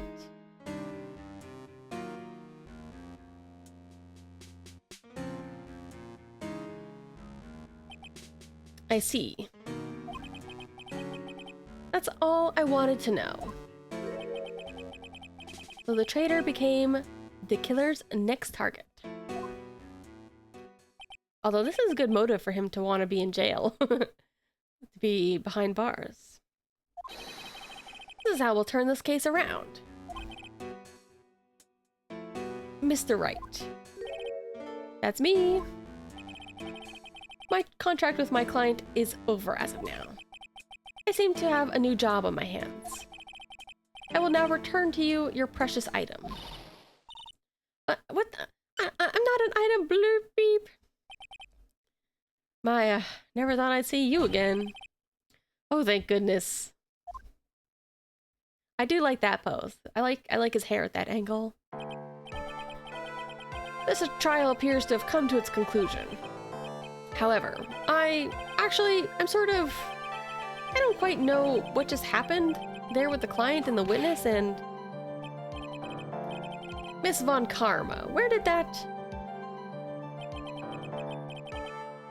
She always has... She always has you in her sights. Now, I do believe it's time to finally hand down a verdict.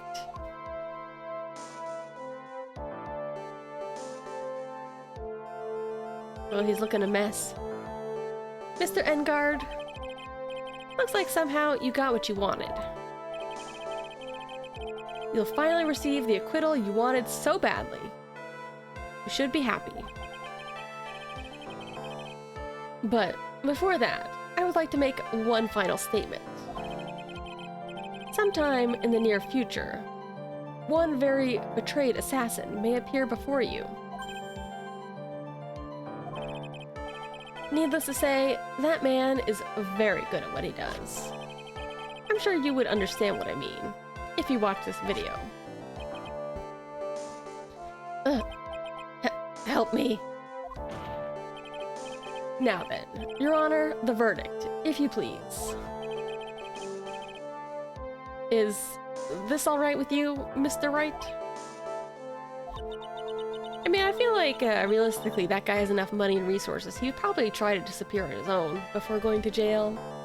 I think his ego just wouldn't allow him to go to jail, you know? Finally reached the end of a very long battle. Whether he's convicted or acquitted, no escape for him now. Go on, Phoenix. Plead whichever way your heart tells you. Ooh. Interesting. I have a choice.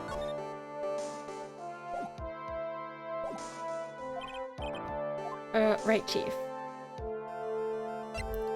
Let's go guilty. Matt Engarde. Even though I'm a lawyer, I cannot make your crime disappear. I think a guilty verdict is appropriate here. Me? My wonderful self?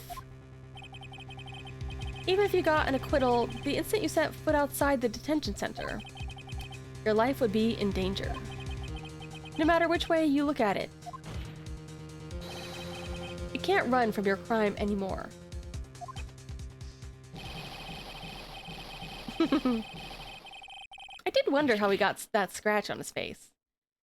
I thought they were gonna have some cool backstory, like maybe he also tried to fight a bear like his rival, and it didn't go so well.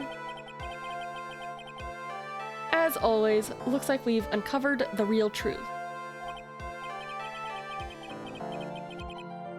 We?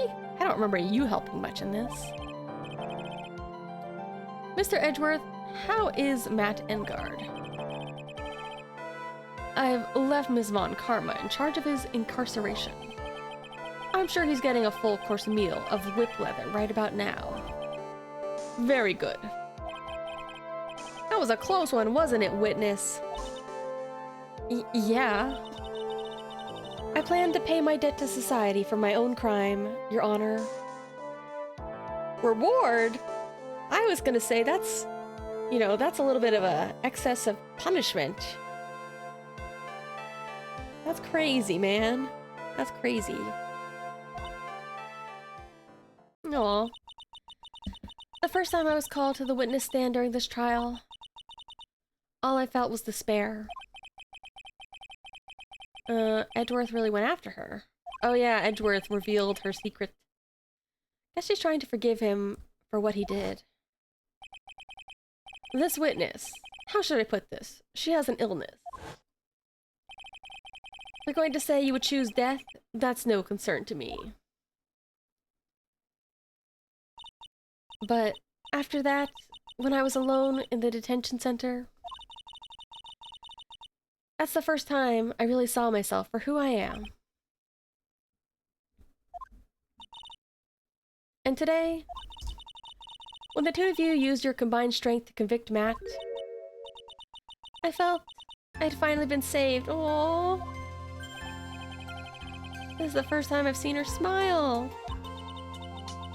I'm really happy that you two were in charge of this case. I really don't know how to express how I feel at this moment. This is the first time I felt comfortable with myself, with who I really am. Thank you so much, everyone.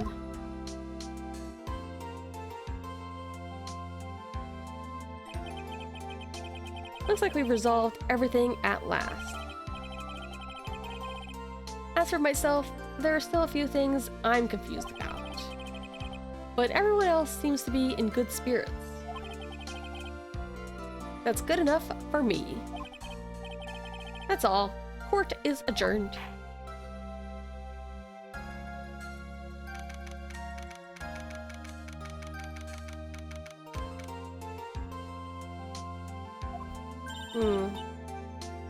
You were great out there, Phoenix. What I did out there was right, wasn't it? This is the first time you've not gotten your client off. You got them a guilty verdict this time.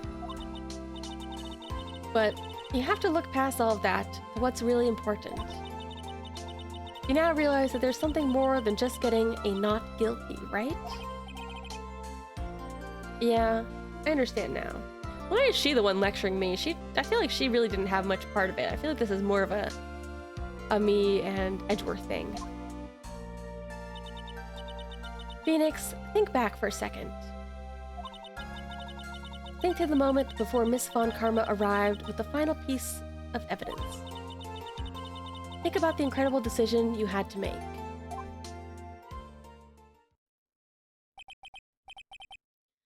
Now then, Mr. Wright, let's hear the defense's final statements on this matter.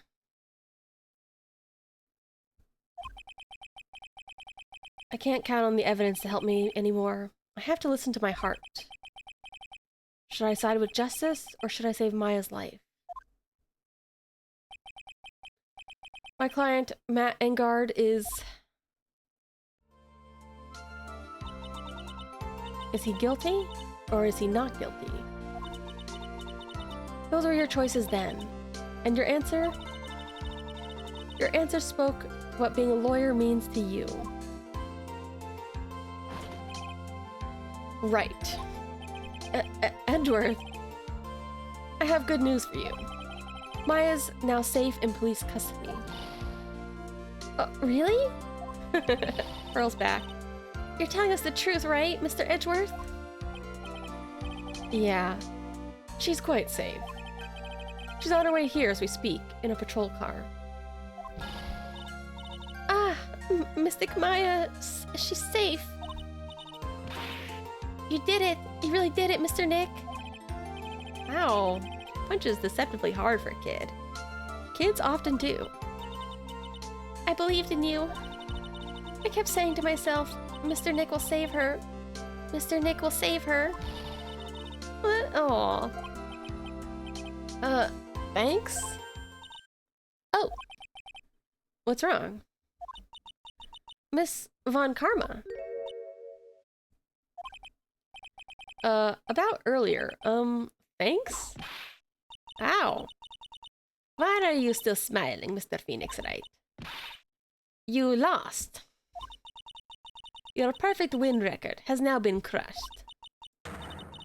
And yet, you are still happy? I don't think you'll ever understand, Miss Von Karma. How dare you?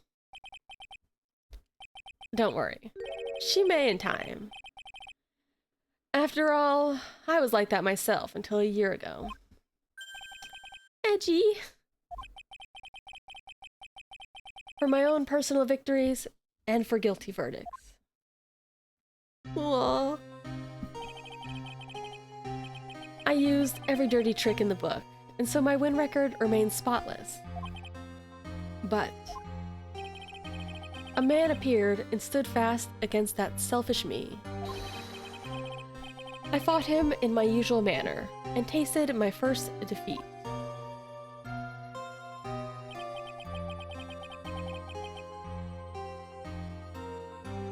I felt like I had lost everything because of that.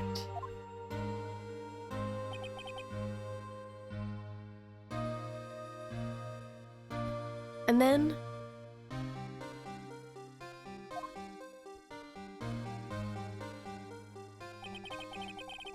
it was my turn to sit in the defendant's chair. And I was saved by that person I called my enemy. I couldn't forgive myself for all that had happened, so I left the prosecutor's office. And I left that note. Prosecutor Miles Edgeworth chooses death. Huh. As well you should have. A prosecutor who has shamed himself with defeat should crawl into a hole and die. But that was not what happened. After I left the prosecutor's office, I finally came to realize something. And it was in that moment of clarity that everything began to change. What foolish nonsense. We prosecutors use everything we can to attack the defendant. But every time we did so... Oh yeah, isn't there, I don't know if it's a new game or if it just recently got, brought to America or ported, but there is a relatively new Miles Edgeworth protagonist game, isn't there? I think it's a little bit different. Like, I don't think it's literally the same as this. I think it's like got a slightly different game format. But I wonder how that would go, being the prosecutor. Because I assume that there is like still the basics of investigating and doing court at the very least. But every time we did so, no matter how desperate the situation, instead of giving up like most people, that man would hold strong with his undying faith. Investigations, that's what it is, yeah. Interesting. I'm kind of curious. I think they are like, correct me if I'm wrong, I think the gameplay is a little bit different. Or at least it looks different visually. And then, before I knew it, I began to trust in that man as well.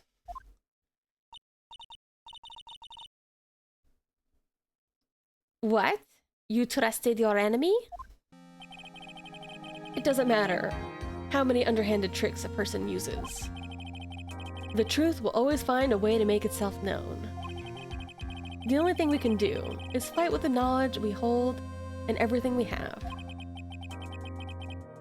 Erasing the paradoxes one by one. Never easy. We claw and scratch for every inch. But we will eventually reach that one single truth. This I promise you.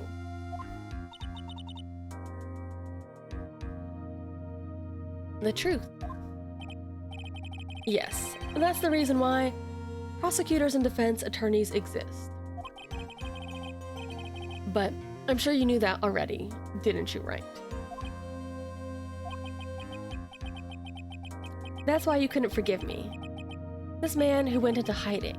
Isn't that right? Oh yeah, I forgot, Phoenix was pretty pissed earlier in the game. He didn't, because Maya kept trying to ask about him and Phoenix would get really pissed and be like, don't talk about him. This man who only had his sights set on victory, who ran away into the night. Is Mr. Edgeworth right, Mr. Nick? You really let me down.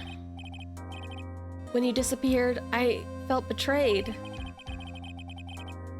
The reason I decided to become a lawyer to begin with was because I believed in the things you said to me. His dumb little bow tie. And you betrayed your own words. That's why, 1 year ago, I made up my mind. I decided that Miles Edgeworth I knew had died. At least, that's what I told myself. You pathetic fool. Miss Von Karma?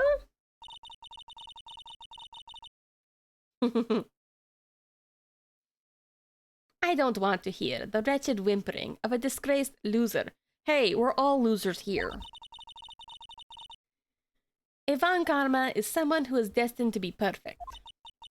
Miles Edgeworth, you are no longer worthy. You are no longer worthy of being a Von Karma. You lost to me too, lady. And neither am I. There we go. It's over. It's all over. Franziska threw something on the ground just now. This is an electromagnetic receiver. Isn't that the thing she used to track Detective Gumshoe? I'll return this to the precinct later. Oh, something else. Ah, that's Miss Von Karma's whip. I'll never set foot in another courtroom again. I'm sure that's what she's saying by this action. So now she's having her moment. You should keep this right. Why is he looking at me like that? You want to get freaky? Okay. Nick! Maya! It's been so long. Jeez. Maya!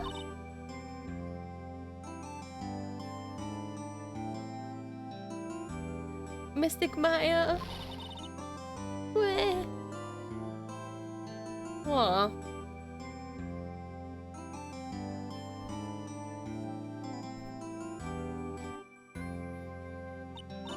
Oh, Nick, I knew you would come through. You got Enguarde convicted, like I knew you would.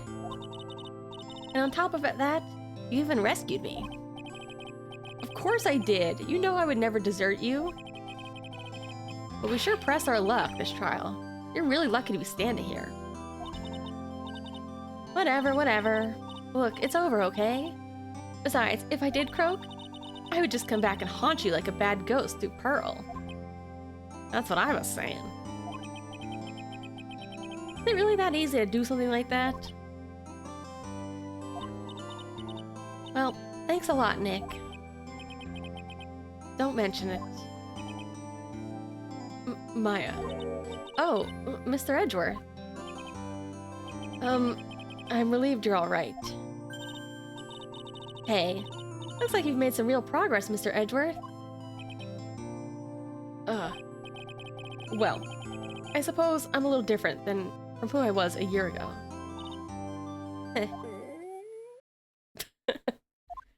That's Maya. All right. I think it's time we got out of this depressing place. Huh? Where are we going? Come on, Phoenix, you know the answer. Food, Nick. Food, grub, chow. I am starved, literally. I'm so hungry. Even you look like a nice juicy burger with a bun onto me, Nick. You think I look like a burger? I'm prime rib, at least. Come with us, Mr. Edgeworth, please. If you insist. All right. How about we hit up the usual burger place? Don't be silly, Nick. Yeah, she wants something more expensive. This case messed up that awesome evening and got in the way of my gourmet food. I've decided we have to make up for it by having another feast. Well, I did promise Pearl I would give her a feast. Come on, Nick. Food!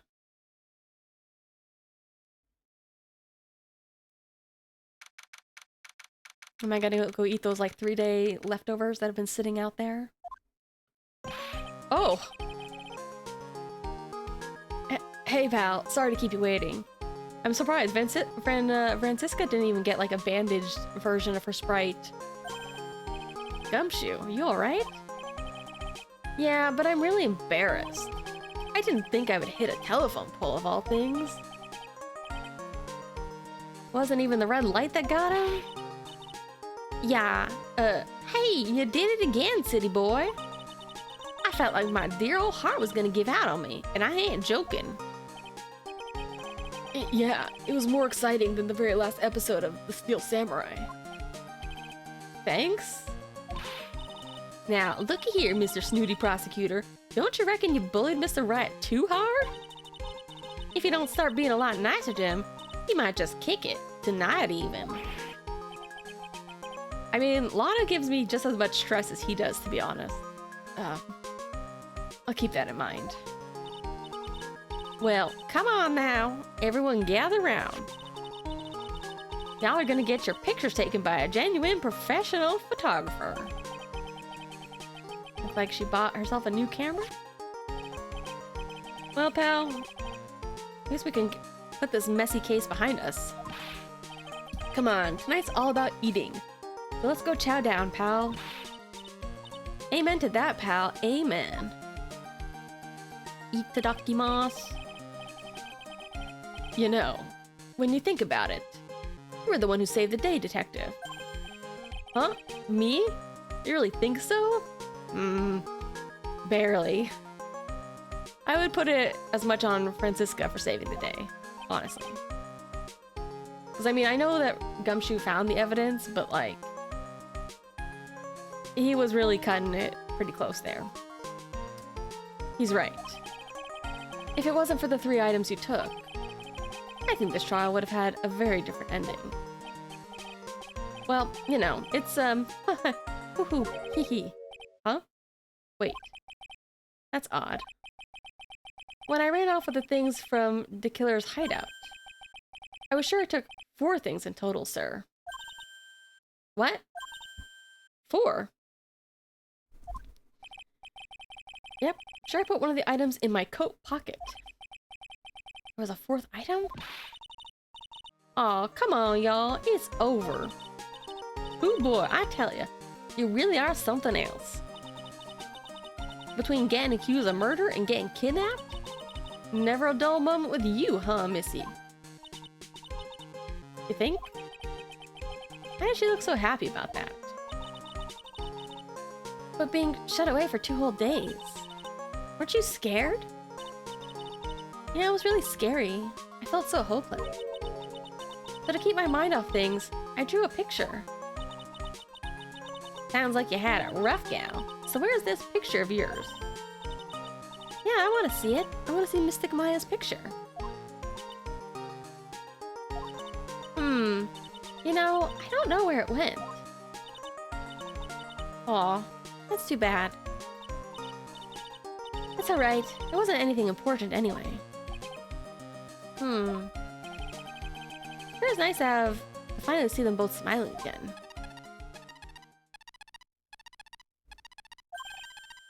Huh? What is it, Edgeworth? This thing is picking up something. It's picking something up. Hey, that's that's Miss Von Karma's receiver. Oh, did it finally just start beeping to him? Or somebody else? Ugh. Thanks to her, I had the most awful experience of my life, sir. Can't believe she stuck a tracking device on me. That's odd. Even though you're standing right here, the tracking device seems to be in a different location. Oh, it's probably busted or something, sir. Well, it doesn't matter. Who was she tracking then? Was it Edgeworth or was it me? I'm afraid it's about time for me to excuse myself. I still have some work to do. But Edgeworth, you haven't even eaten yet. And you've eaten way too much, you glutton. Hey! She was kidnapped. She can pig out for once. I had fun tonight. Now, if you'll excuse me. Wait.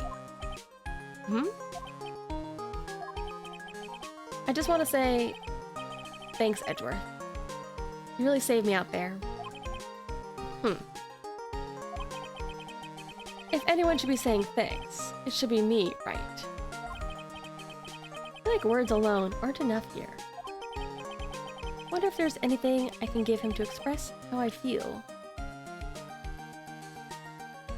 Oh no, I didn't get to save.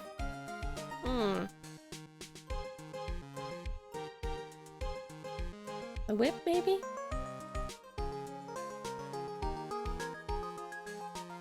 I mean, he is related to her, kind of. I feel like that's the most important. I don't think anything else I have is really worth giving him.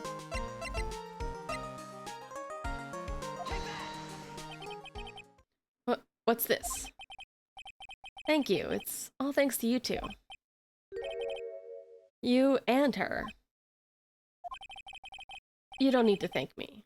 I was only doing my job. Hey man, that's true for everybody.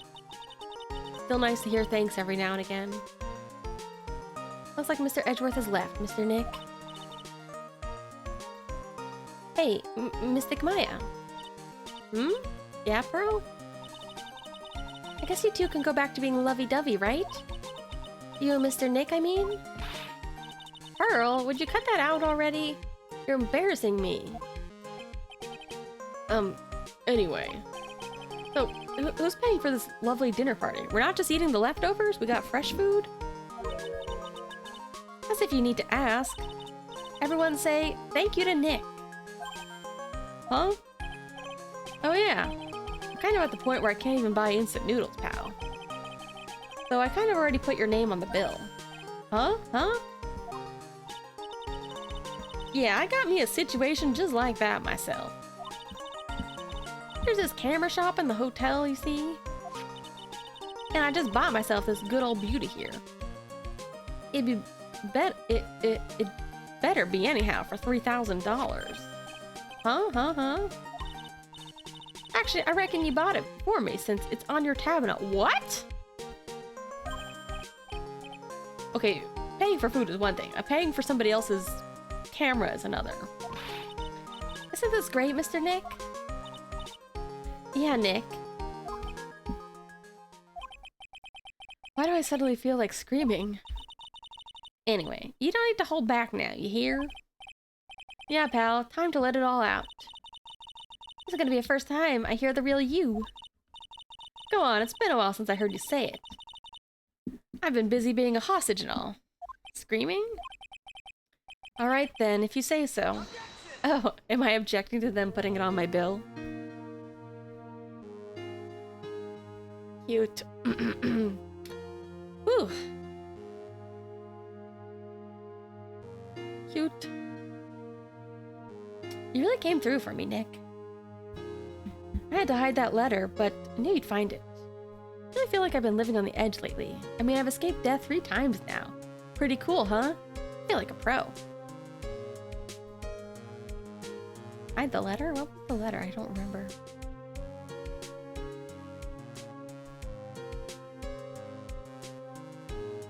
I'm so happy that you could save Mystic Maya, Mr. Nick. I'm so happy for the 2 of you. Speaking of which, I think this hotel is a popular place for honeymooners. So I sort of made reservations for the 2 of you, just in case. Cute.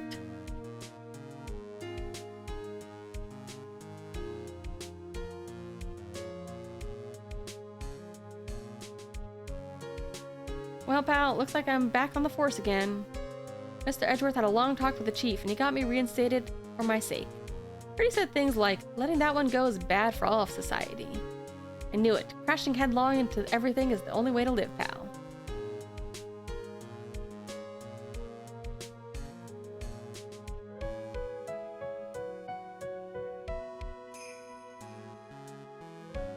Oh yeah, her.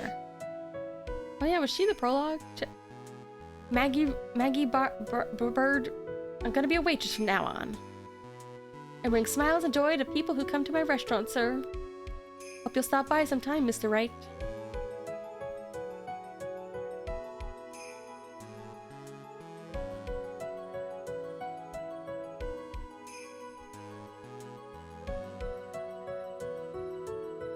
Yes. You here to visit a patient? Oh, Dr. Hody. Ho ho. Man, why is this guy getting lumped in with our lovable cast? Go away. You're nasty. You're a bad man. Blech. Blech.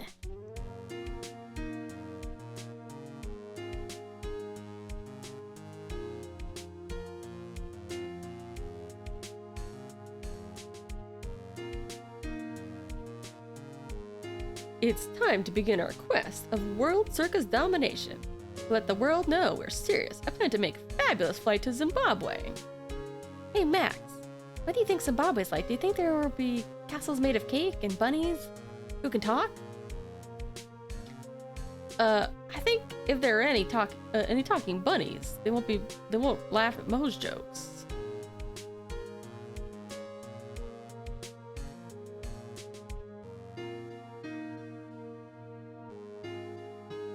This case was kind of sad. I still feel bad for Acro. Alrighty, there's no way, blah, blah, blah, more contemporary with my humor. Mo curls represent. Got our new act all worked out. Prepare for the Hallelujah chorus. Say something, Willie. You're supposed to start this off. Get on with it.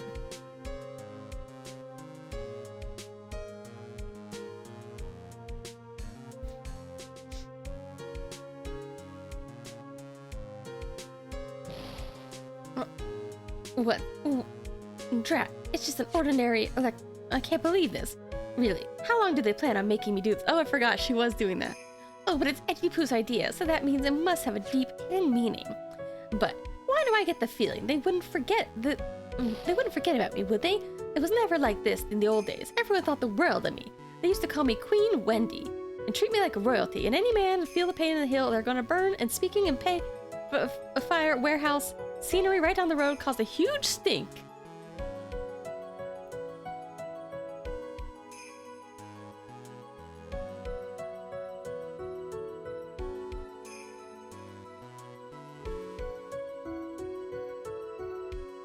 Aww. I appreciate everything you and Mr. Edgeworth did for me from the bottom of my heart. That's right, I received a letter from Miss Von Karma. She said that after I get out, I should feel free to consult her about anything at all. I'm really thankful to have met everyone.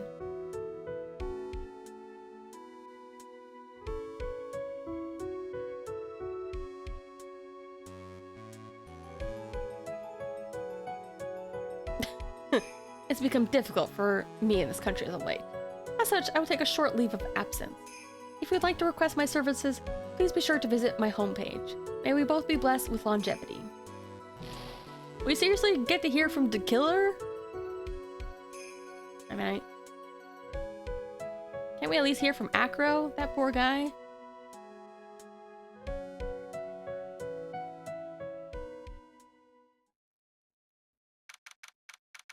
I assume the killer's gonna come back in another game. Gate 12. Who's leaving? Oh, excuse me. Where are you going, Franziska? How did you know I was here? With this? That's... I heard you're planting things on a certain person. Things like tracking devices in his coat, for example. That's just like you. I only planted it there because he was always wearing it. This filthy, drab coat is his. I don't know how it ended up in my luggage. But it's going in the trash, I can promise you that. Was she sneaking around at the hotel we were at? That's right. Speaking of that man, he told me something very interesting. When I ran off with the things from the killer's hideout, I was sure I took 4 things in total, sir. 4 things? It seems he put the last one in his coat pocket. In here? It doesn't matter anymore. The case is already over. What is this 4th thing that she hid? What are you going to do now? That's none of your business. Are you running away?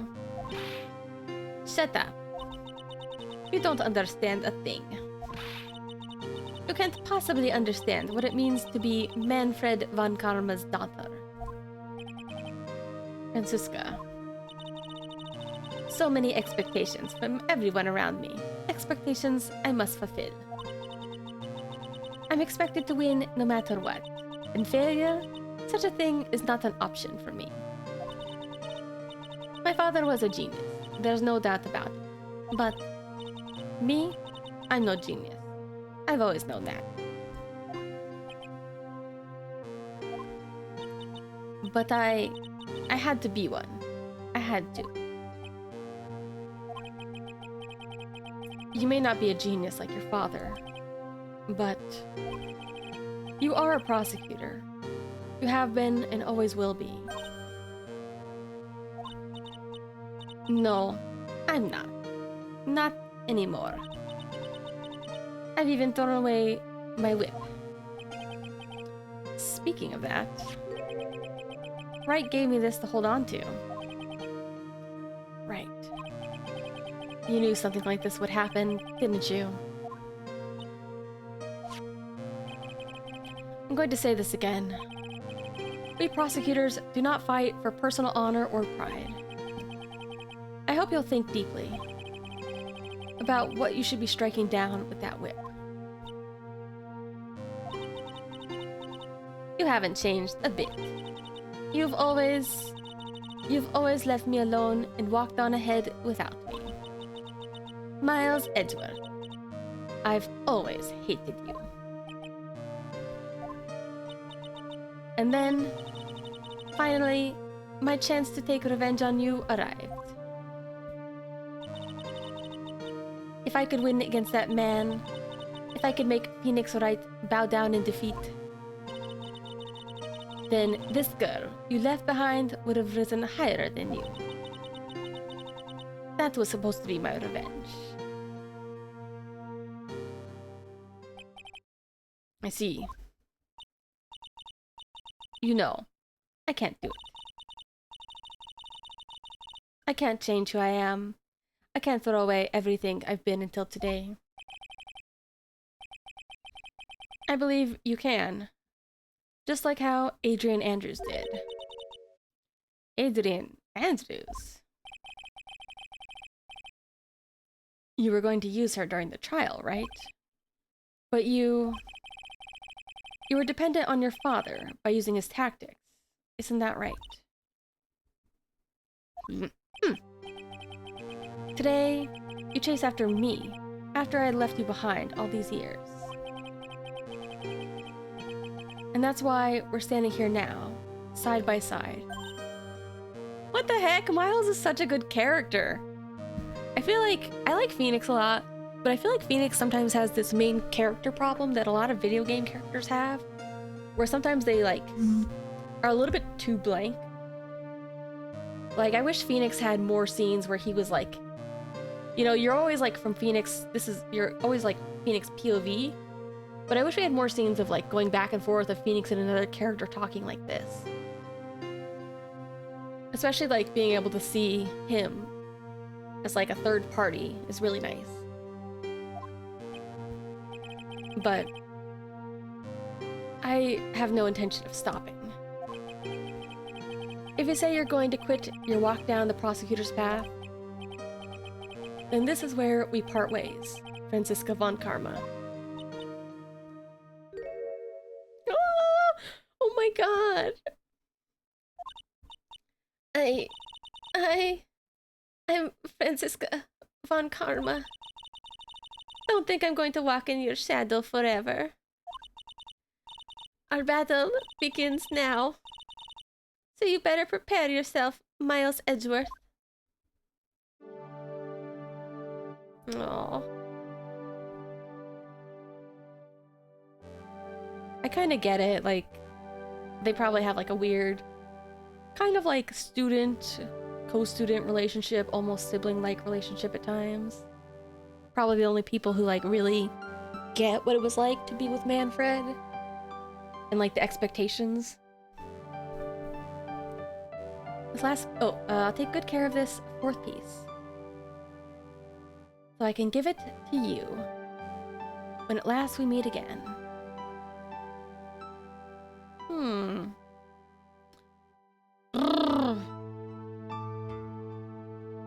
Oh. Oh, it's the card Maya drew on.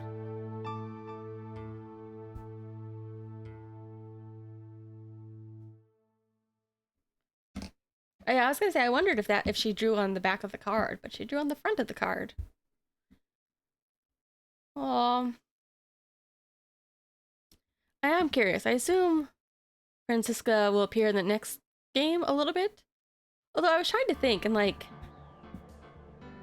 you know, I was reminded because of the Steam banner for this game, because it's the trilogy. But I believe the next one, the main prosecutor is going to be, I don't know, is his name pronounced Godot? But it's spelled like Godot, isn't it? I think he's the main one. I don't... Godot, maybe? But I'm curious then if Franziska's gonna come back in that. I assume she will at some point. So I wonder, like, are they gonna be switching between Miles and the new guy, and then going back to her at some point. Because I wonder how long this game was. Just this. This one was definitely less cases than the other. I'm not sure how much shorter it was in terms of like total game time.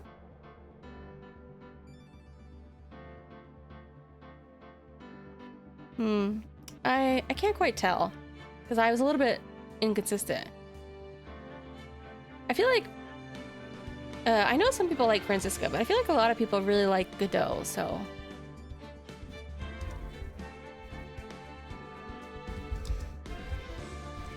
game length. Phoenix.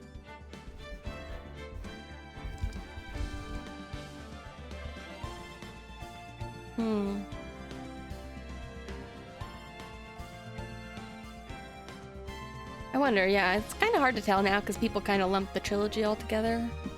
I wonder if there's like a way to know the different Phoenix Wright games, how long they are. Justice for All.